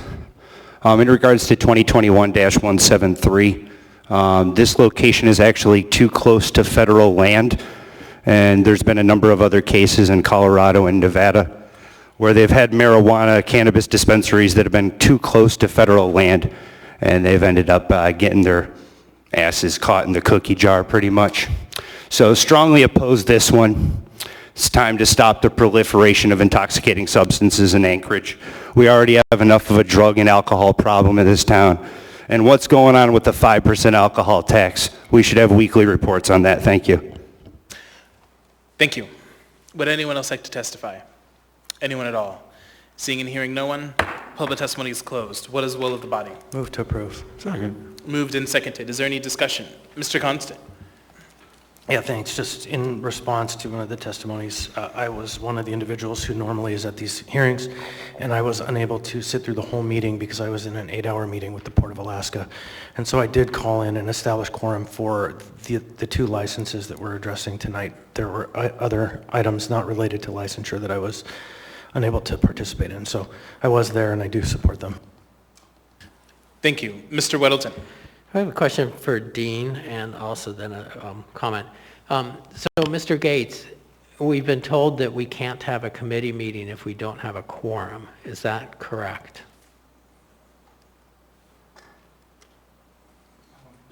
Well, we've been told by a speaker.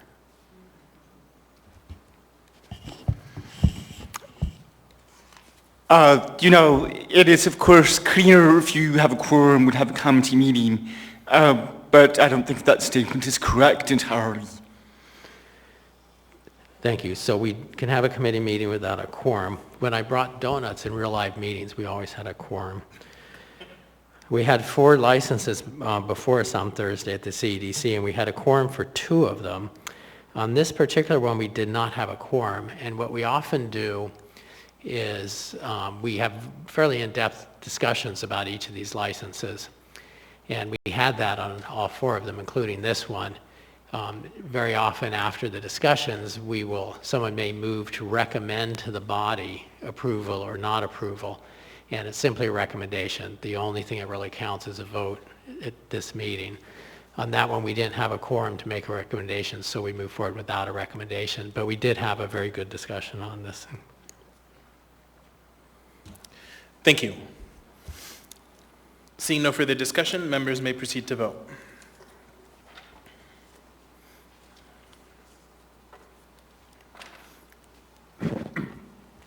That item is approved 9-0. Next, we have item 15G, resolution number AR 2021-174, resolution of the Anchorage Municipal Assembly approving a marijuana license and special land use permit for Alaska Greenworks LLC, a marijuana cultivation facility with license number M25693, doing business as Alaska Greenworks. Reading. Thank you. Public testimony is now open on this item. Would anyone like to testify? Welcome. Hi, Niall Williams in response to 2021-174. It's time we stop the proliferation of these intoxicating substances here in Anchorage. And I'd like to ask a question to the body. When's the last time there was even one no vote on an alcohol or marijuana license? Even one. Even one individual. It sounds like what this is just purely a rubber stamp mechanism. Why even have it? And if you're going to establish a quorum, as Mr. Haberman was speaking of, the concept would be that you would be there throughout the meeting to continue to achieve the quorum, not check in and then go take a shower or go to a Port of Alaska meeting. And I realize you have a lot of responsibilities going on in your lives, but you can't just step into a meeting and say, I'm going to establish quorum, and then go check in, at the shower or go out to dinner or something. That's the whole thing with these Zoom meetings and why they're crooked and why you need to have in-person meetings. That's all. Thank you. Thank you. Welcome.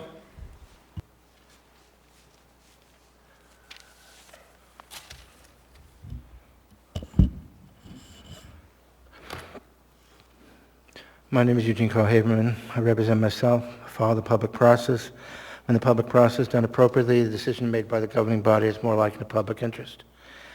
And note, for the record, 43 years Alaska resident, 20 of those years Anchorage resident, and currently a Valley resident. But in my opinion, the most tuned into what you do from the public over the years as far as history and witnessing. I report what I witness, not what people tell me. I welcome people to report things to me. But when I go to the microphone like right now, I report what I witness. And that's the way to go. And because of my length of time, years, assembly members come and go, I'm more familiar with what the process was years ago and how it's deteriorated. So when I raise the issue of quorum, that is serious, a serious offense, respectfully. I know you're going to try to overlook it. That's what standardly you do. And the assembly members before and the administration before. Nothing changes. But it's a bad message to give to the public because I'd like to remind you what this license means. These items come to you by the state. You have a chance to give your opinion after you hear public opinion. But you also have this item that's gone to the Committee of Development, and I'm glad you do and spend the time what you do. That's great, and a much better job than what the borough does regarding licenses and stuff like that, with all due respect. There's no comparison. But when it comes to quorum, I don't see them over there having meetings without a quorum. And you can't divide it and say, excuse it, by having an information meeting and, okay, we're going to have part of that meeting information, but you can't vote on it. You can't do that. Now, there was initially on the record that Assembly Attorney Gates was called in. I don't know if it was that meeting or the one that followed. It gets confusing sometimes, but I remember his remarks about the issue about quorum. He was not really clear. He would look into it. That was clear to me. It was not a clear message. But what happened to later meetings, I'm talking about the other three that followed different committees that same day, was the understanding you can get away with it as long as it's informational. And now tonight, with respectfully to the attorney, you're getting a version that's really still not clear. But it's clear to me, and anyone in the public who wants to look for process appropriately, that you need to have a proper number to be even discussing anything. And you don't have a proper number, and there was a consistent problem in almost all the meetings that were held and on Thursday meetings that were lined up with before. Not all of them had that problem, respectively. But when it was addressed, it was a problem because it was said by other leadership at other committees. It's okay as long as it's informational. My time's up, respectfully. Thank you very much. Thank you. Would anyone else like to testify on this item?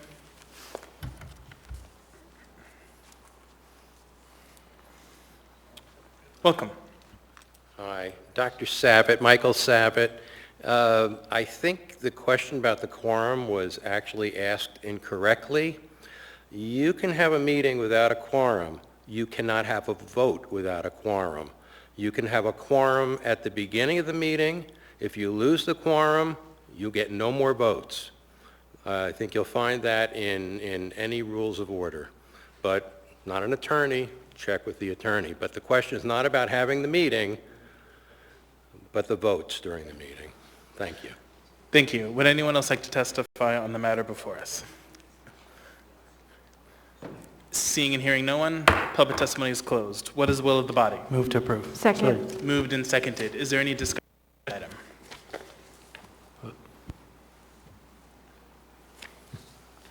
Mr. Weddleton? Thank you. And at this time, we did have a quorum, so we did vote because we had a quorum. Thank you. After much discussion and information provided by licensing staff and planning staff, we recommended approval. Thank you. Seeing no further discussion, members may proceed to vote.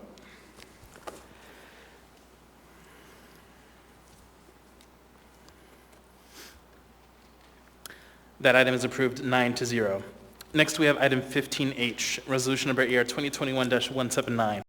A resolution of the Anchorage Municipal Assembly approving a marijuana license and special land use permit for Suburb LLC, a marijuana cultivation facility with license number M23653, doing business as Suburb. Waive reading. Thank you. Public testimony is now open on this item. Would anyone like to testify? Welcome. Hi, Niall Williams. Let's see. So in response to 179, if you're having a meeting and the concept is you need to have a quorum to kind of jumpstart the car of the meeting, if you will, and then you leave that meeting, but you intended when you checked in for that quorum, you know, you were acting like you wanted to stay there, and then you purposely checked out.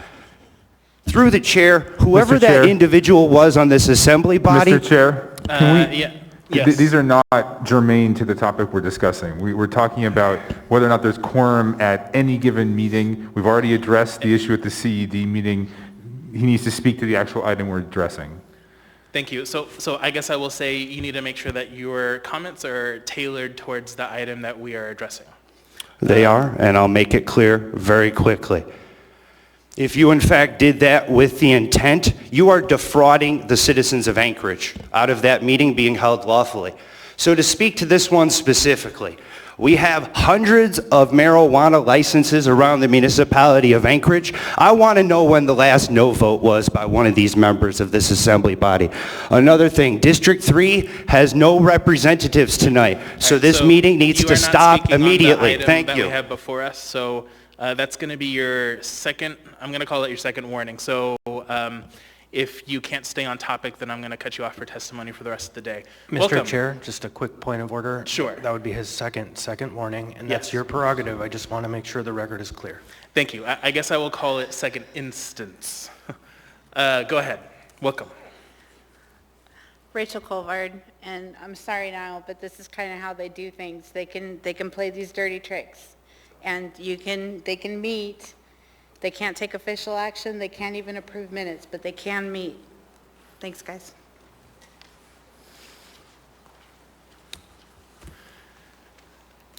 Welcome. Do you have some testimony on the item we have before us? Yeah, Ron Oliva, again, on this issue, in fact, this location, I want to remind the the body here, this is going to be a short-term grow. That lease is going to expire on the north side of the road in about 30 months. So whatever it takes to support them, I have to say, I counted, now there's 3, and I think this will be 4. But what I found is that the safety, cleanliness, the good behavior, the number of employees that are there seem to be, and I speak to them when they're in my backyard, that they're family people with serious jobs, and it is job creation, kind of not one that I personally endorse, but it is quite the industry, and it's run professionally, and I think this particular grower will be there and hopefully do the right thing as the other growers have, and I think the neighborhood will be safe and secure. So I want to endorse that, and I got time, so I always thought it was Ronald's Rules of Order. Did you correct me the last time on that? So you're off topic at this point, but I do have a question for you. No, because previously, so we understand. I have a question think for you from Constant, Mr. Constant. referenced parliamentary procedure. Yeah, So anyone can reference Mr. it. Leva, I have a Yes. question for you from Mr. Constant. Thank you. Thank you. Thanks, Ron. So down here at this location, all along Post Road, is there another retail establishment down there? Another retail smoking, a place where you can marijuana? go in and buy for, No, they're all growers. This location just was approved in the previous item for a retail establishment there, which is very interesting to me. Well, it would be fine. It's, kind of hidden It's from, far away. Yeah, thank you. I do want to mention one thing, Chris. That's the straightest stretch of pavement outside of Minnesota Drive. And when the motorcycles race, or really the rice rockets as they are called, the vibration is so loud it sets off my alarms. And also, unfortunately, Thanks. My car got stolen. Did you have anything else, Did Mr. a Constant? U-turn there, and I'm referencing the safety All other right, than... Ron, thank you very much for your input. All right, thank you. Thank you, Mr. Does this Leva. guy got a gavel, or what's happening here? Thank you, Mr. Leva. I'm the only one in here Are that there has any a other gavel. questions? There are none. Thanks. Okay. Smoke on. Welcome. Eugene Hibman, to follow the public process. When the public process is done, appropriate decision made by the governing body is more likely in the public interest. I'll be very brief and hope that some member Dunbar doesn't call me out of order, point of order, because I'm on topic and it needs to be addressed. But my thing is strong recommendation. Because of the quorum issue that I addressed here concerning these 4 meetings that were held, 4 public hearings that you're having, and they will all represent that particular meeting respectfully. There needs to be immediately, with all due speed, and you have the authority to ask for it, is both an assembly attorney and a city attorney on the issue addressed, and when you can have a quorum, what the necessary of quorum or not a quorum in conducting meetings. But with all due respect, the common sense issue is you don't have a meeting without a quorum, whether it's information or not. And that concludes my comments with 2 minutes and 3 seconds to spare. Thank you. Would anyone else like to testify on this item? Anyone at all? Seeing and hearing no one, testimony is closed. What is the will of the body? Move to approve. Second. Moved and seconded. Is there any discussion? Seeing none, members may Mr. Weddleton? Continue with our theme here.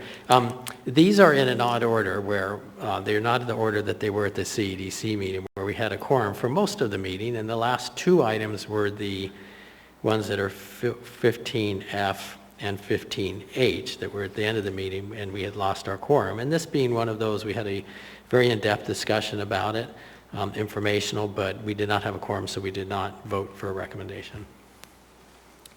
Thank you. Seeing no further discussion, members may proceed to vote.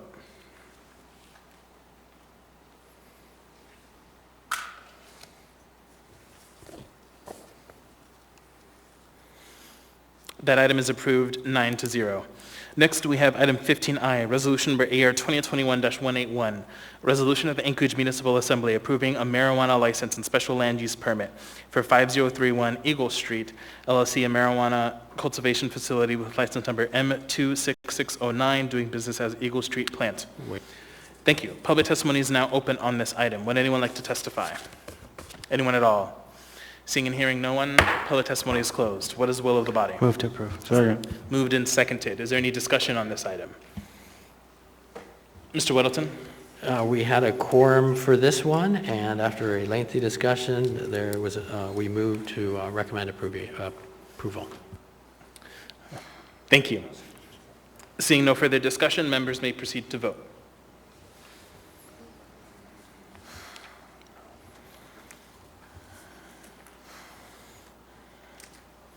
That item is approved 9-0. That completes our regular business for today. Next, we have final audience participation. Excuse me, Mr. Chair? Yes. We do have a late on the table item we'd like to introduce. Yes. Okay, we're going to just take a short, quick break.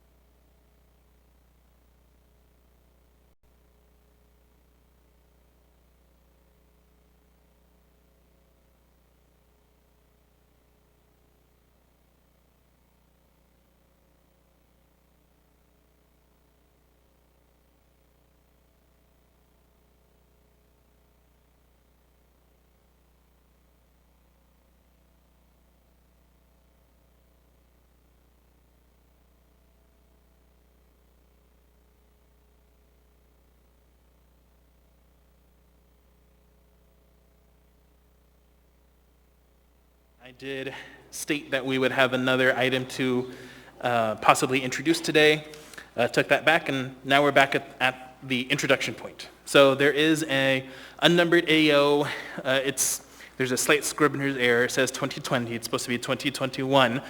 An ordinance of the Anchorage Assembly establishing a municipal license requirement for homeless and transient shelters by adding a new chapter to the Anchorage Municipal Code and other related code amendments. So I believe the intent is to have a public hearing on June 8th. So what I will need is a first, second, and third to introduce this item and set for a public hearing on June 8th. Move to introduce. Second. Third. Okay, that item is introduced and it will be before us on June 8th. As just a quick reminder to the public, I stated earlier that we're going to have a couple of town halls. This is one of the ordinances that those town halls are the subject of. Okay, so now... Mr. Chair. Yes, go ahead. Sorry, I just, point of clarification, I guess. It's still an unnumbered ordinance at this point? It is still unnumbered, yes. It will get a number when it's on the agenda for June 8th. Mr. Chair? Yes, Mr. Also, Constantine. just a quick note on the top, if I didn't catch you say it, it says 2020, but it's actually 2021 when it gets a number. Yeah. Thank you. Okay, we're now going to go ahead and head back to final audience participation. So what I'm going to do is I'm going to go through the folks on our priority list, and then I will invite anyone else who would like to speak who didn't speak during initial audience participation to speak if they would so like. So first, we will start with Mr. Darden.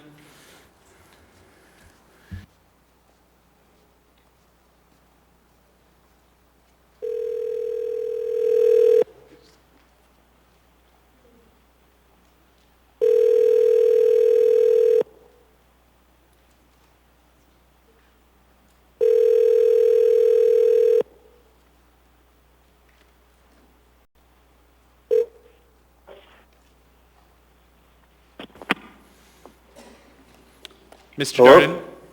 Hi, Mr. Darden. This is Felix Rivera. You're here with the Anchorage Assembly. We are on final audience participation. You have 3 minutes. Welcome.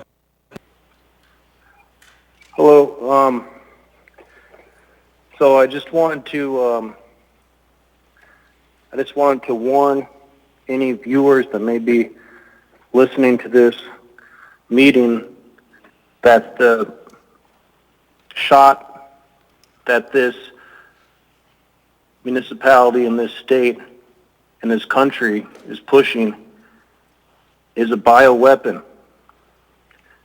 It is sterilizing the people so they are no longer able to reproduce. It's causing growths on internal organs. It is causing blood clots. What you just witnessed last year with the face masks, the lockdowns, and the quarantines are a foreshadow of the things to come.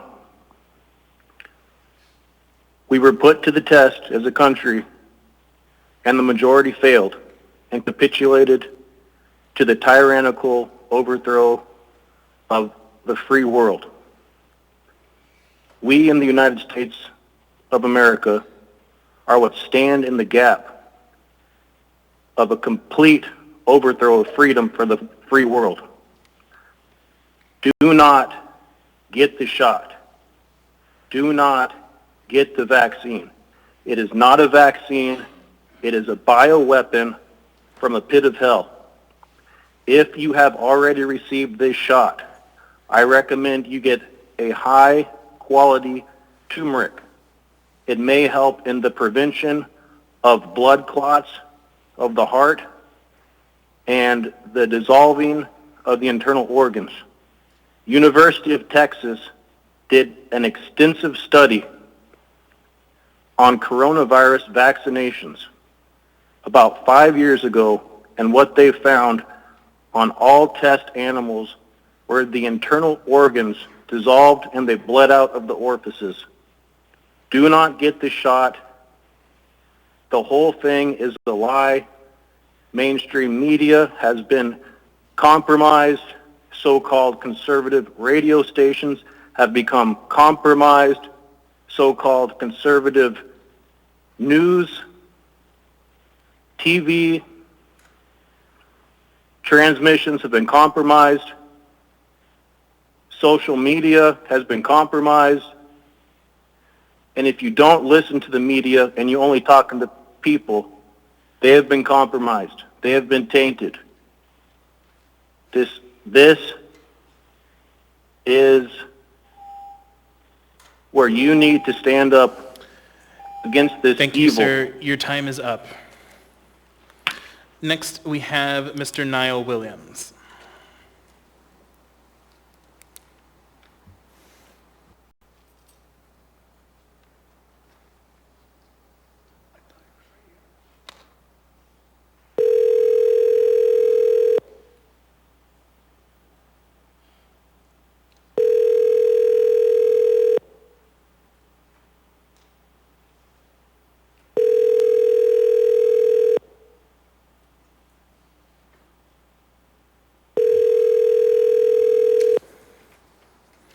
You've reached Niall Williams. Sorry, Next, we have Sarah Cleefy.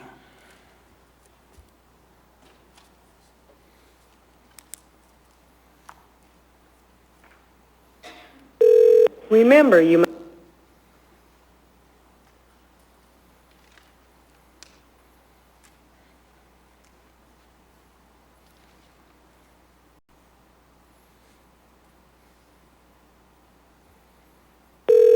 the digit 0 or 1.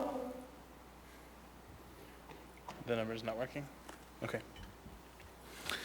Next, we have Mr. Haberman.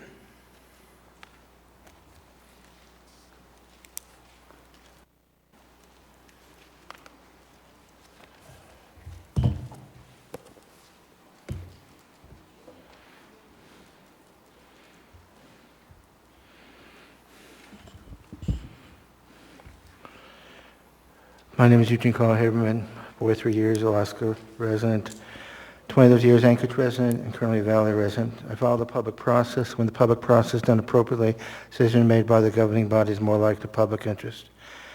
I came into the picture in 2012.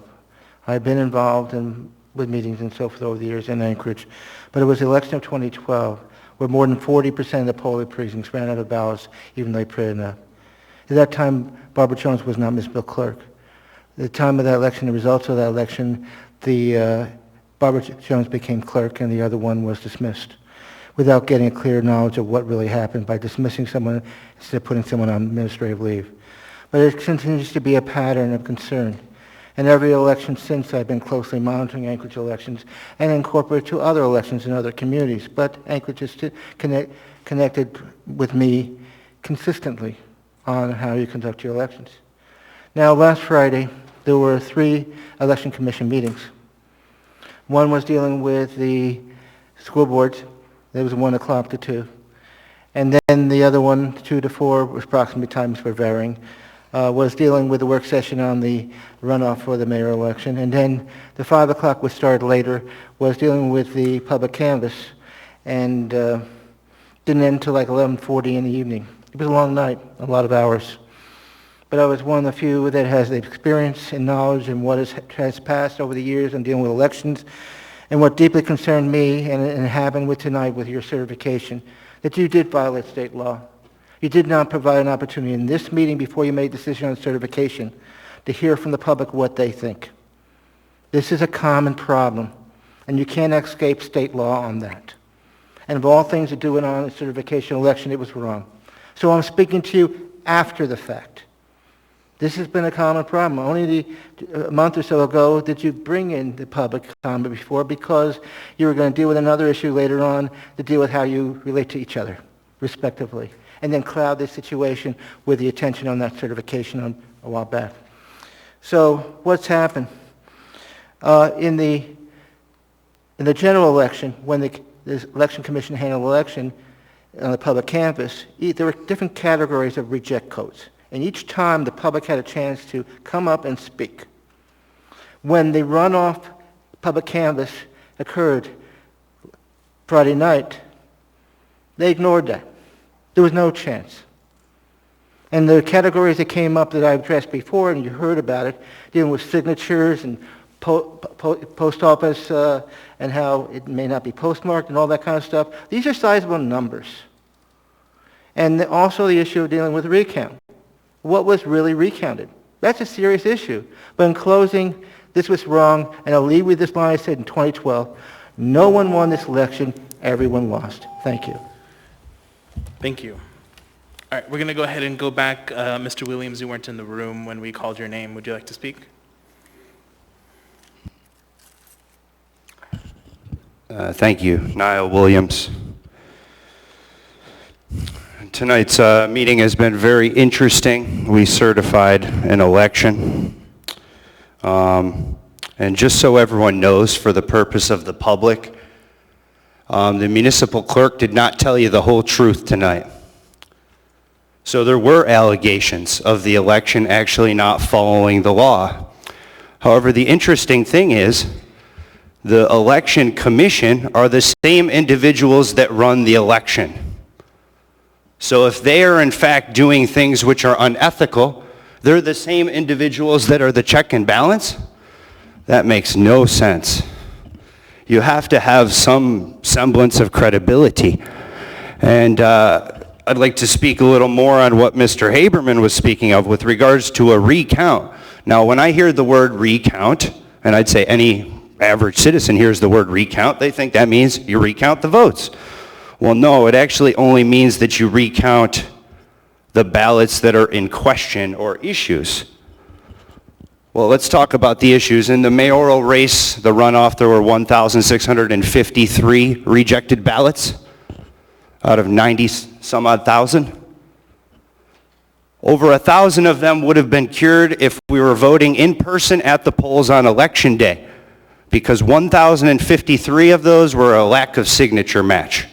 That can be done if you just take out your wallet and you show your voting card. That proves who you are. You know, so when you're in person and you're voting in person, it's a lot harder to mess things up. But if you're through the chair, any member of this assembly body that goes to a meeting, checks in, whether or not they're voting, and then tries to slide out of that meeting without making it clear, especially when it's on Zoom, you are defrauding the citizens of Anchorage. You are committing fraud. You're trying to create a situation where a meeting should be going on under a premise which is not true.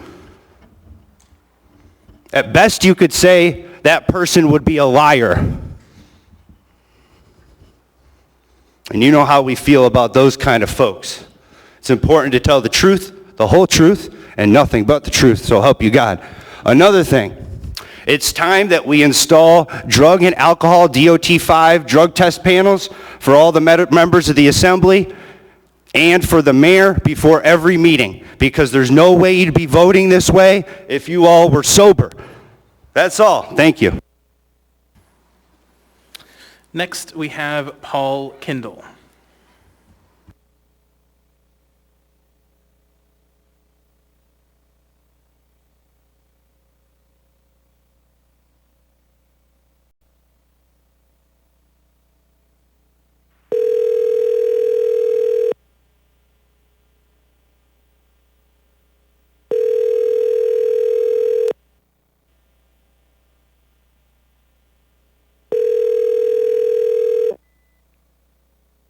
Paul speaking.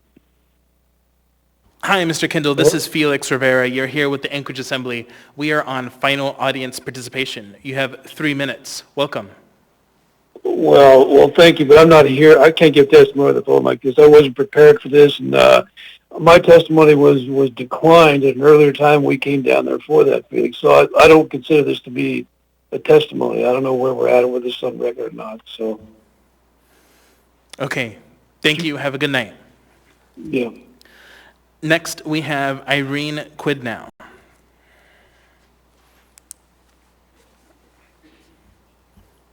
Welcome. Thank you. I want to circle back to my previous testimony. Everybody should have a safe place to go. But by granting one group protection tonight, you effectively took away the protection from another group. If a woman has been sexually abused, any man is perceived as a threat. And that doesn't matter what their intentions are. It doesn't matter that there might be wonderful people. But they are perceived as a threat. That's just the matter of the crime that has been committed by somebody else. Anyway, I wanted to testify. I'm switching gears to what I originally was going to say. I have an article here from Alaska Public Media from May 21st, and there's a couple things I want to address. In that article, I quote, "I'm going to be hopeful," said Assembly Chair Felix Rivera. "I'm going to give this administration the benefit of the doubt that they're going to come willing to work with us and find middle ground so that we can really do some important work on the issues that our city is facing," end quote.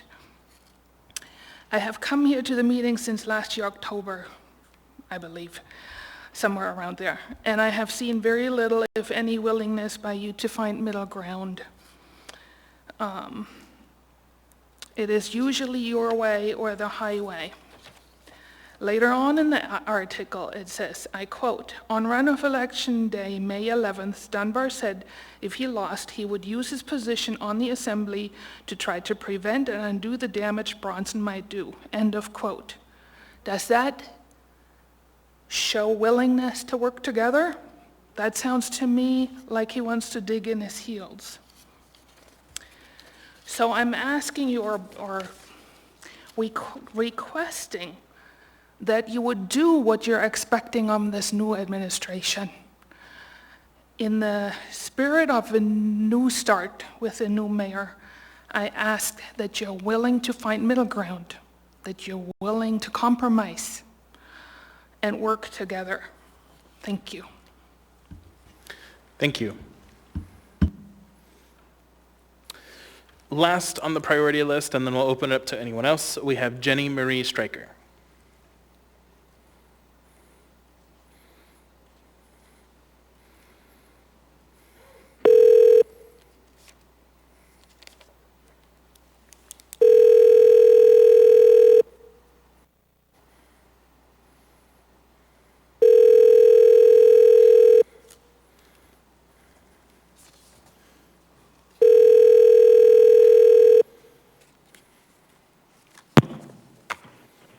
Hi, you've reached Jenny Marie Stryker. Okay, that concludes our priority final audience participation list.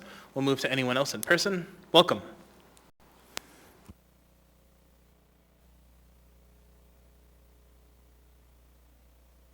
Mic's not on.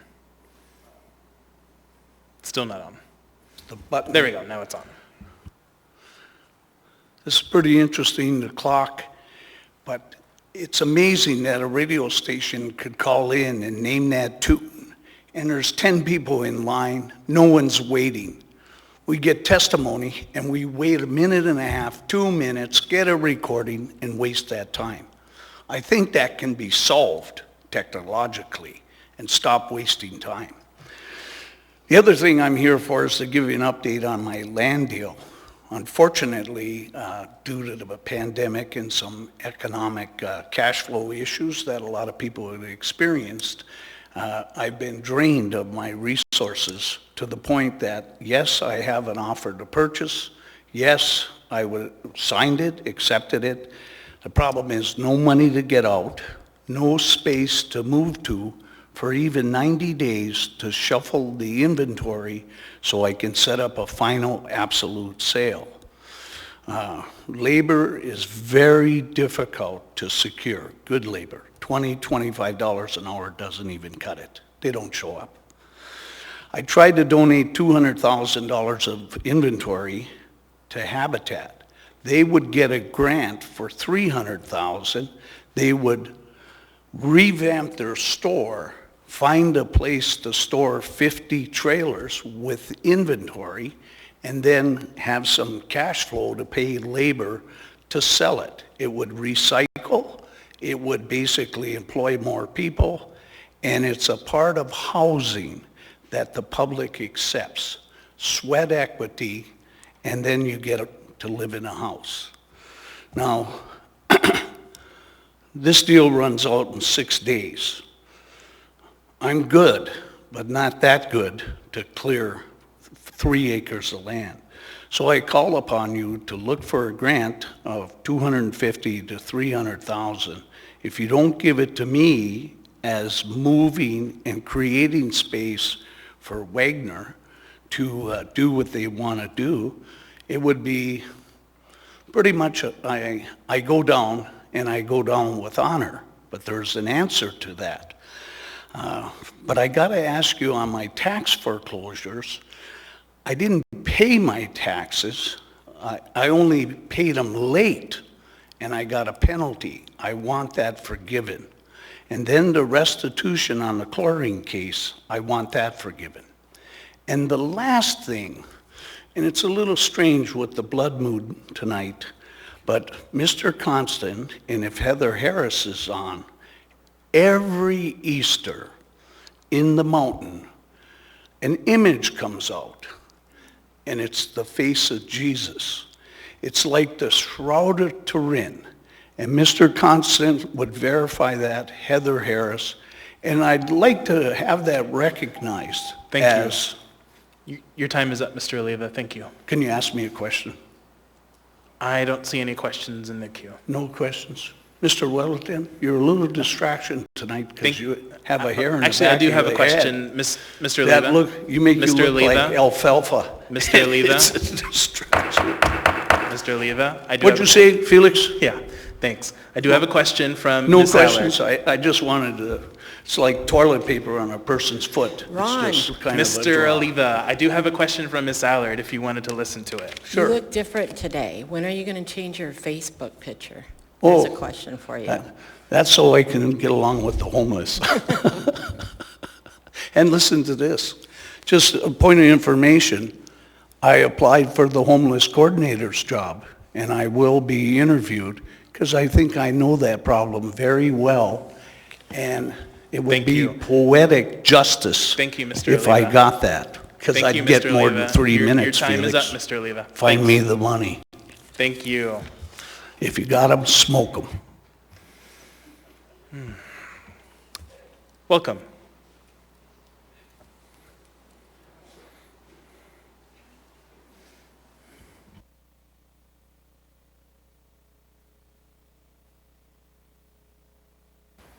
It's not on. No, it's the yellow button.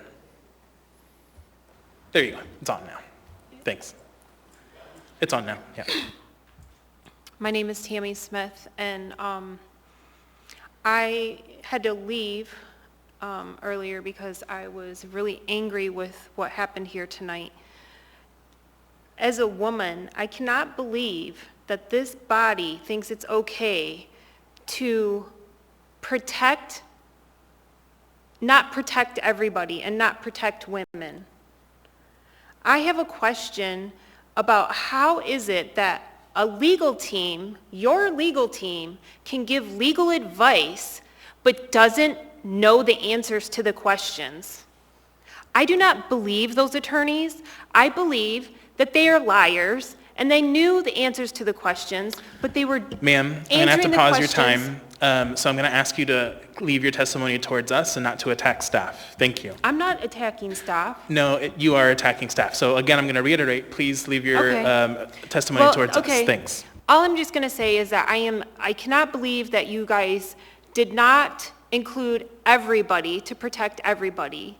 It's very clear to me, based on comments that you made, Felix, in the Alaska Black Caucus, that you don't feel that you need to work with the next administration because he's not our mayor-elect until you guys certified the election tonight.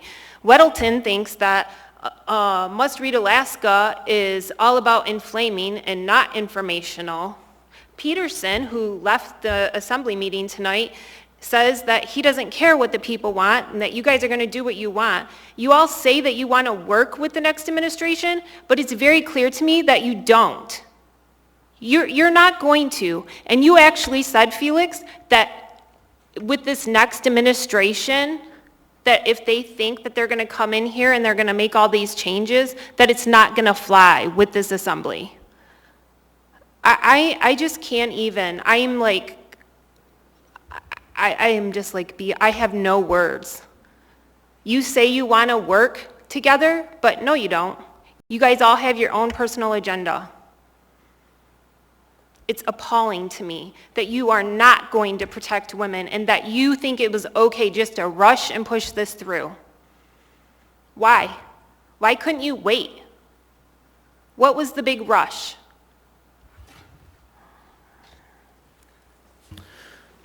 Welcome. Rachel Colvard. So this is a good news, bad news thing. I got a job. I start tomorrow as a carpenter, so I will only kind of come around and harass you a little bit, but I will be watching. I was part of the 50 to 70 people that were on when the action that you took earlier was passed, unfortunately. I don't know if any of you know women that have been victims of sexual assault. It showed unbelievable courage to me, those two women that came up here and told you about their experiences. I don't really know if you have the capacity to understand what that would take somebody to do.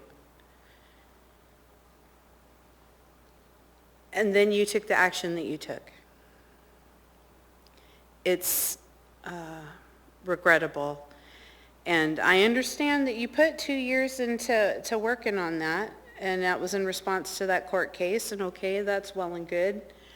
But it would have just taken you, 4 to 6 more weeks to get a real project, something, a real resolution that did protect everybody. I'm not against transgenders. I don't hate anybody. But these women that are coming to tell you that they've been assaulted in this way, and they have the courage to show you that, no, this is not going to be okay. It doesn't make some of the phobias that they have right. It just means that that's what they're dealing with. And there is a way to protect both of those populations. There's small segments, that's true, but they're both worthy of protecting. And you had the opportunity to put a pin in it for a little bit and get to a real resolution. Last time I told you guys that you're pretty weighted left, and okay, that's what we are, but if the election showed you anything, and as the clerk said, this is the best turnout we've ever had, bar none, that we're pretty neck and neck. And I understand that you have leanings and you have feelings and they want to inform your decisions, but if we're so neck and neck, you need to consider our other side too. The one lady that was assaulted that told you that, well, what's the answer? And that is to have their own facility where they can be safe. That's due everybody. I would not have taken the decision tonight that you did, but I understand wanting to get to it, but I don't agree with it. Thank you. Thank you. Welcome.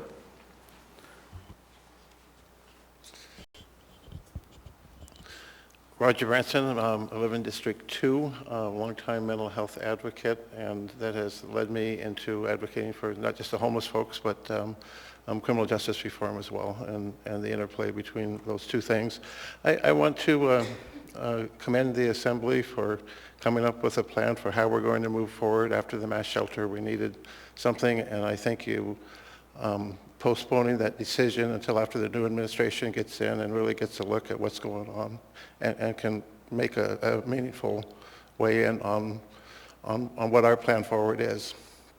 I'm also looking forward to the town hall meetings. I'm looking forward to hope the community shows up and we can have a robust debate about just exactly what shelter licensing, the possibilities that it could open up, and the paths to individual healing within our communities. I was a little concerned after the outcome of the election. First of all, 90,000 people voted. That's awesome. That's huge. And I really needed to check back in with my base to see how they felt about how everything came out, and the clear message they sent to me is that we will get through whatever comes tomorrow the same way we got through the pandemic, and that is together. And we hope to continue that positive relationship with the city of Anchorage, not just the Assembly or the mayor, but with the community that is Anchorage, and that is Alaska. And thank you for the hard work you guys have done. This has been a long year, and thank you. Thank you. Would anyone else like to speak?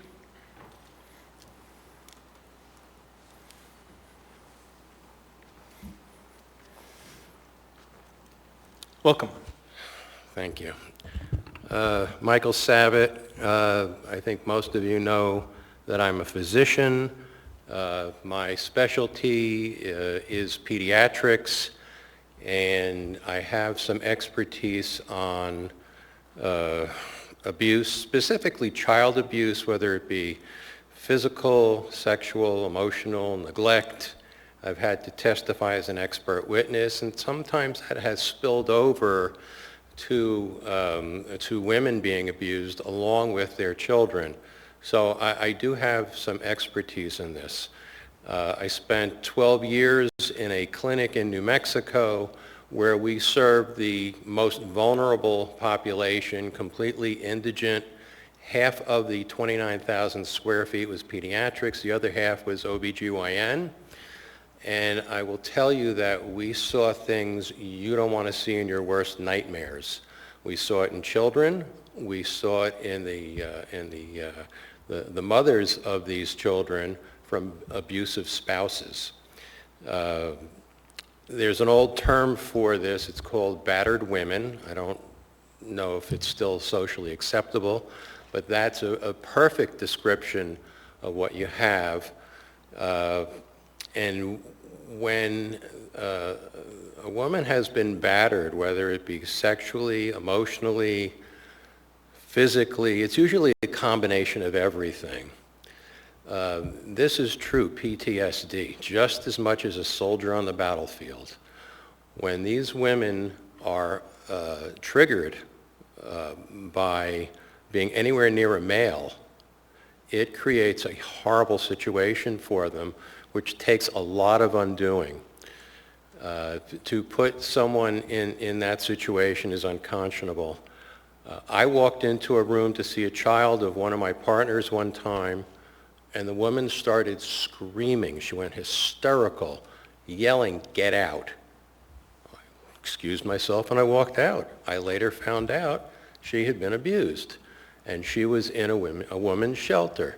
Now, when we saw these kids, they were in the shelters with the mothers. They would be brought in escorted by police protection each and every time. That's how bad their fear was. And it was a genuine fear because they had been attacked en route from time to time. So I have to say, I'm very surprised at what I saw tonight, and I saw a lot of it on the television and then came over. I'm dismayed, I'm shocked that one of my representatives from Rogers Park, who champions causes such as this, would not have championed this one. And I'm very disappointed in that. Thank you. Your time is up. Welcome. Thank you. I'm Sherry Laurie, Executive Director of the Downtown Hope Center. Lots about us was here tonight. Needless to say, I'm really disappointed. You know, this has been a long haul, 2 years. I just wanted to tell you a couple stories of these women. The things that they go through. These aren't just women that just come and get a place to stay for the night. They stay with us for quite some time because of the emotional trauma that they're in. I have a gal there that was trafficked as a child by her mother. She bore 10 children here in Anchorage that are undocumented, and the children were murdered in front of her. These women come and tell me these stories in my office. I have another 52-year-old woman that came, and she was walking down the street, started talking to somebody. She ended up getting some kind of mixture of drugs. Anyway, she never left that place for 2 years and was sold and was part of selling these women. We have women that come to the shelter in the middle of the night, bruised, battered, have been raped, have been beaten. We have women that come out of trap houses where they have bottles that are cracked over their head, they have scars. We have women that have had things shoved everywhere you can imagine, and they can hardly walk. We are not just a shelter for nice ladies that haven't had trauma. They're terrible things that happen. I could go on and on with the stories. And so this is not an issue of transgender. We have transgender there all the time. We have graduates from our school that are transgender. They're friends. I love them. It's not a problem there. What we do have is women that, if you've ever been in the shelter, I'd invite any of the women to come down.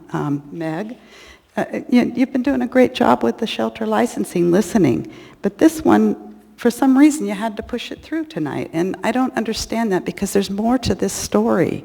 It's brutal what these women go through. And so we're just trying to protect them from the possibility of somebody possibly coming up from Cordova House. An escaped person comes to our door and says, hey, I'm identifying as female, I want to stay here. How am I going to know? How's my staff going to know? We had that happen the other night. So now we don't have the protection that we had. And that person would be able to come in. We don't do background checks on our ladies. I might check on Facebook and see if they're a missing person or something, but This is a lot more serious, I think, than you gave it the time. 2 work sessions, that's not very much. And 2 years of legal team working on it, but what about you? There's a lot of discussion. The community needed more discussion on this. So I just want you to know that those women down there really do need care. And we've got them now working in the community. We have several of them that have come through our bakery program and are actually working in the community. 2 of them are working at 49th Street Brewery right now. Your time is up, but I do have a question from Mr. Weddleton. Okay. Yeah, thanks, and thanks for coming up to speak. I think you're sometimes bashful about that, but we like to hear from you. It's important. I'm a little surprised at some comments that we've heard from you and others, is that what we've done is we've opened up the door.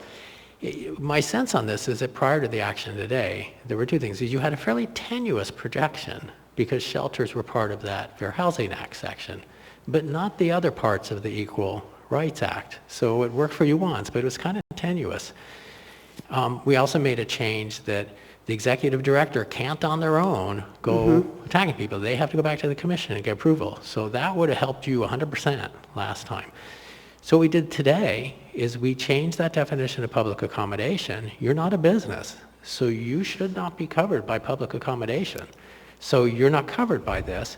There's also a section in there that's new that says institutions that, and I forget the exact wording, where the housing is not the primary thing, but rehabilitation and other things might be the primary goal. And yours is largely rehabilitation, and they also sleep there. So I believe there are 2 sections that protect you better than you were prior, or I would not have voted for it. Before you respond, actually, I need a motion to extend the meeting to 11:15 so that we can finish final audience participation and assembly comments. Move to extend to 11:15. Second. Moved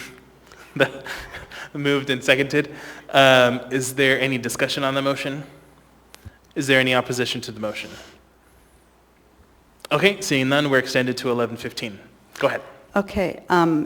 Actually, the final result, I don't know of all the amendments, what actually got stuck in it. I didn't even see the S version until today.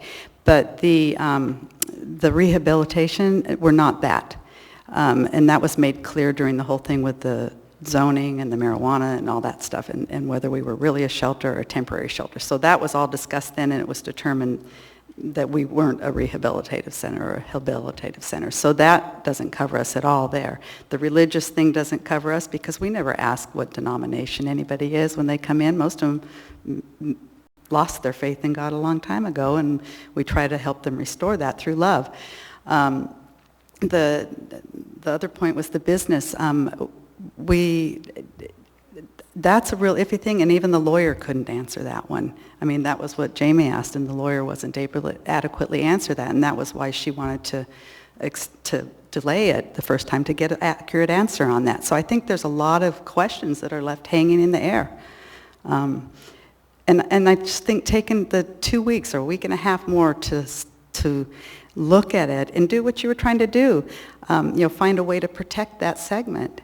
And it's not trying to eliminate another one. I just so appreciate what Crystal was saying, that you can't take care of one segment and not the other. And both of them are very vulnerable.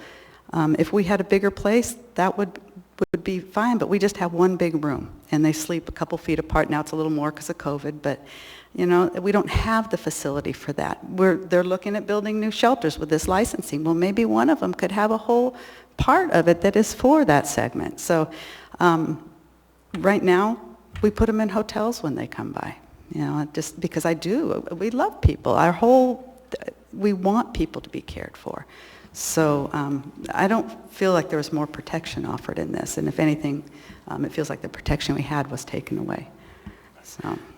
Thank you. Mr. Constant? Thank you, Sherry. I would say I am sorry that the first action was brought against you.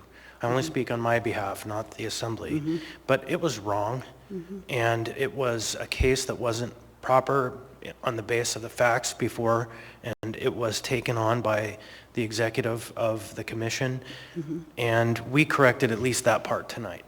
At least that part tonight. We will not ever see again an executive take action without at least checking in with another set of reasonable people to ask, are the facts real? So for my part tonight, I would just apologize that the AERC or the commission through its processes, brought a suit against you that they never should have brought. Thank you, Mr. Constant. I appreciate that. There is one little thing that I wanted to, that you may not know, that a background check on somebody, if they give us their female name, will not bring up any history. And we found that out through this whole thing. So you do have to know their real name if you do a background check. That's just a...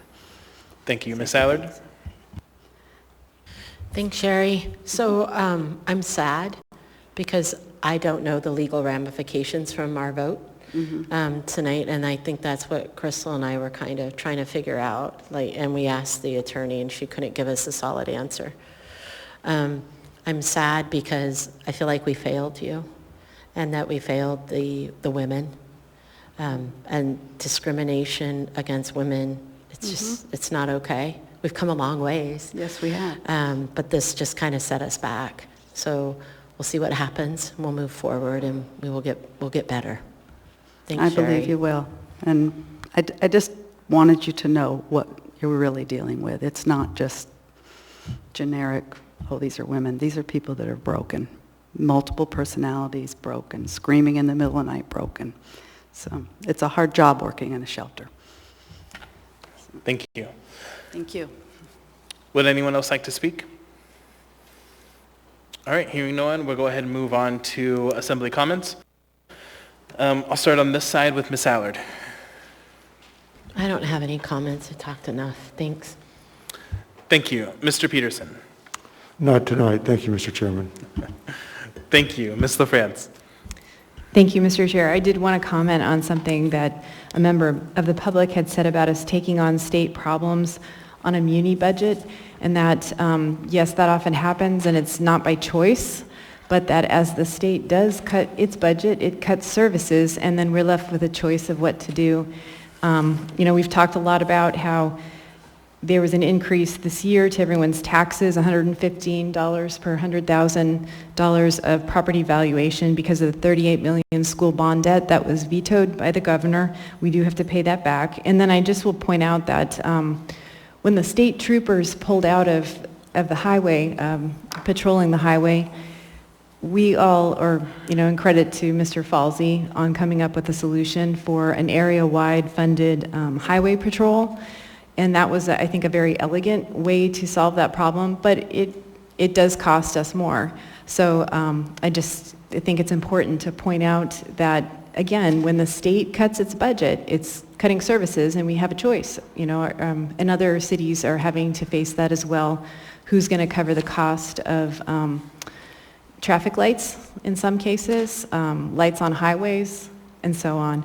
And then I just wanted to say thank you to the clerk's office and the election team for all their hard work. And then also, I guess, enjoy the eclipse. Thanks. John. Mr. Chair? Thank you, Mr. Vice Chair. So a few things. First, sort of putting aside a lot of the issues that we've talked about with regard to Title V, you know, just generally, whenever these types of issues come up, whether it's a resolution supporting Trans Day of Visibility or anything else, you know, it's just really disappointing when I hear such misinformed comments, either from members of the body or members of the public, that really are misinformed and mischaracterizations of who transgender individuals are in our community. You know, it is 2021, and I would hope that we can move along in our collective education of what it means to be a transgender individual in our society. So that is a hope that I have for our community. Want to talk about a few other things. So first, I want to talk a little bit about quorum, and I know we're probably all sick and tired of hearing about quorum. But, you know, unfortunately, I think there's just a little bit of mischaracterization about what quorum is and how quorum is used. And so if you, and I think an individual spoke eloquently about using community councils as a great example of how community councils sometimes don't have a quorum. They still have their meeting, they just don't vote on things.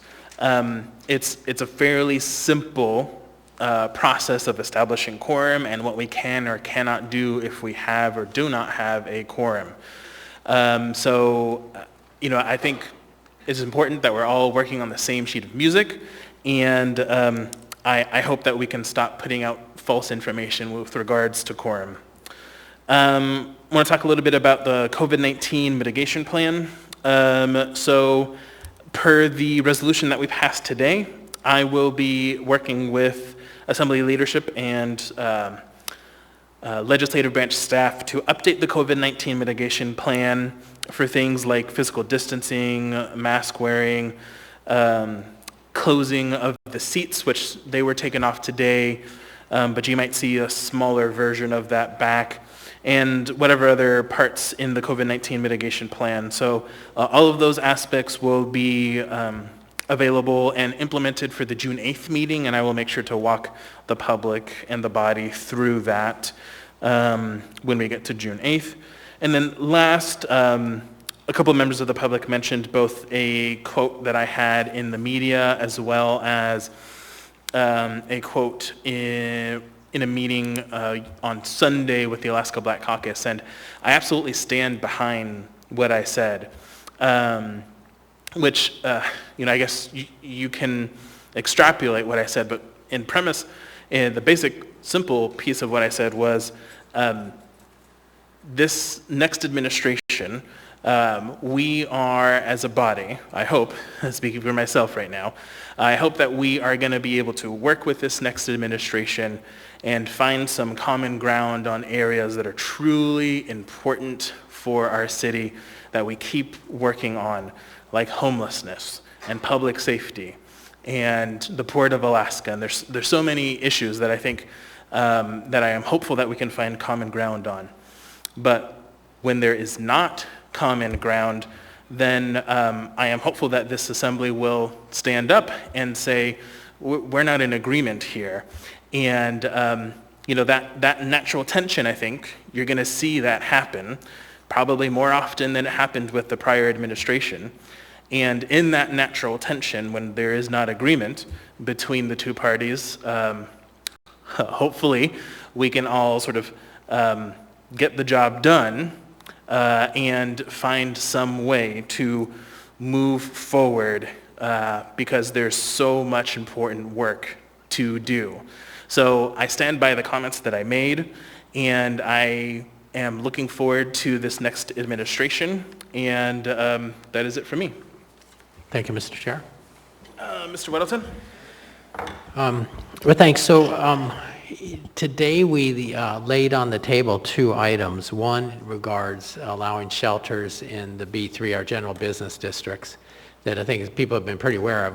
About a year ago it was broached and we sent it to the Planning Commission. It's been working its way around, and by number of emails and community council activity and so on, I think it's fairly well publicized. And then we also laid on the table a proposal to have licenses for some shelters that would go hand in hand with that conditional use process for shelters in B3.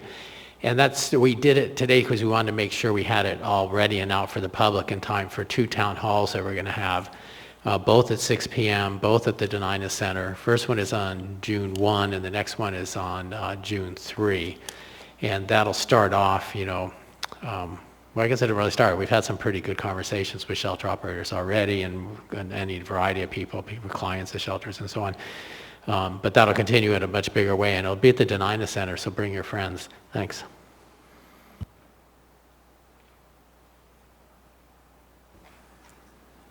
Sorry, Ms. Kennedy? Thank you, Mr. Chair.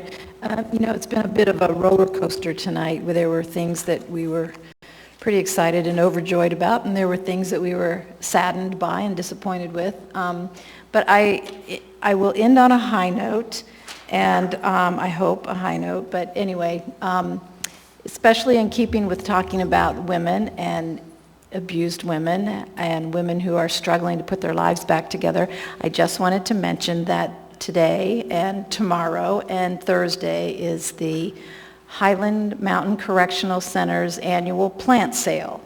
So if you are in the market for some incredibly lovely hanging baskets or very large potted containers, the place you want to be is probably pretty early tomorrow morning. It was very busy this morning. But anyway, from 9 to 6 tomorrow and Thursday, Highland Mountain Correctional Center's plant sales going on. So thank you, Mr. Chair. Thank you. Mr. Dunbar? Thank you, Mr. Chair. So I regret that I'm going to miss, unfortunately, both of the town halls because I'm going to be heading out of state for a little bit with the Army National Guard. And that got me thinking a little bit about Memorial Day, which is coming up. We won't have another meeting before Memorial Day, so I wanted to acknowledge that. A little bit about that. Memorial Day started out as Decoration Day in the wake of the Civil War. And it's not totally clear when it started or for what reason, but it was commemorating the 620,000 Americans that lost their lives in the Civil War. And that number is also sort of interesting because, we are going through one of the most deadly periods in American history right now, perhaps the most deadly since that time. We're entering this new summer, and I think we all need to acknowledge the amount of suffering that we've had in the last year. And this Memorial Day, Memorial Day is largely these days about getting together with family and barbecuing and everything else, and that's wonderful. But hopefully we can pause and acknowledge the people that lost their lives in the American wars, and also do a little bit of reflection about the amount of suffering we have, as a country, have gone through because of the pandemic in the last year and a half. So I guess I would just wish everyone a reflective and safe Memorial Day. Thank you. Thank you. Mr. Constant? I'll pass. Thank you very much. Thank you. Ms. Zalatel?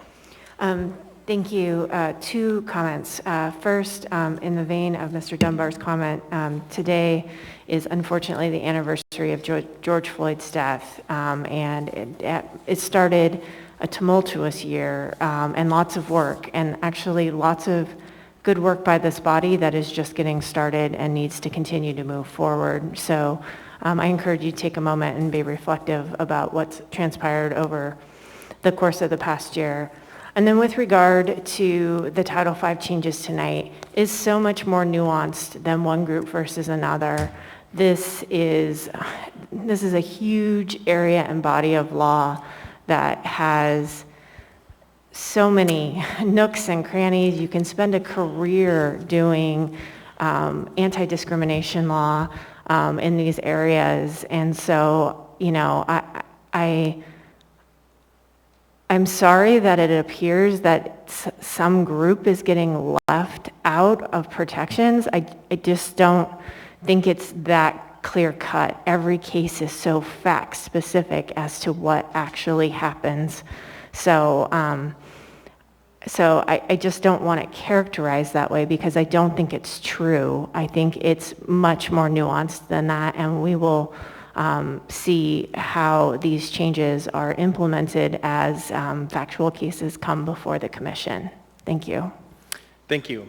With that, it is now 11:15, and we are automatically adjourned.